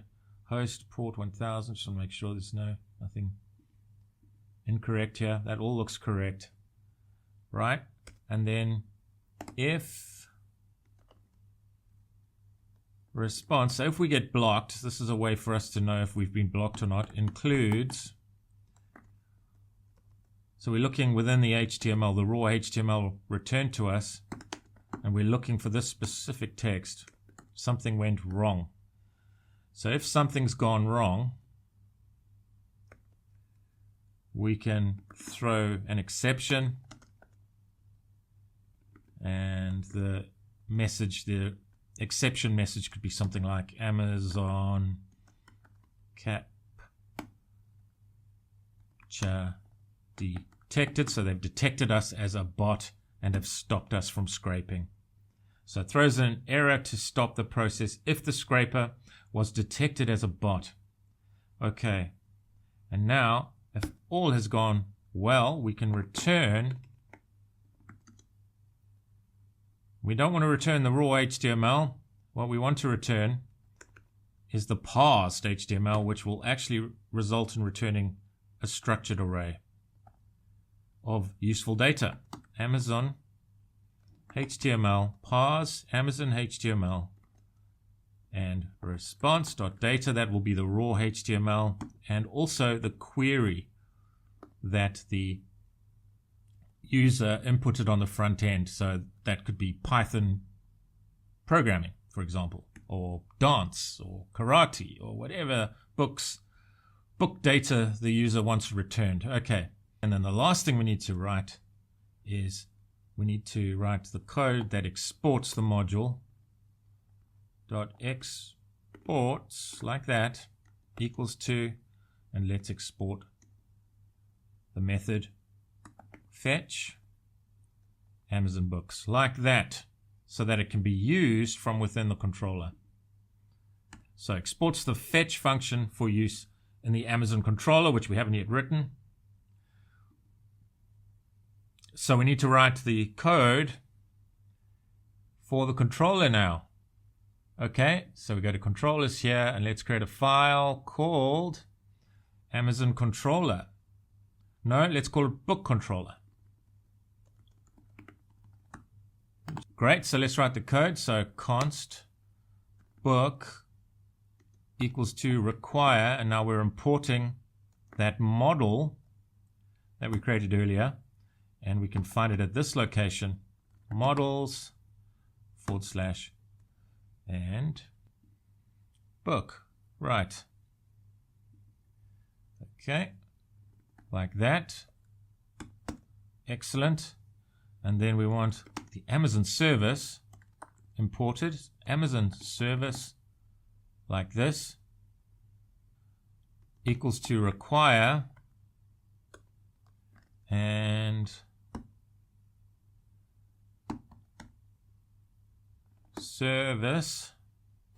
services Amazon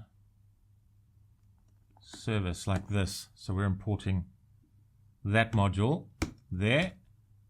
And then let's export get Amazon books. This is the name of our method, our action method, if you like, for the controller. Export get Amazon books. And you can see if we go back here to server.js, get Tiobe rankings. Oh, that's not very good. Get Tiobe rankings. Get.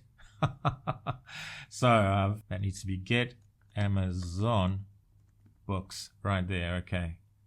Tiobe controller. And of course, that mustn't be Tiobe controller. That needs to be book controller. Right. So we're mapping that to the appropriate controller and method here. Controller, like that. Controller, right. So got here, and we need to do one more thing on this file here, and that is to import the relevant controller that we haven't yet written. So book controller equals to controllers, and then this will be book controller here. Okay, so we're importing this into the main entry point method for the Node application part of our full stack web application. We're making the relevant imports here, and we're mapping the relevant routes to their counterpart web methods within the relevant controllers here. Okay, so let's go back to book controller and let's write the relevant method. Okay, so it's an async method. So let's go equals to async like this, and then two parameters, for one for the request. Sorry, whoops, don't know what it did there. Request, and one for the response. So req and res are our two parameters. Let's create the arrow, and let's create our function. And this should be exports, not export. Okay, so it defines an asynchronous route handler for the Amazon book search endpoint. So this is the route handler function that we're creating. We've created the route here. We're defining the route, and that is the route handler function for get Amazon books, which we are going to write here. Okay, so const query equals to req. So that's the request, the HTTP request dot query dot q question mark dot. Okay, we want to normalize this, so we put it into lowercase. Okay, so that it's consistent for our search. So it extracts the Q parameter from the URL query string and converts it to lowercase. So that code does. And then if not query, return res.status. The URL that the user has entered is incorrect. So we return a 400 error, query required. So we send the appropriate error message back to the client code in the event that the client code did not include a valid URL that includes a valid query string. Okay, and let's include try catch code now. Okay, I'm just going to include the entire structure here. Catch error. Okay, go here and let's just console. Let's log out the error. So controller error, and let's include the error. So error dot message here. Great. Okay, and then we want to return, in the event of an error, we want to return an internal server error to the client code in JSON format. Okay. Error failed to fetch books, like that. Okay. So we've got our try-catch structure in place. And let's write the logic within the try block here. So const cached books. So we're searching for the search term which we've indexed within the relevant collection. Query like that. So we want to return the cached data first if it exists. Cached books like that dot length is greater than 0. Then return res dot JSON source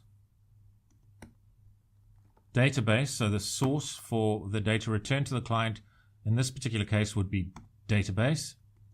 And let's return the data, which is cached books like that. But now, if it gets to this point, so this would stop the method from processing any subsequent code because the data is available within the database and we want to return that data. But if no data exists for that particular search criteria, for example, Python books or JavaScript books or dance or karate, whatever it may be, whatever books the client is searching for, if that data does not exist within the database, based on the relevant search criteria, we need to scrape Amazon for those books. And this is where it gets fun and interesting. So, scraped books, and scraped has an R, we don't scaped books. Scraped books equals to await, and then Amazon service dot fetch Amazon books. Include the query from the, for example, Python programming, JavaScript programming, whatever it may be, would be in the query. So we've written the relevant methods. We just did that within the Amazon service, and it will hopefully return us the scraped data. It will parse that scraped data and return us the structured array that we want to return in JSON format to the client. So if scraped books, so if the array that's been returned from the service, fetch Amazon books, if scraped books.length is greater than 0, so that means there is data if it's greater than 0, then await book, so that's mongoose book dot insert many, so we're inserting the structured scraped data in array format into our MongoDB collection, so that next time the next call will grab that data from the database and we don't have to subsequently scrape Amazon for that particular search criteria, because the relevant data is going to be cached within the database. And that is pretty much finished. We've got one more line of code to write, which is the response JSON. So we want to return the relevant JSON data containing the book data to the client, and the source is going to be scraper. So it's freshly scraped data in this particular case, and the data is scraped books. Excellent. Okay, and we have written our controller class, which means we are ready to test this. Pretty exciting stuff. Hopefully there's no real issues. I think we may have ironed out all the issues. So we've got our book controller there, and we're mapping the relevant methods to the controller methods. The root handler methods, we're mapping them to their roots here. So that's for Amazon and that's for Tiobe. And I think we might be ready to test our code. And we're going to test our code initially through Postman, because we haven't written the client for the Amazon functionality yet. So what we can do is go to terminal here. Great, we're in the relevant root path for our server code, and we can actually run that code. So we just go node server.js, and hopefully we can kick off the scraper on Evomi and get some results. And those results will be saved to our MongoDB database, and we can check that after we've run the relevant code to see if our code is successful. Let's see if it connects to MongoDB, and there it is. Server running on port 3000 connected to MongoDB. So now we want to use Postman to scrape the data, and hopefully it will create a collection with an info data with the scraped data in it. Okay, so I'm just going to minimize that, and we're going to go into Postman now.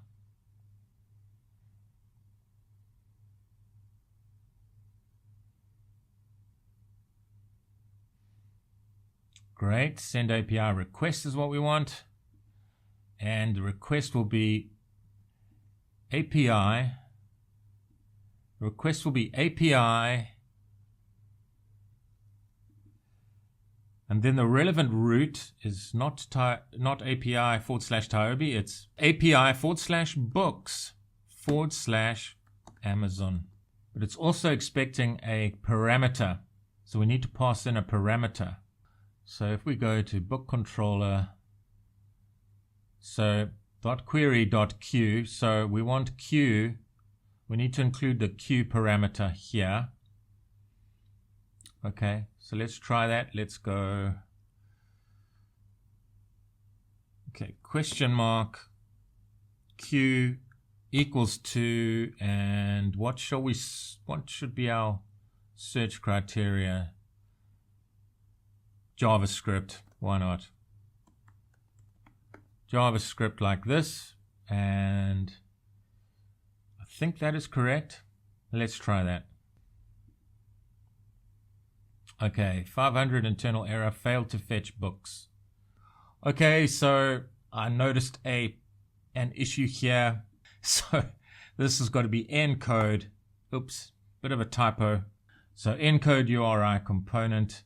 That looks good. Okay, and let's go back to Postman.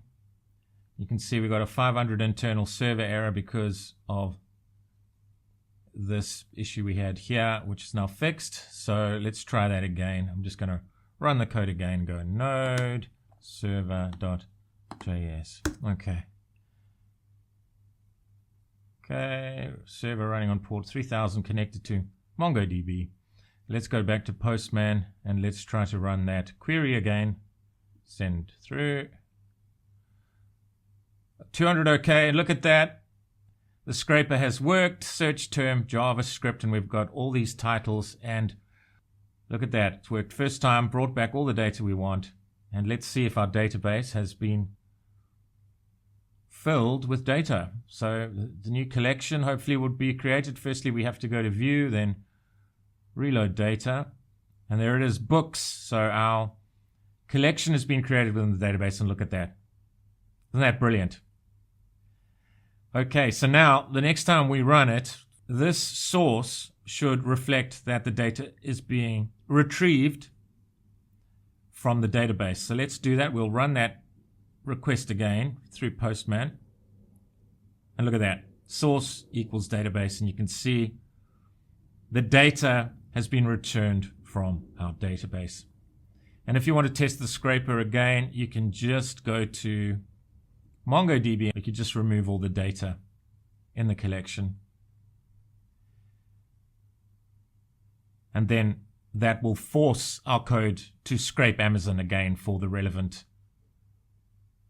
Amazon books pertaining to the relevant search term. In this case, it was JavaScript. Excellent. So now we're ready to write our React code. Okay, so now we're ready to create the React part for the Amazon functionality. So let's get going with that.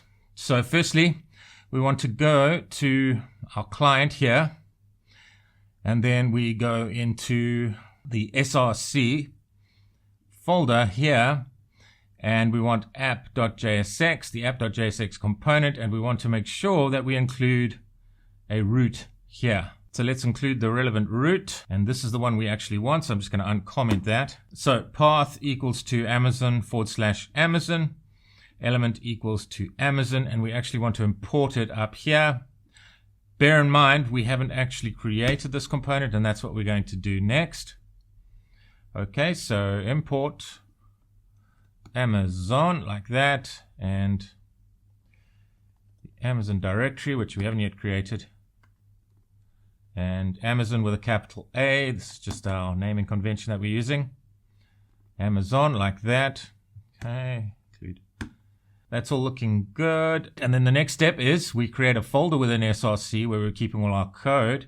We'll go new folder, and let's call this one Amazon with a small a at the beginning.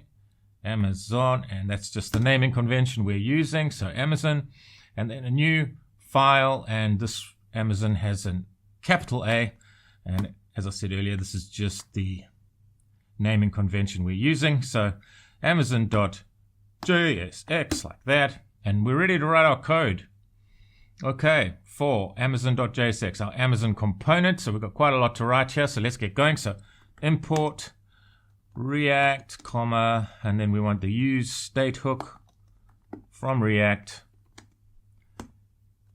like this. So that imports React and the use state hook to track search input and results. And that's what that is there.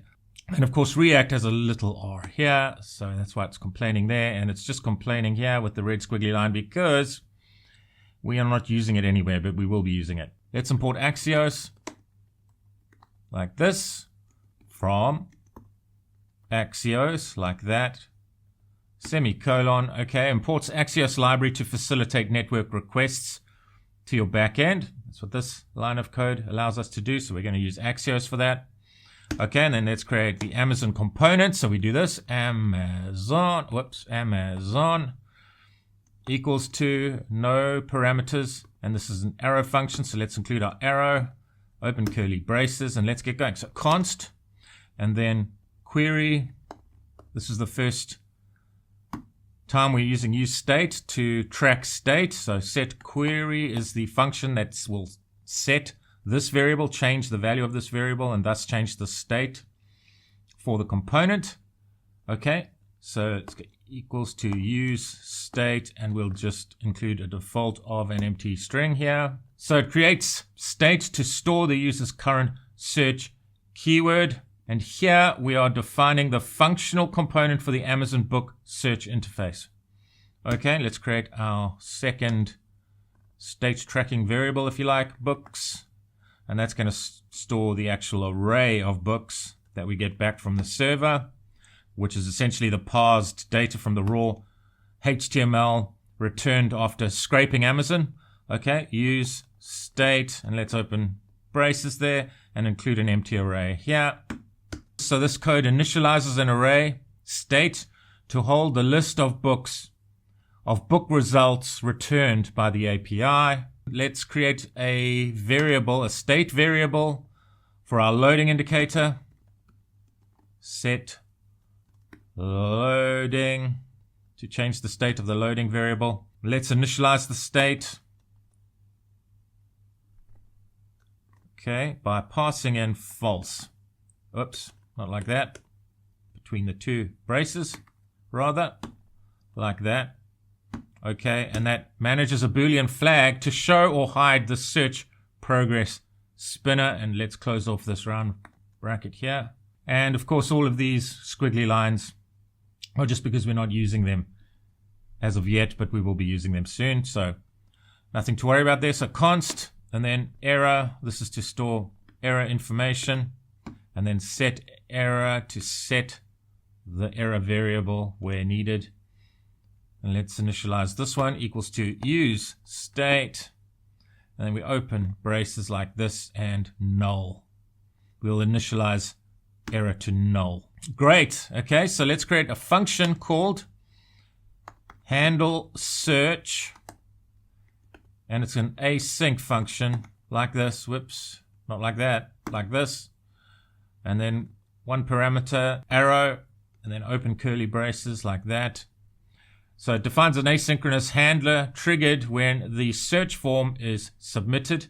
So we're handling the submission of the search form. So the user will enter the user's search criteria for Amazon and then press a submit button, and that search criteria will go off to the endpoint and scraping will occur appropriately. Okay, so, and then we go E, or if the results exist, it will get that data from our MongoDB database. So scraping may not necessarily occur. It only occurs if the relevant data does not yet exist within our MongoDB database. So that data is not yet cached within our MongoDB database. Okay, prevent default like this. Okay, so that prevents the browser from reloading the page during the form submission. E.prevent default. That's why we're using that there. And then we want to check query. So if not query, if there's no query, we need to handle that situation. And all we're going to do is just return. So exits the function early if search input field is empty. That's what that line of code does. Else, if we get to this point, we want to set loading to true. So the loading indicator will be displayed. And then set error to null. We're just setting this again here. We've already initialized it to null, but let's set it to null here when the submission occurs. And then let's go, let's go try, open curly braces, and we're going to create a try catch block here. Let's do the catch before we create the logic in the try section. Catch, right, open braces, like that. Okay, and then let's go set error. So we're setting the error message state variable like this. And the message for that will be unable to fetch data. Please ensure the back end is running. And then we want to log that error for debugging purposes. Console.error like that. Okay, and then we want to include a finally section. So this finally section is no matter what happens, whether an error occurs or doesn't occur, we want to set the loading indicator state variable to false so that it no longer displays. We might want to, in the case where an error occurs, we might want to display an error to the user. And in the case where an error doesn't occur and everything runs as expected, we obviously want to display the relevant data in an aesthetically pleasing style to the user. We'll get around to that code in just a bit. So for now, let's go const response equals to await axios.get. And then I'm just going to hard code this for now. We should be putting this in an environment in a .env file. So setting this as an environment variable, but for testing, I'm just going to include this for now as a hard-coded value like this. 3000.api, and we've got books, and this is the path to the relevant endpoint, the endpoint that we created. Okay, perfect. Okay, and then we want to include another argument here to the get method. And this will include the params. So we go params in curly braces q, and query is the parameter value. So it attaches the user search term as a query parameter to the URL. That's what that does there. And then we just want to account for the potential for the results to come back in two potential formats. So response dot data, but if nothing exists in response.data.data, response.data will be the one. So in our case, it will be response.data. Okay, so it extracts the array of books from the nested API response. Okay, perfect. And then we want to set books. We've got this semicolon hanging about here. We don't need that. Then we go set books, and then array, whoops, dot is array. So we're checking whether it is an array. Results. So if it is an array, we set the books to results. Okay, else. So we check whether results is an array. If it is, we set books to results, or else we set the results like this. So if it's not an array, results. Okay. So it ensures data is stored as an array for the .map function. Okay. So we're just making sure that the results that are returned are actually in an array format. Okay, that looks fine. Right, so then below this function, return. So we're writing out the rendered part of our code here. So this is to render the relevant elements to the browser. So we include a return keyword, and then this is the parent tag. It's a div tag, obviously. Class name, we must include that in camel case. We don't want to make the same mistake as we did before, or the same mistake I did before, rather. Container, okay, empty-5, like that. So wraps the content in a Bootstrap container with top margin spacing. That's what that does there. And then div within the parent div, class name equals to row space justify dash content dash center margin bottom, or MB5, and this is just spacing. So centers the search bar section horizontally on the page. That's all those Bootstrap classes are doing for this div element here. And then within this div element here, we want to include another div. Okay, and we want to include some more Bootstrap classes. Class name equals to col. So we're creating we've got this row here. So we're using Bootstrap's grid system for layout purposes. So we want col MD8. So this is going to take up 8 columns of the grid, which has a maximum of 12 columns. So it limits the width of the search area on medium and larger screens. So bear in mind, the reason to use Bootstrap, or one of the most important reasons to use Bootstrap, is for screen responsiveness. So this limits the width of the search area on medium and larger screens. So then let's include a H2 element like this.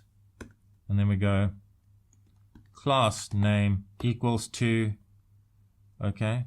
And then we go text hyphen center space MB, so margin bottom 4, like that. Okay. And let's include this on one line rather.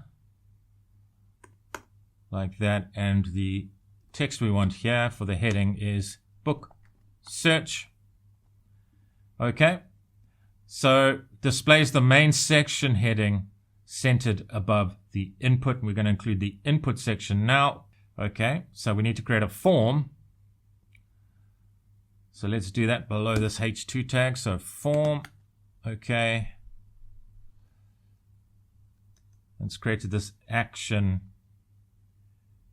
attribute by default. We don't want this. We actually want an on submit. We want to capture a specific event. So when the user clicks the submit button, we want it to automatically call our handle search function, and we of course just created that here. So the user enters the user's search criteria, presses the submit button, and the handle search method gets fired and sends a request to the relevant endpoint on the server. Great. So within form, we want the input now. We want an input tag like that. Okay. So type equals to text. So that's just going to be a text box. Let's tab that across there. Let's include our Bootstrap classes. So class name equals to form control form dash control dash LG like that. So those are the Bootstrap classes we want for formatting the relevant text box there. We want to include a placeholder. So placeholder equals to, and it's just instructional text. So it's enter book title or key word. And we'll just put for an example here, a classic example of JavaScript.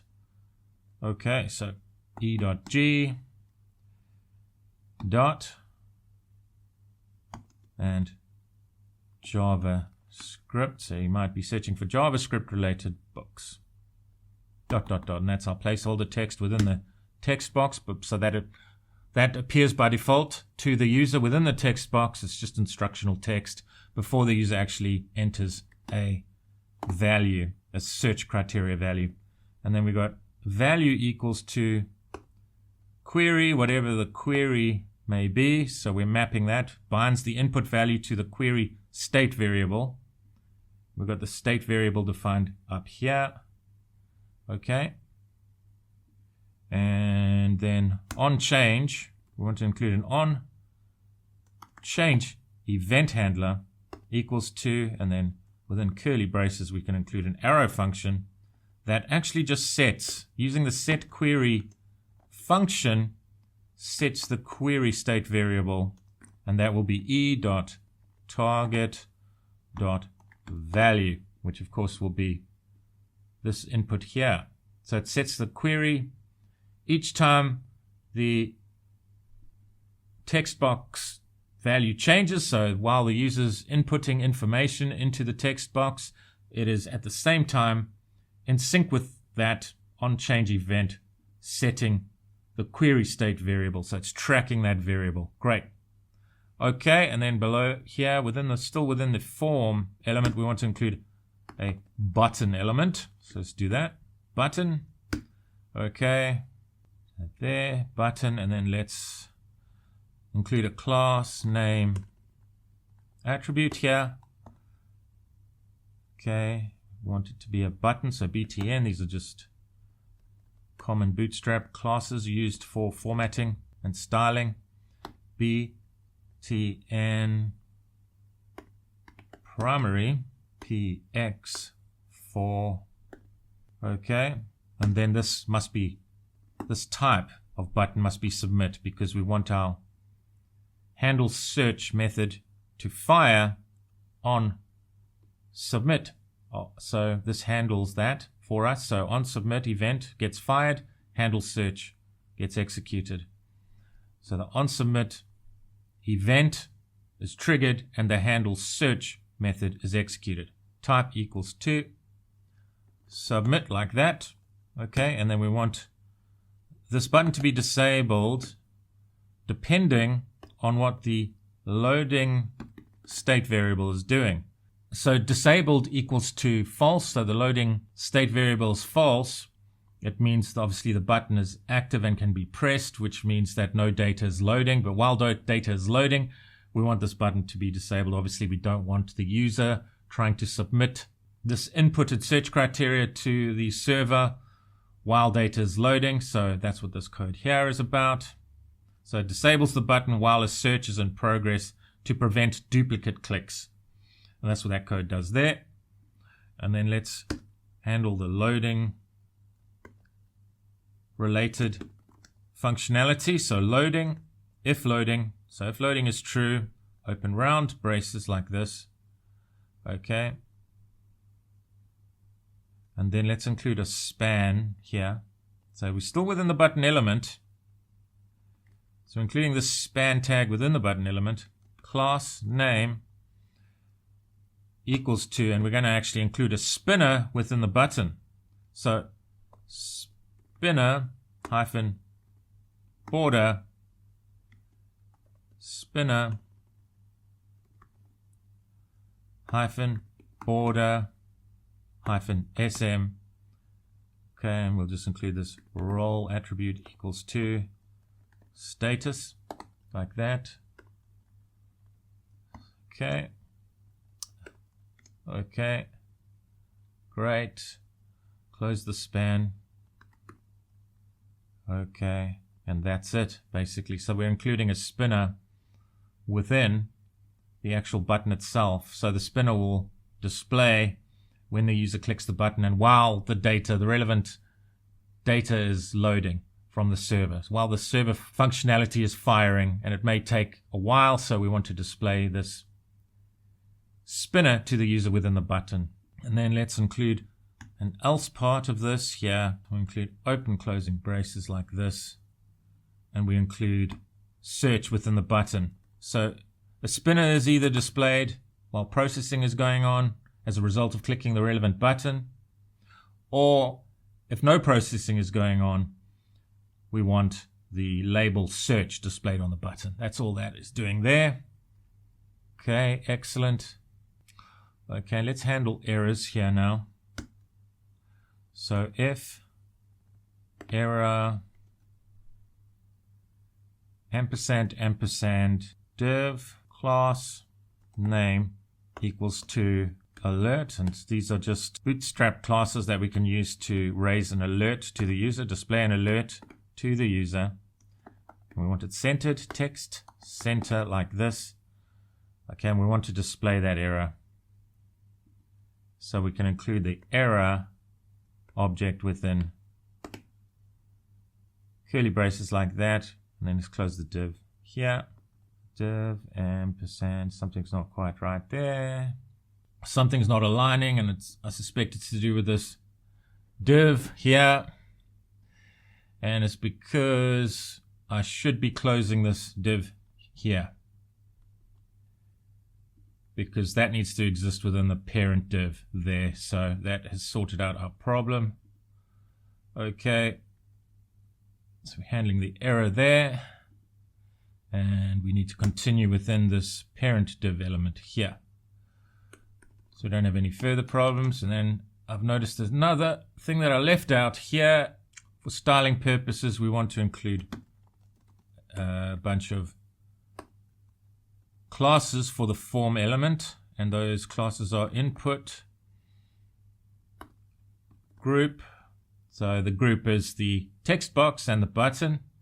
So input group, we're asking Bootstrap to style this for us. We want to include some spacing, MB3, margin bottom 3, and then shadow -SM. So it groups the input and button together with a subtle shadow effect, is what these Bootstrap classes here are doing. Brilliant, and we're ready to continue with our marathon code writing. Okay, so let's open another div. Now we're going to be displaying the data. We're going to be looping through all the data within the books state variable, and we're going to be displaying the relevant data to the user in an aesthetically pleasing style. Okay, so first thing we want to do is open a div tag here, and then we want to open curly braces like this, and let's include this code, books. So that's our state variable that will be populated with loads of book data, hopefully, at this point. Okay, and then book, we want to loop through each book within the books array. Then include an arrow, open round braces like this. Okay. This needs 2 closures here because we're opening the map, and then we're also going to be creating the function with round braces there. Okay, great. Okay, div like that. We want to include a key. This is for React. We want to include a unique identifier for this element because it denotes a book item, one unit of book data displayed to the user. So we want to uniquely identify it through its ID. So key equals to book. Key equals to book dot underscore ID. And then $OID, or math.random. So the purpose of this is just to make sure that we have a unique identifier for each book that we're outputting. Okay, we've got a dot here. Okay. So that's all that this code is doing, is we're including a unique identifier for each book that we're going to be outputting to the user. I'm just going to put this on the next line here, and we're going to include a class name attribute and loads of Bootstrap classes for styling purposes. And this is really just for layout and styling purposes and responsiveness on various screen sizes. 3 MD 4 and we're just accounting for various screen sizes.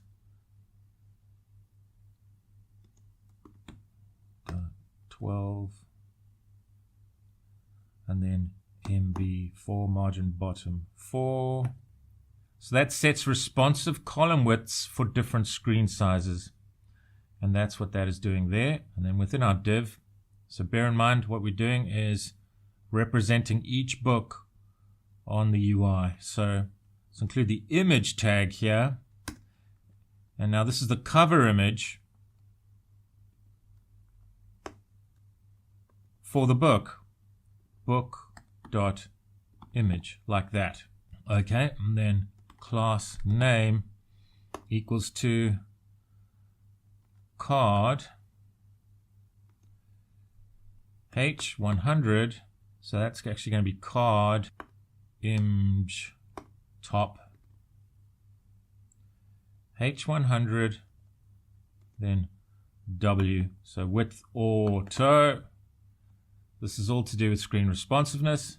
And then we want to include an alt equals to book.title and style. We're going to include an inline style, and this is object fit contain, like that. So that needs to be an equals, style equals, and then the object represents a particular style. We're using object fit here, which ensures the book covers aren't cropped or distorted within their containers. So this is just for styling purposes. Okay, excellent. And then we need to close off the image, of course. And let's go on to the next div here. So that's housing the book cover image.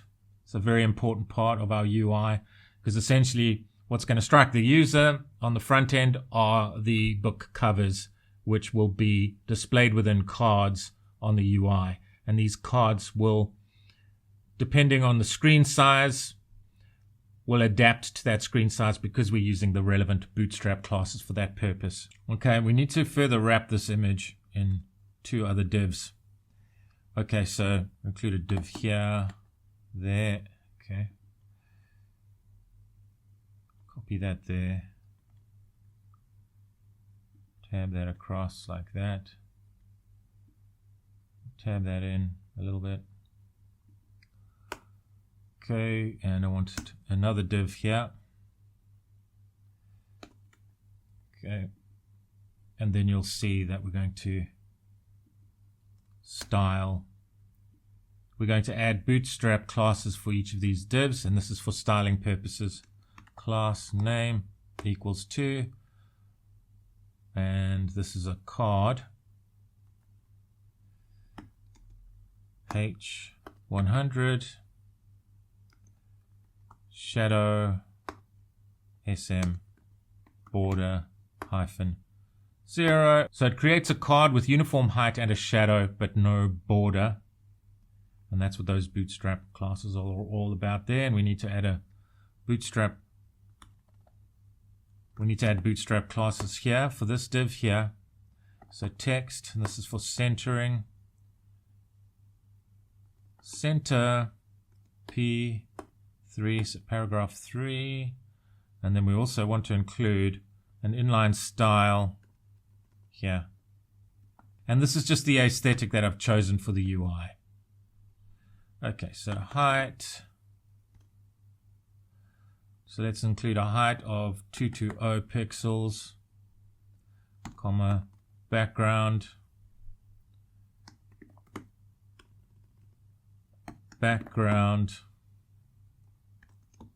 and this will just be hash FFF, so white background. So houses the image in a fixed length container to keep the grid aligned.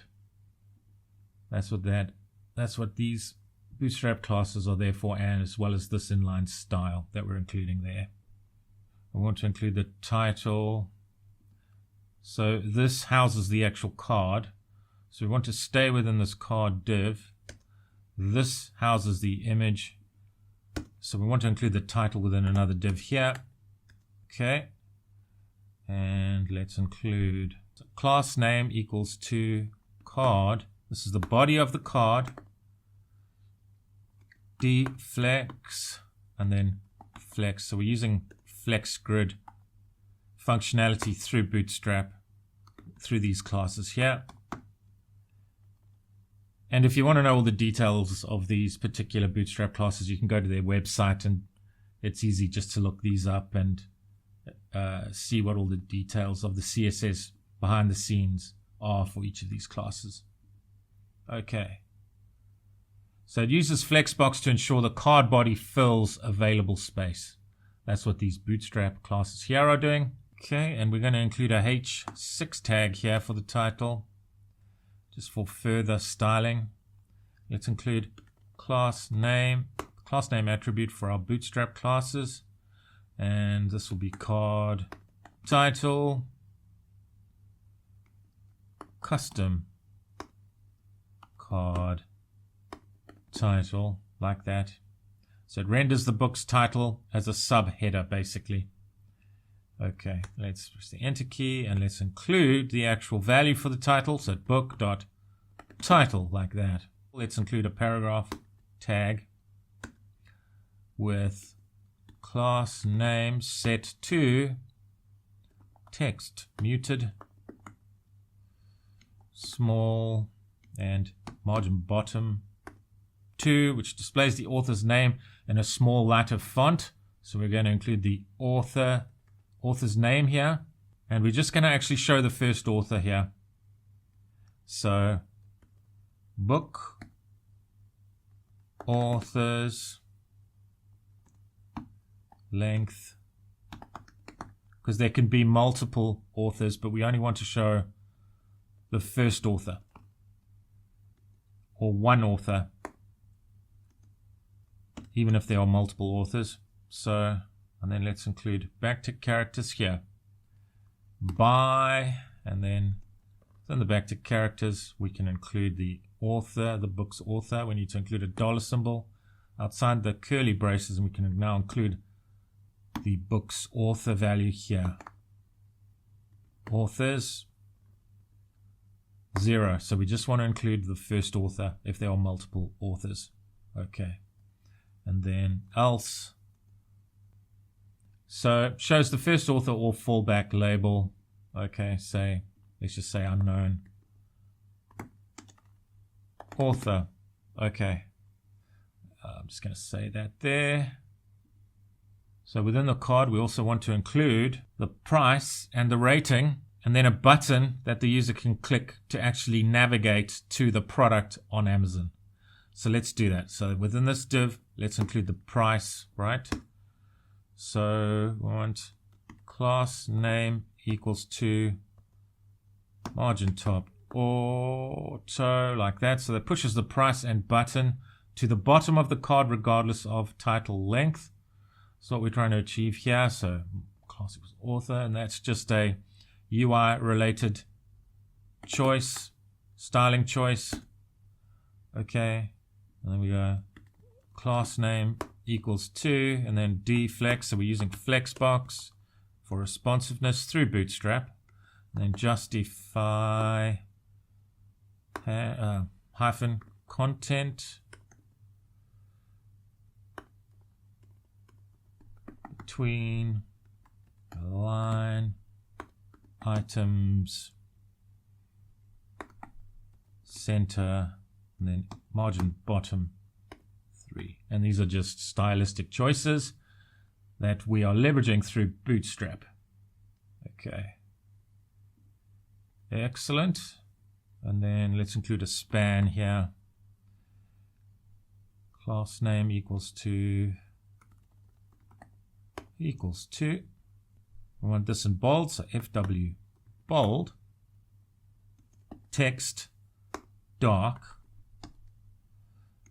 H5 margin bottom 0, like that.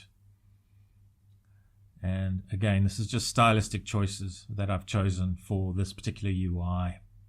So it renders the price in a bold, dark, prominent font size. And then, of course, within the span, we want to include the actual value for the price. So book.price. Okay, back to characters. Let's include dollar, literal dollar, and then dollar as in JavaScript dollar reserve character. And so within this, we can now include the actual price value within the string to fixed,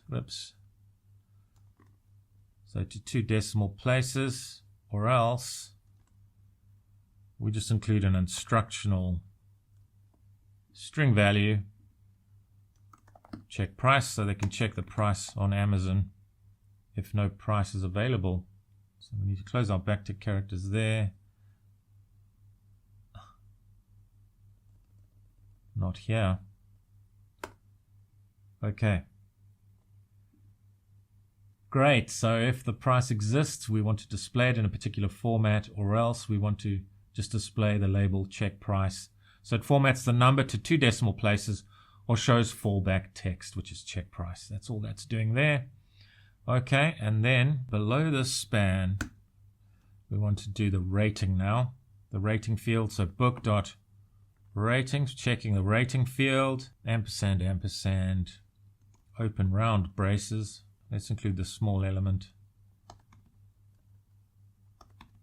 like that. Class name equals to, we want sort of a faded font here, so muted for that. Okay, and we want the star symbol included there, and then book dot rating like that. So if the rating exists, then we display the rating like this. So it only renders the star rating if the data is available. Great, and then we want to include an A element here below this div like that, href. So we're going to include the literal Amazon URL. It's going to hard code that for now.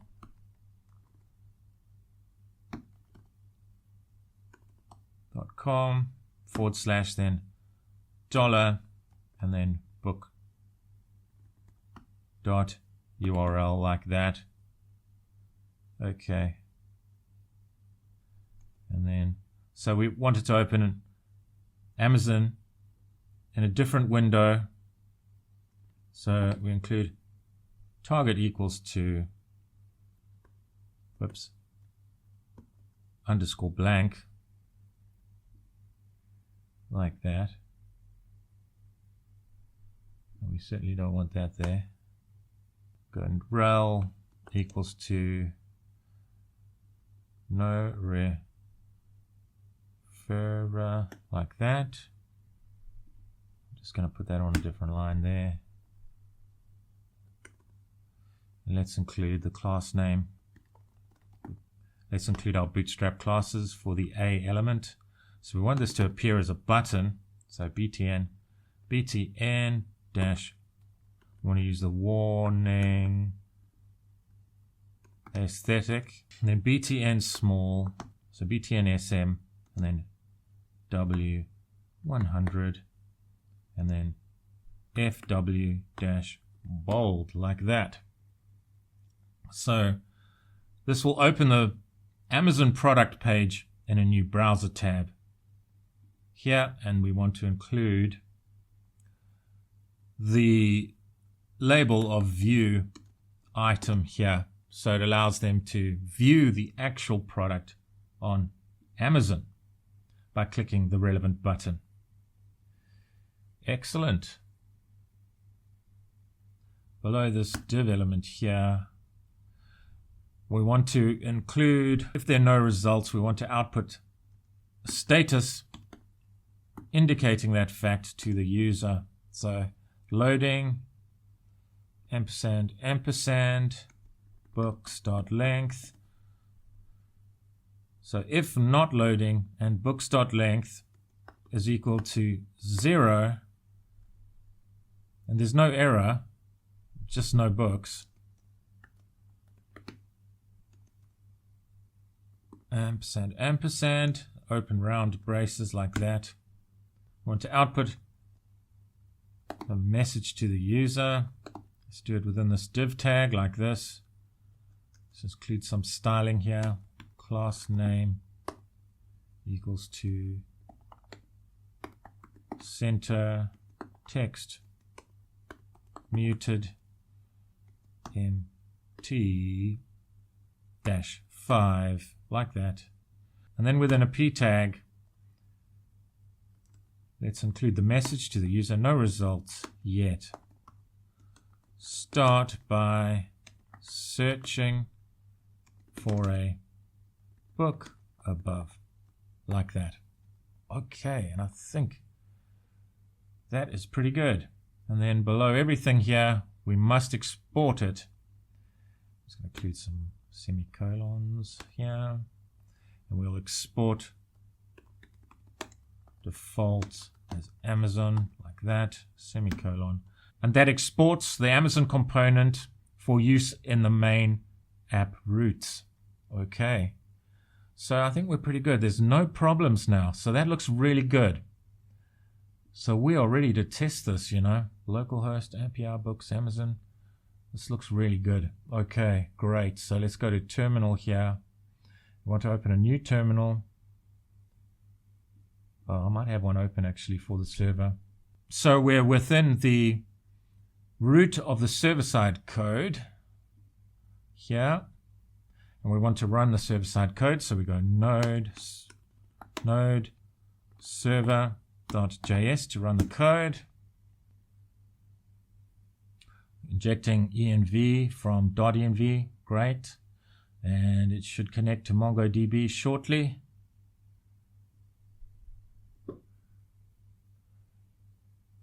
And there it is, server running on port 3000 connected to MongoDB. Okay, and then let's run our React code. Let's see what we got going here. pm run dev.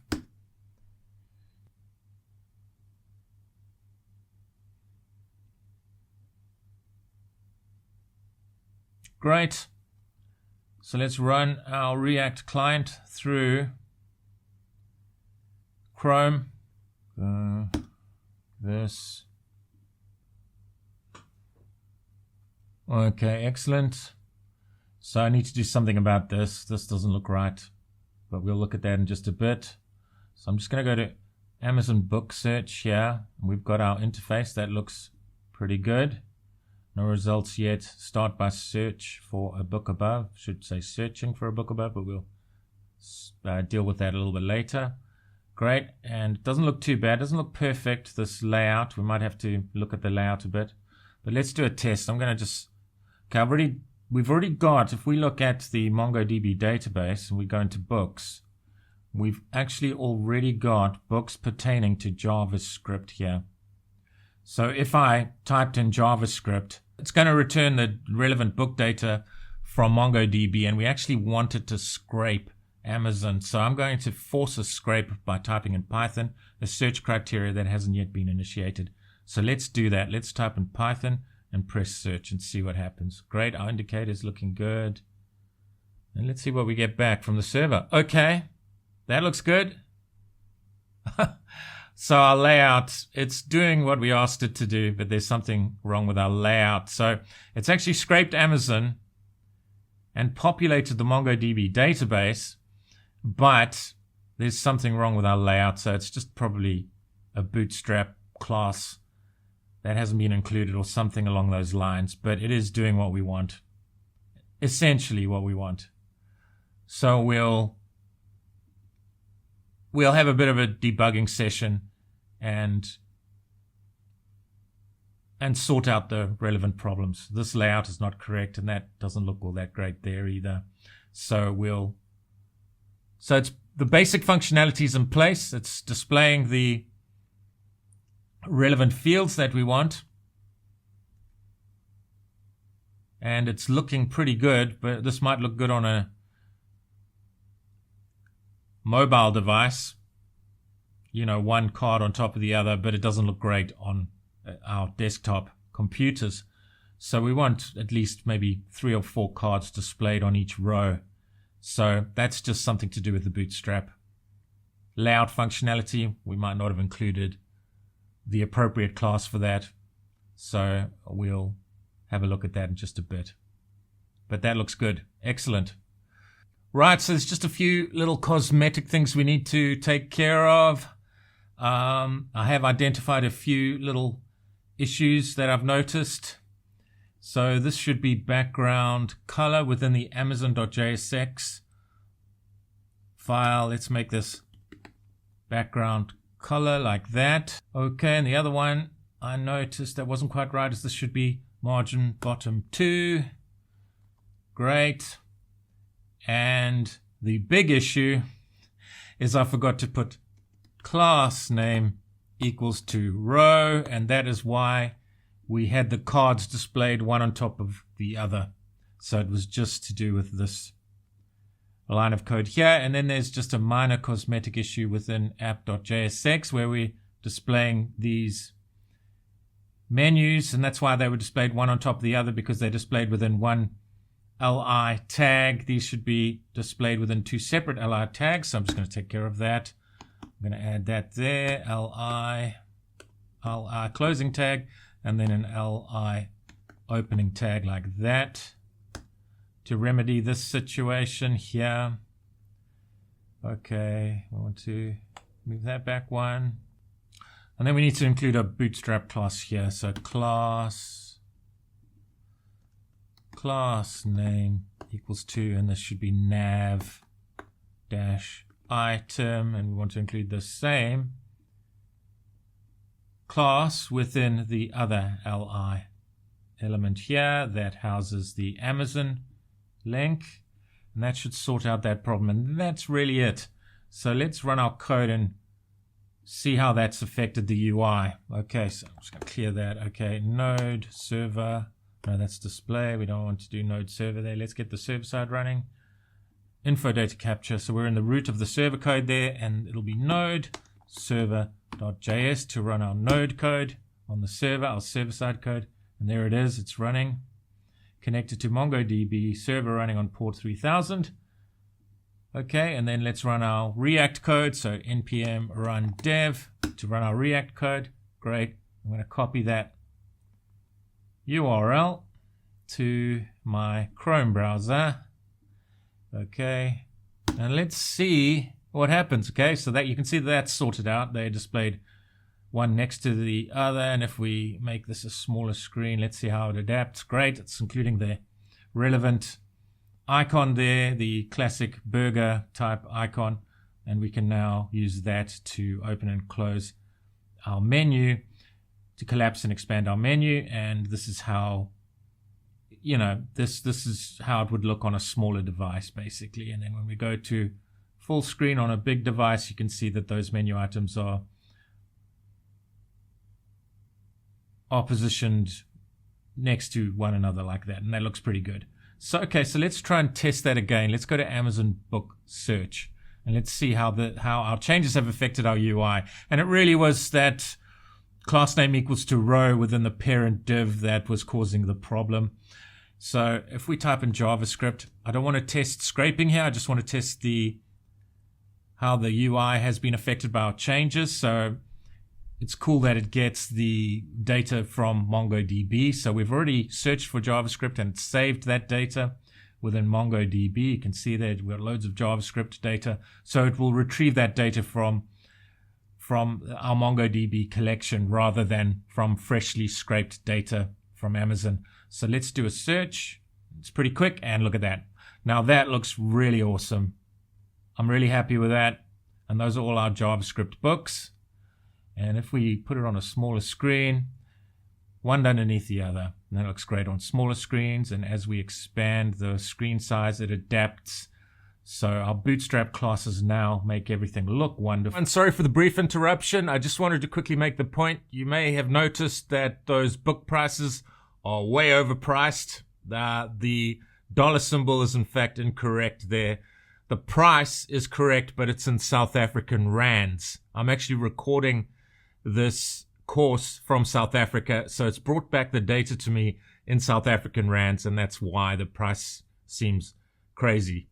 It's just that it's in South African rands and not in American dollars. So that dollar symbol is incorrect in this particular case. And let's search for Python. This again, we've got Python data.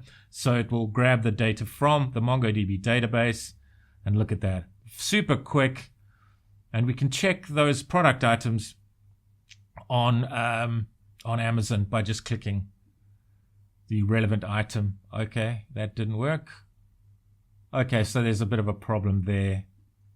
With that, let's just remove that / and see if that affects it. So there's an extra / we need to get rid of for the path, and we can do that. No problem. So we've got a bit of a problem when we try to view the individual items. And okay, well that worked. That worked okay. So it is navigating to this particular product, but ideally you don't want to / here, so we can address that in code. Great. And now we can see that item. We could even purchase that item through Amazon. Excellent. And we've scraped that data successfully from Amazon, and we've saved it to our database. And now let's say we want to force a scrape. So I'm actually just going to go to the home page and then back into Amazon, so it initializes the search. And let's search for something that we haven't searched yet. Let's just type in AI and see what books it brings back. Now this will trigger the scraper to be invoked. So the server should return freshly scraped data for this search AI, because we don't have AI related search results. We don't have search results for this particular search criteria saved to MongoDB. We've only got JavaScript and Python at the moment. So let's just see, we've got Python here somewhere. That's because when we're only displaying 25 items, it's displays 75 items. We should see Python. There we go. Search term Python. Okay. But let's search for AI, and this will trigger a scrape, and it will return freshly scraped data, hopefully to our web page. And you can see now it's taking a bit longer, but it didn't take that long. This is brilliant. Look at that. And it's returned books related to AI and saved that data now to our database. So you can see how quick it is now when it retrieves it from the database. So if we've got Python, look how great this is. There it is. Split second, it returns it. We go AI. It returns it from our database, and it's a split second. And we could do something sort of off topic, like dance, for example. Let's search for books relating to dancing. Okay, and there we go. It's scraping. You can see. Look at that. Loads of dance books. We could try karate. Just a different topic from the normal tech topics that we've been searching so far. So karate, let's see what happens. Look at that. It's scraping. It returns martial arts related karate books to us, and we can view those books on Amazon. Sorry, okay, so some of the links aren't quite right, but let's test this one. And there we go. Great. So it takes us to the product on Amazon, and we could even purchase that product if we wanted to now. Okay, so, and let's remove this. So it does have an extra, so it unfortunately does have an extra / here, and that we can resolve that in code. No problem. Okay, great. Excellent. So, everything is working great. So if we go to the home page, we go to the Tiobe index. We've got the Tiobe index there, and then we've got the Amazon book search. And you could extend this functionality to scrape other websites and capture that data and perform all kinds of analysis on that data. So you can see the potential of having an app like this where you can capture data from the internet through scraping.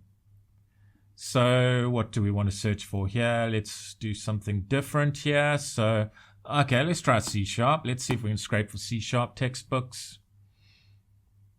And there we go. Loads of C# books here. Brilliant. So everything is working perfectly. Let's see if we can see this one on Amazon. View item. And it's taken us to the relevant book, and we could now purchase this book or read some reviews or whatever. And that is working perfectly. So that completes our full stack web application.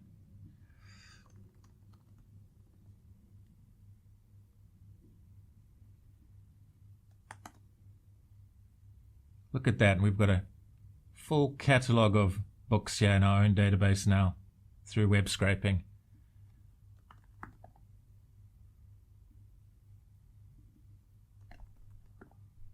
Excellent.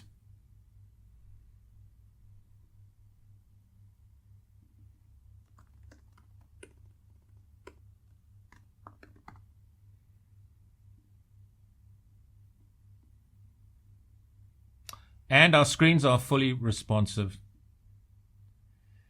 And that is the magic of Bootstrap at work there. Makes it very easy to implement responsive web pages.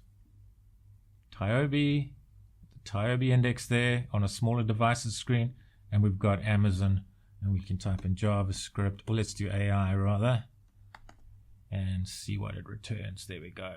All these AI related books that we've scraped from Amazon presented to us, and we can go to Amazon and look at the book on Amazon, look at its reviews, and even purchase the book. Excellent. I hope you enjoyed this course on web scraping as much as I enjoyed creating it. Web scraping is more than just a technical skill.